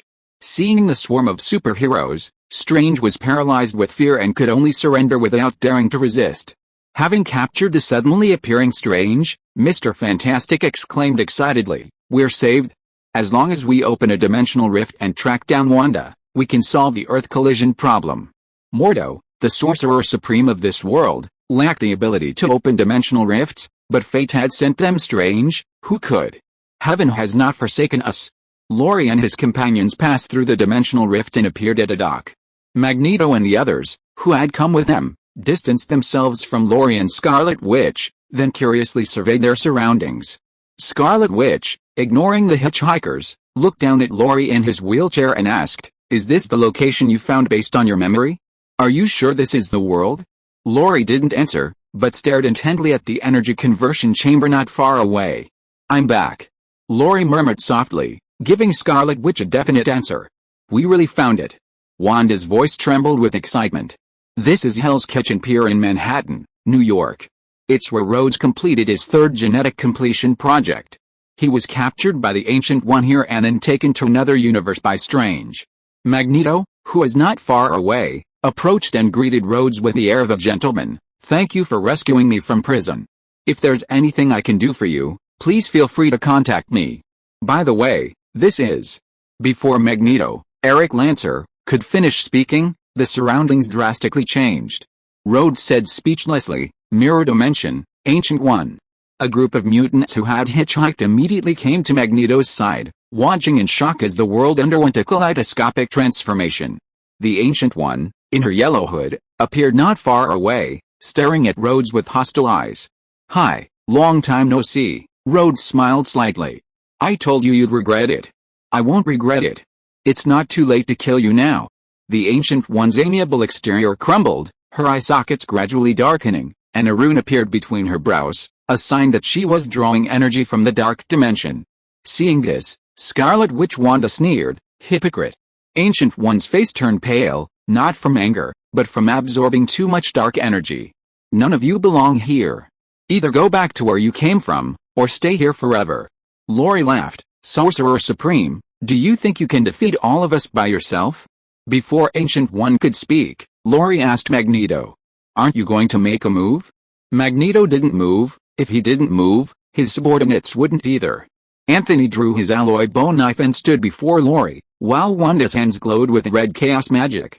Of everyone present, besides Rory, Wanda was the one who most wanted to stay.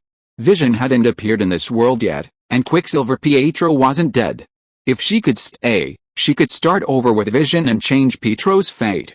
Anyone who dared to stop her would die.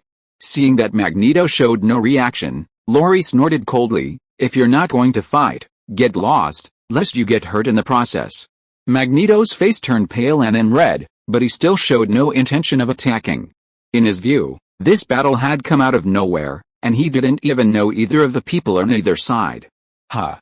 The Ancient One slammed her charged magic into the ground, and the hard ground churned like waves towards Rory. Scarlet Witch Wanda, undeterred by the danger, released chaos magic to block the Ancient One's spell, shouting, "Drawing power from the dark dimension, you evil sorcerer supreme. Wanda, go back to your universe. Dream on." Wanda flew into the air, alternately releasing chaos magic with both hands to strike the Ancient One. The Ancient One was already strong, and with the unrestrained absorption of power from the dark dimension, she was now incredibly powerful. The battle between the two sorcerers stunned the group of mutants. This level of power was beyond their ability to intervene. Not even Magneto, a level 4 mutant, could manage it, unless they were Omega level. Anthony, the Death Blade, extended his alloy bone blade and charged straight at the Ancient One. Bang! A black energy blade lashed out, piercing Anthony's body. Anthony seemed oblivious, continuing his sprint, leaping high into the air, his alloy bone blade aimed straight for the Ancient One's head. Clang! A runic shield appeared, blocking Anthony's attack. The Ancient One gently pushed him away, sending Anthony flying. He fell, got up, and charged again, only to be knocked away once more. Anthony was as tenacious as an unkillable cockroach. The Ancient One was busy dealing with Scarlet Witch Wanda while also getting rid of the annoying Anthony. At this moment, Scarlet Witch Wanda and the Sorcerer Supreme Ancient One's combat power had skyrocketed, even touching the edge of S-Class, albeit temporarily, but enough to prove their strength. As for Anthony, he was negligible. Golden and red magic bombarded every corner of the mirror space. As the battle raged, the Ancient One dragged Wanda very close to Rory. The Ancient One, having released a runic shield to block one of Wanda's magical attacks, suddenly changed direction and flew towards Rory. "Rory," the Ancient One roared, casting a spell that drew out a long Vishanti blade. Her intention was clear, to kill Rory. No. Kathy suddenly stepped in front of Rory, spreading her arms to try and block the blow for him. The Ancient One's eyes were fierce, showing no intention of stopping. Rory's eyes also gleamed with malice, activating illusion and death magic simultaneously. "Ancient One, you're asking for it." Whoosh! The Ancient One, thinking Rory was still the same Rory who relied on his fists, never expected this move. She was instantly dragged into the illusion Rory had created. Clang! Losing her sense of direction in the illusion. The Ancient One was struck hard by the Vishanti blade a meter to Rory's left. Just as the Ancient One was about to cast a spell to break the illusion, a deathly energy suddenly invaded her brain. Ah! Death and darkness are completely different energy systems. Darkness represents destruction, while death represents rebirth, one good, one evil. The two energies collided instantly. The Ancient One experienced the same pain that Rhodes had felt before. Different energies clashed within her brain, and the Ancient One clutched her head, rolling back and forth on the ground in agony, completely losing the composure of the Sorcerer Supreme. Roar! The Ancient One roared, the power of darkness temporarily taking over her mind, and seized the opportunity to shout at Rhodes, "Destroyer of worlds! You will not succeed." Rhodes thought the Ancient One was going to use force, but unexpectedly, the next second she opened a portal and ran away. The mirror space, deprived of its magical support, vanished instantly, and everyone returned to the real world. Wanda floated slowly to Rory's side, scoffing, "I never expected the Ancient One, the former Sorcerer Supreme, to draw energy from the dark dimension. What are your plans now?" Rory chuckled, "Earth isn't so easy to protect." "Next?" He paused, then turned to Magneto and the others. Wanda gently raised her hands, and chaos magic instantly immobilized the mutants. "I've placed magical marks on you. Become ordinary people. Anyone who dares to commit evil, no matter where they flee, I'll find them." Wanda had decided to live in this world, so naturally, she wanted to protect it. Rory's original intention was to kill or capture them all, thus avoiding disrupting the timeline and providing him with more experimental subjects. However, Wanda had recovered her conscience from her dark side and wouldn't kill easily anymore.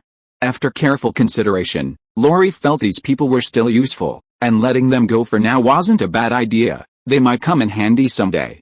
Magneto left with a dozen or so mutants. Faced with Scarlet Witch Wanda's intimidation, these people dared not harbor any ulterior motives. Rory called Anthony and instructed, "Go to the Hall's apartments on the Upper East Side. There's a small metal box hidden in the bathroom wall of the top floor apartment. Go retrieve it for me." Rory had been suddenly captured by the Ancient One and taken to Strange's universe, so the Thanos serum was left behind in this world. Now back in this timeline, as long as he retrieved the Thanos blood sample, Rory could fully recover his body. "Yes, boss." Anthony had just taken 2 steps when a whooshing sound suddenly flew overhead. Whoosh, clang, the red and gold mark suit landed steadily not far from them. Tony, although Wanda knew she had arrived in another timeline, she was still slightly surprised when she saw Tony Stark again. "Rory, you're under arrest." Only then did Rory realize his situation. He had just completed his 3rd genetic enhancement and was originally planning to wait for SHIELD at the docks when the Ancient One pulled him into the mirror dimension. Chapter 37, Rory said speechlessly, "Wanda, don't waste your breath on him. Let's get out of here quickly." Wanda understood Rory's meaning. To ensure Vision's successful birth, they couldn't touch the historical trajectory. She raised her hand, releasing chaos magic to control the Mark suit, and then threw it directly into the sea. Splash! Tony had just finished showing off when he was thrown into the sea. When he activated the Mark suit and flew out of the water, Rory was nowhere to be seen on the docks. Chapter 122 The evil Doctor Strange did something very evil. Not long after Rhodes left, Peggy Carter arrived at Hell's Kitchen docks with a large group of S.H.I.E.L.D. agents. "Tony, where's Rhodes?" Tony, who had removed his helmet and was planning improvements to the Mark suit's waterproofing and drainage system, casually replied to Peggy's question, "He's gone. Apparently, the experiment went wrong. When I came over, Rhodes was in a wheelchair. He's probably crippled." Huh? This result greatly surprised Peggy Carter, but she still ordered, "Continue the investigation. Even if he's paralyzed, find him." However, for a long time afterward, S.H.I.E.L.D. couldn't even find a trace of Rhodes. Of course, Rhodes hadn't disappeared, because even if Rhodes stood right in front of Peggy Carter, she couldn't see him. Illusions are just that unreasonable. Half a month passed in a flash. In a detached villa in the suburbs, Rhodes was directing Kathy and conducting biological and genetic research experiments. This step has to be done carefully. Even the slightest error in the maltose data will cause the subsequent experiments to fail. Kathy nodded, carefully dripping the chemical reagent into the beaker with the extractor. The liquid in the beaker immediately reacted. The originally blue liquid suddenly turned purple, with bright spots in it, like the starry night sky. It's ready. After the serum has completely reacted, we'll take it for testing. If the data is correct, we can start the next experiment. After retrieving Thanos' blood sample, Rory couldn't wait to start the gene repair experiment. However, Kathy lacked experimental experience and often made mistakes in certain steps, causing the experiment to fail again and again. Rory was not discouraged, because he had been in the same boat as Kathy at the beginning. Anyway, with Thanos' blood sample, his body's gene repair would be completed sooner or later. After working for several hours, Kathy needed to rest. The two walked out of the laboratory. Through the window, they could see Anthony mowing the lawn, and Wanda was probably practicing magic in the bedroom. "Let's go for a walk." Kathy pushed the wheelchair outside. There was a small lake not far from the villa. Reaching the lakeside, Kathy stepped on her wheelchair restraints and sat down on a bench to admire the surrounding scenery. The experiment had taken too long, and Kathy was mentally exhausted. She needed to relax. A few minutes later, Kathy said wistfully, "Rory, do you think I'll ever see my family again?" "Of course," Rory smiled. "Once my body is repaired, I'll try to persuade Wanda to open the portal. Not only you, but Anthony can also go back to see his family. Even if Wanda disagrees, I'll find another way." Wanda's reason for not opening the portal back was simple. She was afraid the Celestials' Aristom would come after her. Wanda considered this world her home, and she wouldn't allow it to be destroyed. Especially not by the Celestials, who could easily destroy Earth. Even with only a 0.01% chance, she wouldn't agree. Rory reassured her, "Besides, I've discovered an interesting phenomenon. The rules of operation in these two worlds are different. My departure and return times were almost identical. Perhaps you'll return just as you left." Kathy tossed her long hair, looking at him with a smile in her eyes. "Actually, it's good that you're like this. At least you won't run around in a wheelchair, and you can stay by my side all the time. Laurie's expression tightened, and he countered. Are you confessing your feelings to me? Kathy shrugged. You can think of it that way. In reality, things weren't as Laurie had guessed. The reason he was able to return to 2008 was because Wanda had opened up the multiverse, including timelines. Returning to Celestial Isle wouldn't stop time. Without Laurie, Celestial Isle's deterrent power had diminished considerably, but it remained the most powerful armed force on Earth. Although Earth's population had decreased, the United Government's resource planning had united humanity, unleashing a greater driving force. The conquest of Wakanda ushered in a new technological boom. Vibranium and adamantium were invented, and various advanced technologies emerged. The United Government's first priority was to arm the entire world. While technological power increased, the quantity and quality of super soldiers couldn't keep up.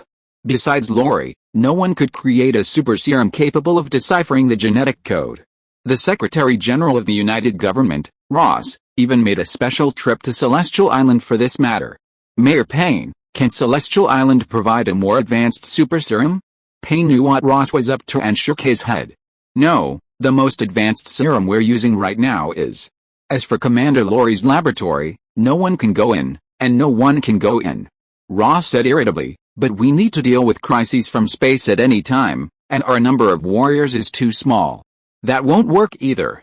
No one can open the laboratory door until Commander Laurie returns. Even if Payne agreed, Ross wouldn't be able to enter the core area of the laboratory. There was a white mouse there, and 30 enhanced Dobermans guarding it. Anyone who dared to approach the core area would be torn to shreds.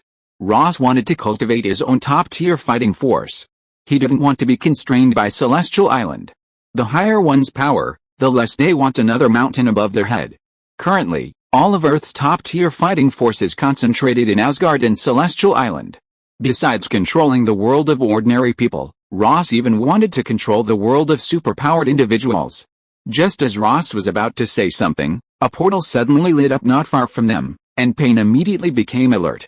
Whoosh! The mage surnamed Wen jumped out of the portal, saying solemnly, Everyone, our world is in big trouble. I need your help. Payne frowned and asked, Sorry, the Celestial Isles and the Guardian Mages aren't exactly friends, are they? Although our relationship isn't good, this matter is truly serious.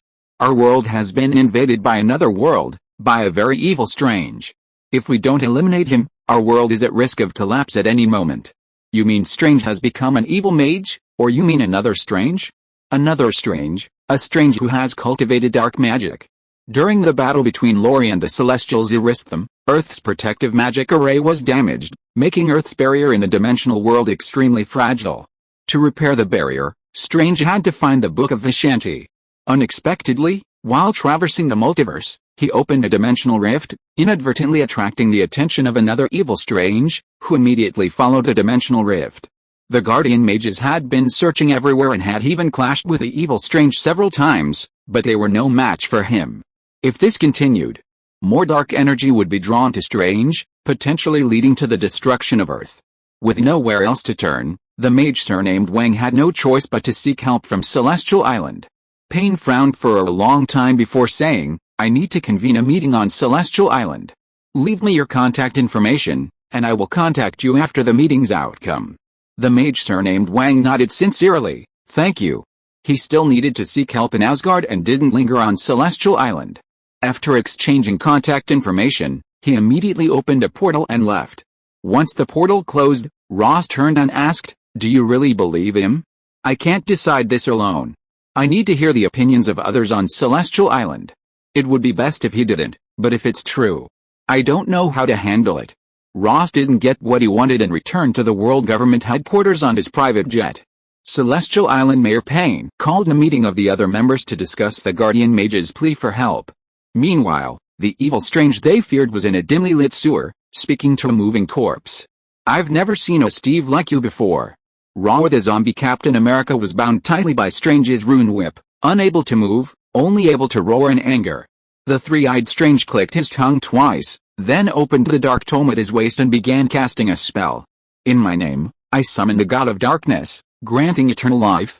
As he chanted, a surge of dark power erupted from the void, converging between Strange's three hands, seemingly containing the screams of countless souls. Go. Countless fragments of souls were kneaded together by Strange and then slammed into the zombie Captain America's body. The zombie Captain America roared in agony, the sound echoing far through the sewer. After a moment, the zombie Captain America gradually calmed down, and a glimmer of light appeared in the two eyes within the skull. Rory is dead. The three-eyed evil Strange smiled wickedly. Welcome back, Captain America, Steve Rogers. The troubles of the celestial Isle world, far away in another universe, were naturally unknown to Rory. At this moment, Rory was still guiding Kathy in continuing her experiments. After countless trials and errors, they finally created a semi-finished potion. It was semi-finished because it lacked the final step, serum atom detection. Atoms are extremely difficult to observe microscopic units, and can only be matched through various experimental chemical reactions. To repair his body, Rory would have to create a genetic serum exactly like his own, but this was almost impossible.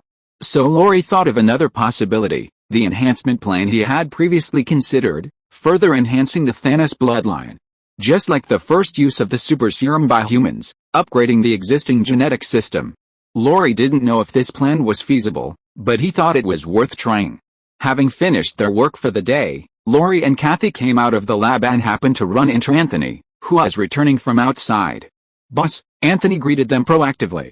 In recent days, Anthony has been frequently seen going out, and no one knows what he's been up to. Rory didn't bother asking. The usually taciturn Anthony, however, proactively shared his recent work. "Boss, I've been actively researching the situation in this universe lately. I found information on several Avengers and General Ross's experiments. General Ross is currently recruiting soldiers, and I suspect he's going to capture Bruce Banner, the Hulk." Rory responded, "Just watch the show. Don't interfere too much. If it causes a butterfly effect and Vision doesn't appear, Wanda will definitely fight us to the death." It's 2008 now, several years before Vision's birth.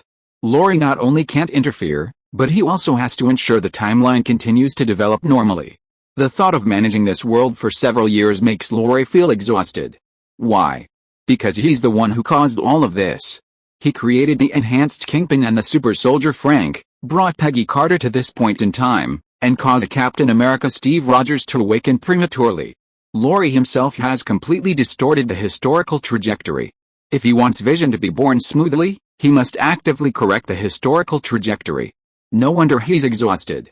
Find a way to establish our own intelligence network, mainly monitoring SHIELD and the Avengers members who have already appeared, but make sure we don't get discovered. Yes, boss, I'll be careful. P.S. It's the end of the month, guys, vote.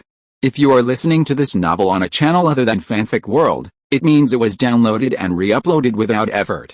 We warmly invite you to visit our channel, Fanfic World. There you will find the original version of this story and many other novels of various genres. We look forward to seeing you dive into a world of incredible novels. Chapter 123, An old friend I haven't seen in a long time and gene repair.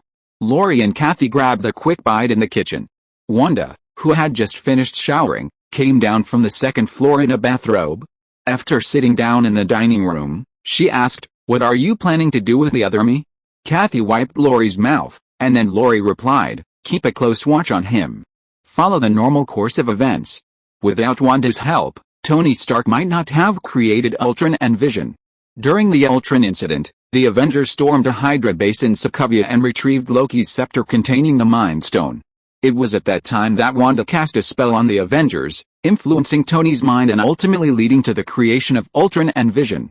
Rory repeatedly instructed, "If you get bored here, you can monitor the other Wanda to ensure history progresses normally, but remember, under no circumstances should you interfere too much." And then?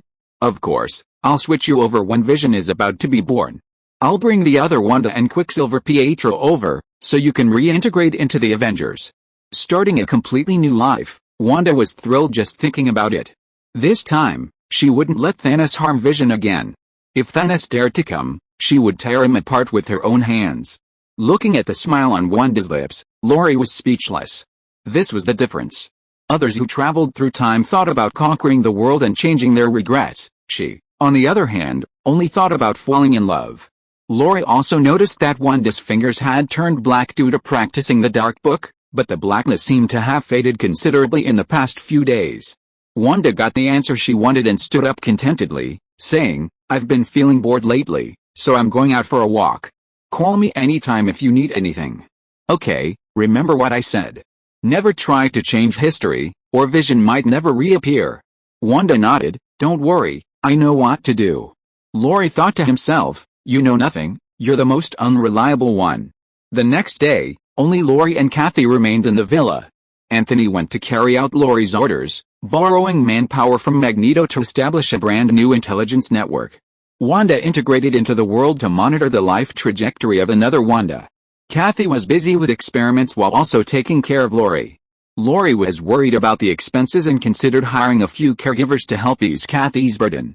After much deliberation, he ultimately didn't contact Kingpin or Frank, but instead found Lon, the Upper East Side apartment manager.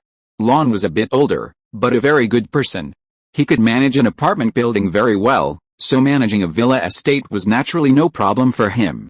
As long as the salary is high enough, there's no corner you can't poach.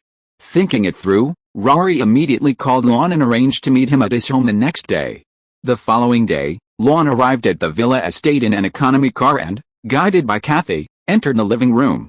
Upon seeing Rory, he immediately showed surprise. "Mr. Rory, what happened to you?" Lon had seen Rory not long ago, and now he was in a wheelchair. "It's nothing, just a minor accident. I'll be back to normal in a while. Thank goodness you're still so young." "I'm sorry, Mr. Rory, I wish you a speedy recovery." Lon was an old gentleman, very careful with his words and actions. Rory smiled and thanked him, then said, "Mr. Lon, I've invited you here today with a favor to ask." "Please speak, Mr. Rory." Rory went straight to the point. "I'd like to hire you as my housekeeper. You've seen my current situation, I don't want Kathy to be too overworked. It's heartbreaking to see her managing such a large household all by herself." Lon hesitated. "Sir, as you know, I have a job." "Of course I know.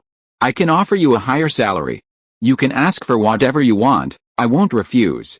Rory had already expressed his sincerity. If Lon continued to refuse, it would be very disrespectful. After thinking for a long time, Lon nodded and said, "I agree. The salary doesn't need to be too high, just 10% more than before will do." The manor villa was far from the city center. A 10% increase in salary wasn't much at all. Rui happily said, "You can hire a few more helpers. You set the workers' wages. The only requirements are that they must be reliable, hard-working, and not allowed to enter my private space." "No problem, I happen to know a few very good guys." After finalizing the agreement, both parties signed a guarantee contract. Since the villa was under Kathy's name, Kathy naturally had to sign the contract. 3 days later, Lon arrived at the manor villa with several workers to start work, instantly lightening Kathy's burden by more than half. Without the burden, Kathy devoted all her energy to the laboratory, focusing on creating a gene repair serum for Rui. Perhaps Kathy truly lacked talent in biology. After accumulating countless failures, she finally created a serum for Rui's gene repair 3 months later. During these 3 months, Butler Lon managed the manor impeccably, not betraying Rui's trust. That day, Lon, who had just finished arranging the servants' work, was summoned to the living room by Rui. After greeting him, Butler Lon asked, "Mr. Lon, is there anything I can do for you?" Lawrence smiled and said, "Nothing much. I'd like to give everyone the day off tomorrow. You haven't been home once in 3 months, it's time to go back and visit your family." Butler Lon considered for a moment, making sure Lawrence wasn't going to fire him, and nodded, "Yes, Mr. Lawrence, I'll go tell them to take tomorrow off." After Lon left, Kathy emerged from the underground laboratory. "Is all the equipment ready?"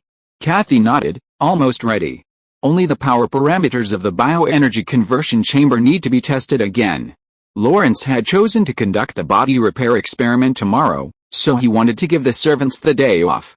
As the sun set, Butler Lon came to say goodbye and drove away from the manor. After dinner, Kathy prepared to rest early to be well rested for tomorrow's crucial experiment. Just as she settled Lawrence into bed, the phone rang. Kathy answered the phone and held it to Rory's ear. "It's Anthony." "Hello? Boss, just received news that Bruce Banner is back. General Ross had recently conducted a capture operation against Bruce in Mexico, which, of course, ended in failure. Bruce Banner's purpose in returning was to meet with a big boss, Samuel Stern, and then completely eliminate the Hulk within him. Rory instructed Anthony on the other end of the phone, keep a close watch, report any news immediately. Bruce Banner was one of the original Avengers, his importance self-evident, and Vision's creation was also inseparable from Bruce Banner. Therefore, Rory needed to ensure that Bruce Banner wouldn't cause any further problems. After hanging up, Kathy smoothed Rory's hair, leaned down and gently kissed his forehead. "Good night, honey. Good night." Kathy turned off the lamp and left, returning to her bedroom to rest. Rory, feeling rather bored and not sleepy, used illusion magic to play a realistic 9D movie. She could watch whatever she wanted, and even change the plot at will according to Rory's wishes. The next morning, after breakfast, Kathy pushed Rory into the underground laboratory. Rory needed to undergo the experiment on an empty stomach, and her physical data needed to be checked. 2 hours later, after the examination, Kathy laboriously put Rory into the bioenergy conversion chamber, fastened the restraints, and softly comforted her, "It'll be alright." It was unclear whether she was comforting Rory or herself. Rory said easily, "Of course it'll be alright. I'm already like this, even if it gets worse, it won't be much worse." Kathy pressed a switch, and the chamber door slowly closed. She then went to the computer to start the experiment countdown 54,321. The switch automatically closed, and the serum in the syringe immediately flowed into Rory's body through the tube. Injection complete, oxygen index 61.35%, heart rate normal, blood pressure normal, bioenergy activated. A mechanical voice reported Rory's current condition. Kathy went to another control panel and, after the second countdown, gently pushed the power switch. Bioenergy conversion requires a process. If pushed to its limit all at once, the energy chamber might explode due to insufficient transmission speed. As the current increased, the light inside the energy chamber grew brighter. The gene repair serum within Rory's body began working frantically, invading every cell in Rory's body. Under a microscopic view, one could see Rory's damaged cells gradually repairing themselves, withered cells rapidly becoming plump again. The experiment wasn't over yet. This serum's function wasn't just repair, but also a secondary enhancement of Thanos' genes. Kathy continued pushing the switch, quickly reaching its peak. Electricity overflowed from the energy chamber, transforming into streaks of lightning that flew everywhere, startling Kathy, who quickly crouched down, peering over the control panel to observe the various data. Sizzle crack, the electric light shattered the bulb, and the conduction current sent test tubes and beakers flying from the metal experimental table. The iron workbench was even scorched with a hole by the powerful current. Boom! A plume of black smoke suddenly billowed from the bioenergy conversion chamber, and all the electric light vanished instantly. "Rory." Kathy rushed over to check the situation, but after trying for a long time, she couldn't open the energy pod. Just as she was about to find a crowbar, 4 fingers suddenly pried open the gap in the energy pod and tore the door apart piece by piece. A plume of white smoke billowed from inside the energy pod, obscuring Kathy's vision. In her expectant gaze, a figure emerged from the smoke, and before Kathy could even feel her joy, she was pulled into a tight embrace and kissed passionately. After a long while, they slowly separated, and Kathy exclaimed in surprise, "It worked. You really recovered. Kathy, it's all thanks to you, so I want to thank you." Chapter 124, The Real Mouse Carter? Steve gets tricked. Samuel Stern's lab is located in Harlem on Manhattan's Upper East Side. Bruce Banner, along with his ex-girlfriend Betty Ross, visit Stern seeking a solution to the Hulk's transformation. Stern does indeed possess some skill, actually developing a method to suppress the Hulk. Yes, suppress, not cure. The inhibitor quickly takes effect, and just as Bruce is about to transform into the Hulk, he gradually returns to his normal human form. Before Bruce can even rejoice at his newfound success, he receives another piece of news that will only dampen his spirits. Stern has cloned his blood. Bruce wants to destroy the blood, but Stern disagrees. During their argument, a tranquilizer dart strikes Bruce, and then Bronski appears. Bruce is arrested, Bronski is injected with Hulk blood, and everything seems to be moving in the right direction.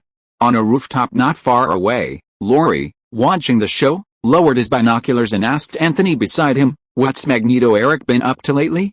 "Nothing much. Occasionally he goes to the park to play chess, sometimes he stays home watching TV, or he goes for a drive."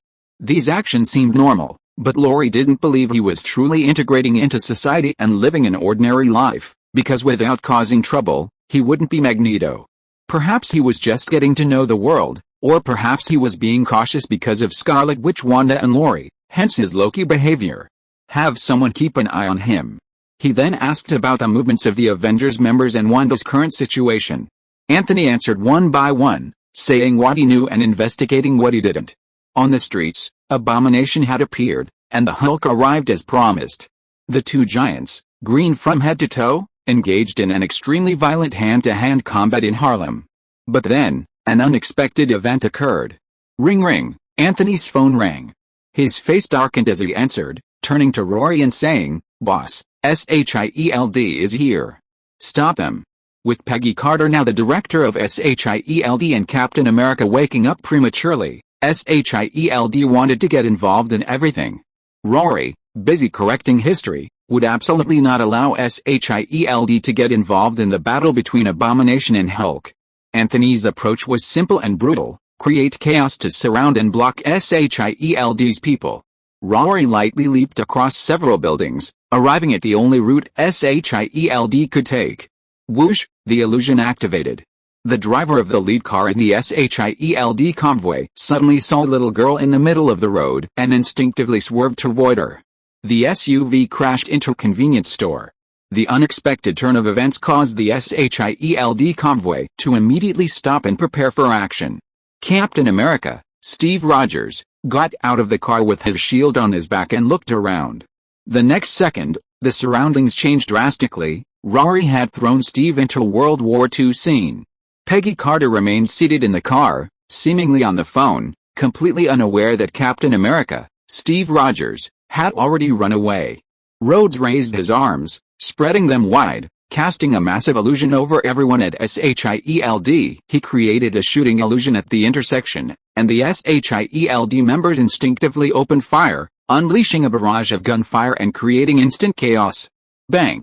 Bang! Rat-a-tat-tat! The SHIELD agents had no idea that their retaliatory fire was a futile exercise against thin air, and Rhodes had even recorded the entire scene on video. Meanwhile, Abomination and Hulk continued their battle, from the ground to the rooftop, and Ross's helicopter was shot down. Seeing this, Rhodes knew the battle was nearing its end and continued using illusions to delay SHIELD's advance. Reinforcements. Calling for reinforcements. "Where's Steve?" Carter shouted through the intercom from behind the car. "The captain went over there and hasn't come out since," an agent pointed in a direction. Carter cursed under his breath. Damn it, gunfire continued. While no SHIELD agents were injured, they were trapped at the intersection and unable to escape. Suddenly, Peggy Carter removed her suit jacket and high heels, then ordered the agents around her, "I'll handle the fire at 1 o'clock. You guys go around from the other direction and break through their position, understand?" "Yes, sir." The next second, Peggy Carter burst out of SHIELD's defensive perimeter at an abnormal speed, leaping onto the second-floor wall, running a few steps along the wall before leaping again, instantly appearing beside an illusionary enemy. This scene left Rory dumbfounded. What the hell? Peggy Carter's attack method was also peculiar. She used her claws. Swish! Peggy Carter's sharp nails slashed through the enemy in front of her, passing right through without any impact, as if she were grabbing at thin air. What? Peggy Carter paused for a second, turning to look at another enemy, and then gradually understood. Peggy Carter then emerged from behind cover and gestured for all agents to cease fire. Seeing her trick exposed, Rory simply altered the illusion, throwing everyone at SHIELD into a primeval forest, disorienting them. Confusion filled the eyes of everyone at SHIELD, except for Peggy Carter, who observed her surroundings. She took a few steps forward, touching a solid wall, but instead found herself in a swamp. "It's an illusion, what's going on? Calm down," Peggy Carter shouted, ordering everyone to stand still. Meanwhile, the battle between Abomination and Hulk was nearing its end. Abomination had been defeated and captured by the military, the Hulk had escaped, and everything was over. Rory withdrew the illusion, smiled slightly, and disappeared around the corner of the rooftop. With the illusion gone, Peggy Carter and the others returned to the crossroads. While the bullets fired by the enemy in the illusion were fake, the ammunition returned by the SHIELD agents was real. The entire intersection was riddled with bullet holes from SHIELD gunfire. Not a single window in the rows of shops remained undamaged. Citizens who had just taken cover from the gunfire slowly looked up, pulled out their phones, pointed them at the intersection, and stared at the SHIELD agents with bewildered expressions. Peggy Carter waved her hands grimly. Retreat. The SHIELD agents immediately got into their vehicles and drove away. Peggy Carter wouldn't offer any explanation until she understood what was happening. The situation was bizarre. Peggy Carter didn't have time to find Steve. Instead, she chose to leave the scene first. 30 meters from the intersection was a small alley. Dirty, chaotic, and reeking of a foul odor. Captain America, Steve, with his eyes slightly closed, danced gracefully, embracing the air. In a moment of passion, he even tilted his head and kissed the air. On the rooftop, Rory clicked his tongue twice, laughing as he recorded the entire scene on his phone. Steve, you should really thank me. I guess I helped you fulfill your wish. Luckily, Steve was dancing. If it were a scene at home, he probably would have taken his pants off. The thought alone was disgusting. Putting away his phone and saving the video, Rory smiled and got up to leave. The illusion dissipated, and Steve, now back to normal, found Peggy Carter had vanished, and the illusion had changed to a stinking alley. He shuddered instantly. He quickly looked around, and after confirming no one was there, he grabbed his shield and fled the alley. Rory returned to Harlem, where Anthony reported, "Boss, Abomination has been taken away by General Ross, and we don't know where the Hulk has gone. Bruce Banner will be missing for a long time." Rory glanced at his watch. "It'll be dawn in an hour. I'm leaving now. I'm going shopping with Kathy today. Contact me if you have any news." "Yes, boss." Anthony was a workaholic, rarely taking a break. Even after coming to this universe with Rory, he was still constantly on the go. Rory drove back to the suburban estate, where the butler, Lon, was directing the servants to tend the flower beds. Kathy, who had just finished getting ready, heard the car and ran out of the villa excitedly. "Lon, take care of things at home. I'm taking Kathy out for a drive." Lon smiled and said, "Mr. Rory, have a wonderful day with Miss Kathy." They drove Kathy straight to the luxury shopping district on Fifth Avenue in the Upper East Side. Having grown up on the West Coast, Kathy had never shopped in New York before, and Scott Lang's family's financial situation didn't allow for excessive spending. This trip with Rory was destined to be a frenzied shopping spree. They shopped from morning till afternoon, only managing to grab a quick bite in between, and by evening, the two, having amassed a considerable fortune, went to see a movie.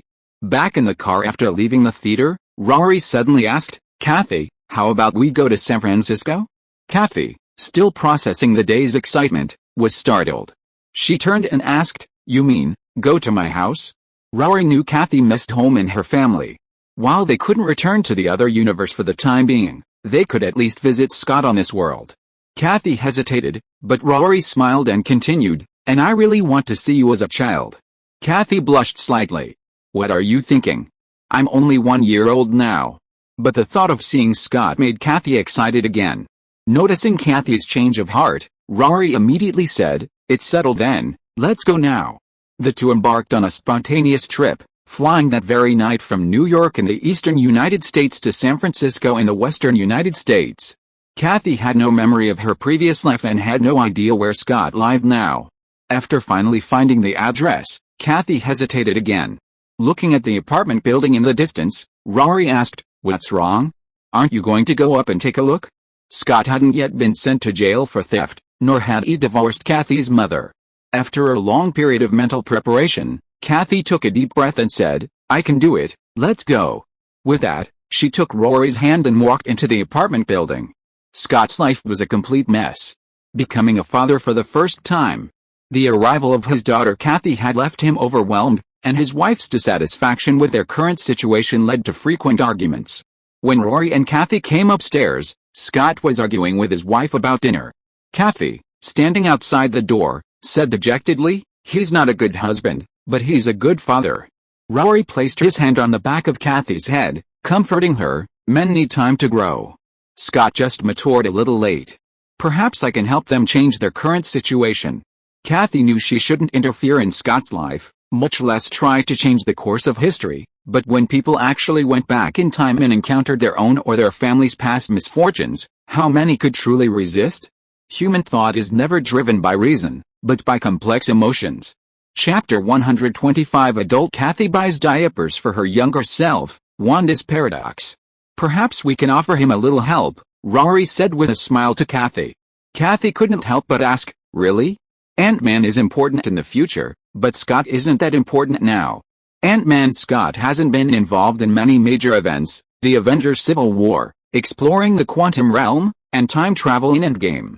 The birth of Vision had nothing to do with Ant-Man. As for Wanda not wanting Vision to die, she would definitely stop Thanos from collecting the Infinity Stones. Without the Annihilation, there's no need for Ant-Man to do any time travel. Afterwards, Rory and Kathy left the apartment and went to a nearby convenience store to buy a lot of household supplies. Kathy stood in front of the baby formula shelf, choosing a bunch of high-end formula and diapers for herself, who was 1 year old. Seeing Rory's teasing look, Kathy blushed deeply. He immediately feigned anger, saying, "What kind of look is that? I just want to eat and use things a little better right now." Rory shrugged, "Of course, no problem. I mean, you can even order milk delivery." They bought a huge amount of food, clothing, and other necessities. Luckily, Rory had a superhuman physique. An ordinary person might not have been able to handle it. Back at Scott's apartment, Kathy took a wad of US dollars from her pocket and put it in a bag, then wrote a note and placed it on top. "Sir, have a pleasant weekend." Kathy took a deep breath and gently knocked on Scott's door. Rory used illusion magic to conceal himself and Kathy in their surroundings, standing outside the door waiting for it to open. The creak of the slightly rusty hinges made a slight, grating sound when the door opened. Scott peeked out from behind the door, looking left and right but saw no one. Then he saw the mountain of goods piled up at the doorway. "Hey! Who piled all this stuff in front of my house?" Scott opened the door wide, shouted twice, but still saw no one. He then picked up the note Kathy had left. "It's not Christmas today. Has Santa Claus started work early?" Scott put down the note and called into the house, "Maggie. Maggie, come out for a second." "Don't bother me, Scott, I'm really busy right now. Can you at least let me have some peace and quiet, even if you can't help me?" Kathy's mother, Maggie's voice came from inside. Scott called twice more, and Maggie finally came out, carrying a doll. Outside the door, Rory craned his neck to see the doll, but the shy Kathy quickly pulled Rory away, saying, "What's so interesting about it? I'm just curious." At this moment, Maggie also saw the pile of things outside the door and immediately came over and asked, "Where did this come from?" Scott shook his head and showed the note. "I don't know who it is, but I know they must be a very good person." Maggie casually flipped through it and found that the bag was full of what they needed right now. "Look." Maggie pulled out a stack of US dollars, her face full of shock. Scott accepted the items almost without hesitation, muttering, "Today's our lucky day. Maybe I should calculate the value of these things." The couple carried everything into the house, their faces beaming with smiles. At least for a few months, they wouldn't have to worry about baby formula and diapers. Rory and Kathy didn't leave San Francisco immediately, but instead rented a hotel. They toured the West Coast, occasionally dropping off supplies for Scott, which temporarily eased Kathy's longing for her family. During this time, their relationship rapidly intensified, reaching a fever pitch. One night, Rory took 2 bottles of beer from the hotel refrigerator and returned to bed. Kathy, wrapped in a sheet, complained, "Even though I'm an adult, I'm not old enough to drink yet." "That's a shame," Rory replied, then started drinking. Kathy was exhausted and didn't want to argue with Rory, so she pulled his arm and lay down to rest. Rory joked, "Maybe I should give you a shot of the enhancement serum, that would make things much easier for you." Kathy, who was resting with her eyes closed, hummed in agreement and said, "You'd better give me one right now." Both Rory and Kathy thought the suggestion was excellent, so the next day they searched for a suitable location in San Francisco to build their laboratory. They finally chose a small, 2-story converted office building in Los Angeles, less than 100 meters from Pym Corporation. Rory and Kathy handled almost everything themselves: renovations, security monitoring, and equipment procurement. The laboratory was completed 3 months later. The early spring temperature in Los Angeles in 2009 was just right. Kathy stood by the window, gazing at the Pym Corporation building in the distance, and remarked, "It's strange, Not long ago I was doing scientific research in that building. Rory, who was conducting a blood test on Kathy, looked away from the microscope, removed his gloves, and walked over, hugging her from behind with a smile. Experiencing different lives was Wanda's lifelong pursuit, and you've got it so easily. Kathy tilted her head back, her forehead resting on Rory's chin, and said, "Thank goodness for you." After a moment of tenderness, Rory led Kathy into the closed testing area, saying, "All right, the experiment can begin. Go change your clothes first, I'll go adjust the serum." Creating an enhancement serum was incredibly simple for Rory. This time, he had made targeted adjustments to Kathy's genes, making it slightly weaker than a regular enhancement serum, but it would improve immunity, metabolism, lifespan, and other aspects while minimizing damage to the body. Becoming a super soldier wasn't without its price, but it seemed insignificant in the face of overwhelming power. Kathy nervously lay down in the bioenergy conversion chamber, clutching Rory's hand tightly. Rory patted the back of Kathy's hand, reassuring her, "Don't worry, it won't hurt much." When they first did the gene enhancement experiments, Rory, Kingpin, and even the Punisher Frank all suffered terribly. That was because the enhancement serum wasn't adjusted to the right ratio. The excess energy caused severe irritation to the body. Now, Rory was experienced and had prepared a special enhancement serum for Kathy, so it wouldn't be like before. After all preparations were complete, the experiment began. The serum was injected, initiating the bioenergy conversion. Kathy inside only felt a slight pain and quickly completed the enhancement. When Kathy stepped out of the bioenergy conversion chamber, she clenched her powerful fist, and it seemed that more than just her strength had changed. Her breathing was smooth, her whole body felt relaxed, her skin was smooth and radiant, her hair was silky, and even the dark circles under her eyes from the previous night's insomnia were gone. It even had beauty and skin-nourishing functions. Looking at Rory with a puzzled expression, Rory smiled and shrugged. "How's it going? Satisfied?" "Feels pretty good." Kathy, after her enhancements, was somewhat wild, but fortunately, Rory wasn't an ordinary person either. The two were actually a better match. For a long time afterward, the two settled in Los Angeles. Los Angeles was a very lively place. Not far to the west was Malibu, home to Tony Stark's mansion. Rory had seen Tony on the local radio several times. He still had that playboy demeanor, but he didn't seem to be doing very well, perhaps due to palladium poisoning. Rory didn't bother Tony, focusing on his daily research in bioengineering and continuing his exploration of his own genes. Kathy wasn't idle either, using the knowledge she had learned from Pym Technologies to gradually create an Ant-Man suit. Summer arrived in the blink of an eye. One day, Rory and Kathy were sunbathing at the beach when Wanda, whom they hadn't contacted in a long time, suddenly called. "Where are you?" Hearing Wanda's voice, Rory replied, "I'm in Los Angeles." "Me too. Anthony gave me your address, but you're not here." "Oh, Kathy and I came to the beach to relax." "When did you get back?"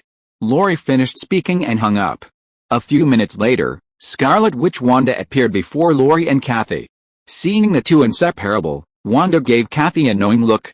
Kathy chuckled and got up to hand Wanda a bottle of juice. Wanda and Kathy sat down on a recliner, took a sip of juice, and then Wanda said to Rory, "I have a question I want to ask you." Rory nodded. "Go ahead." After quickly gathering her thoughts, Wanda asked, "The chaos magic I practice and the death power you use have something in common. They are unique. If I and the Wanda in this universe are the same person, chaos magic would lose its uniqueness, so it wouldn't hold true. If we aren't the same person, would she still be the Scarlet Witch? With your greater understanding of the multiverse, could you help me analyze this?" This question stumped Rory.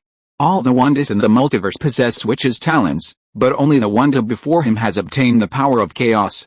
The other Wandas can at most use fragments of chaos magic, so they don't count as the true Scarlet Witch. Theoretically speaking, the Wanda before him and the Wanda in this universe are actually the same person, just two Wandas at different points in time. But the future Wanda has returned.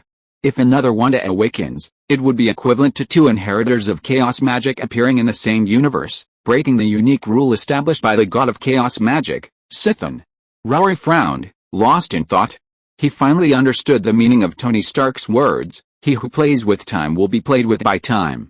If two Scarlet Witches appeared in the same universe, no one knew what the consequences would be. After a long pause, Rory said, Perhaps that Wanda won't awaken chaos magic again. In that case, Scarlet Wanda replied, if Loki's scepter can't activate Wanda's magic, it won't affect Tony Stark and Bruce Banner's fear. Without their help, Vision wouldn't have been born. It seemed like a vicious cycle. This problem was extremely important to Wanda, so she had to figure it out beforehand. That was why she had rushed back from Sokovia to find Rory. Rory also realized the seriousness of the problem.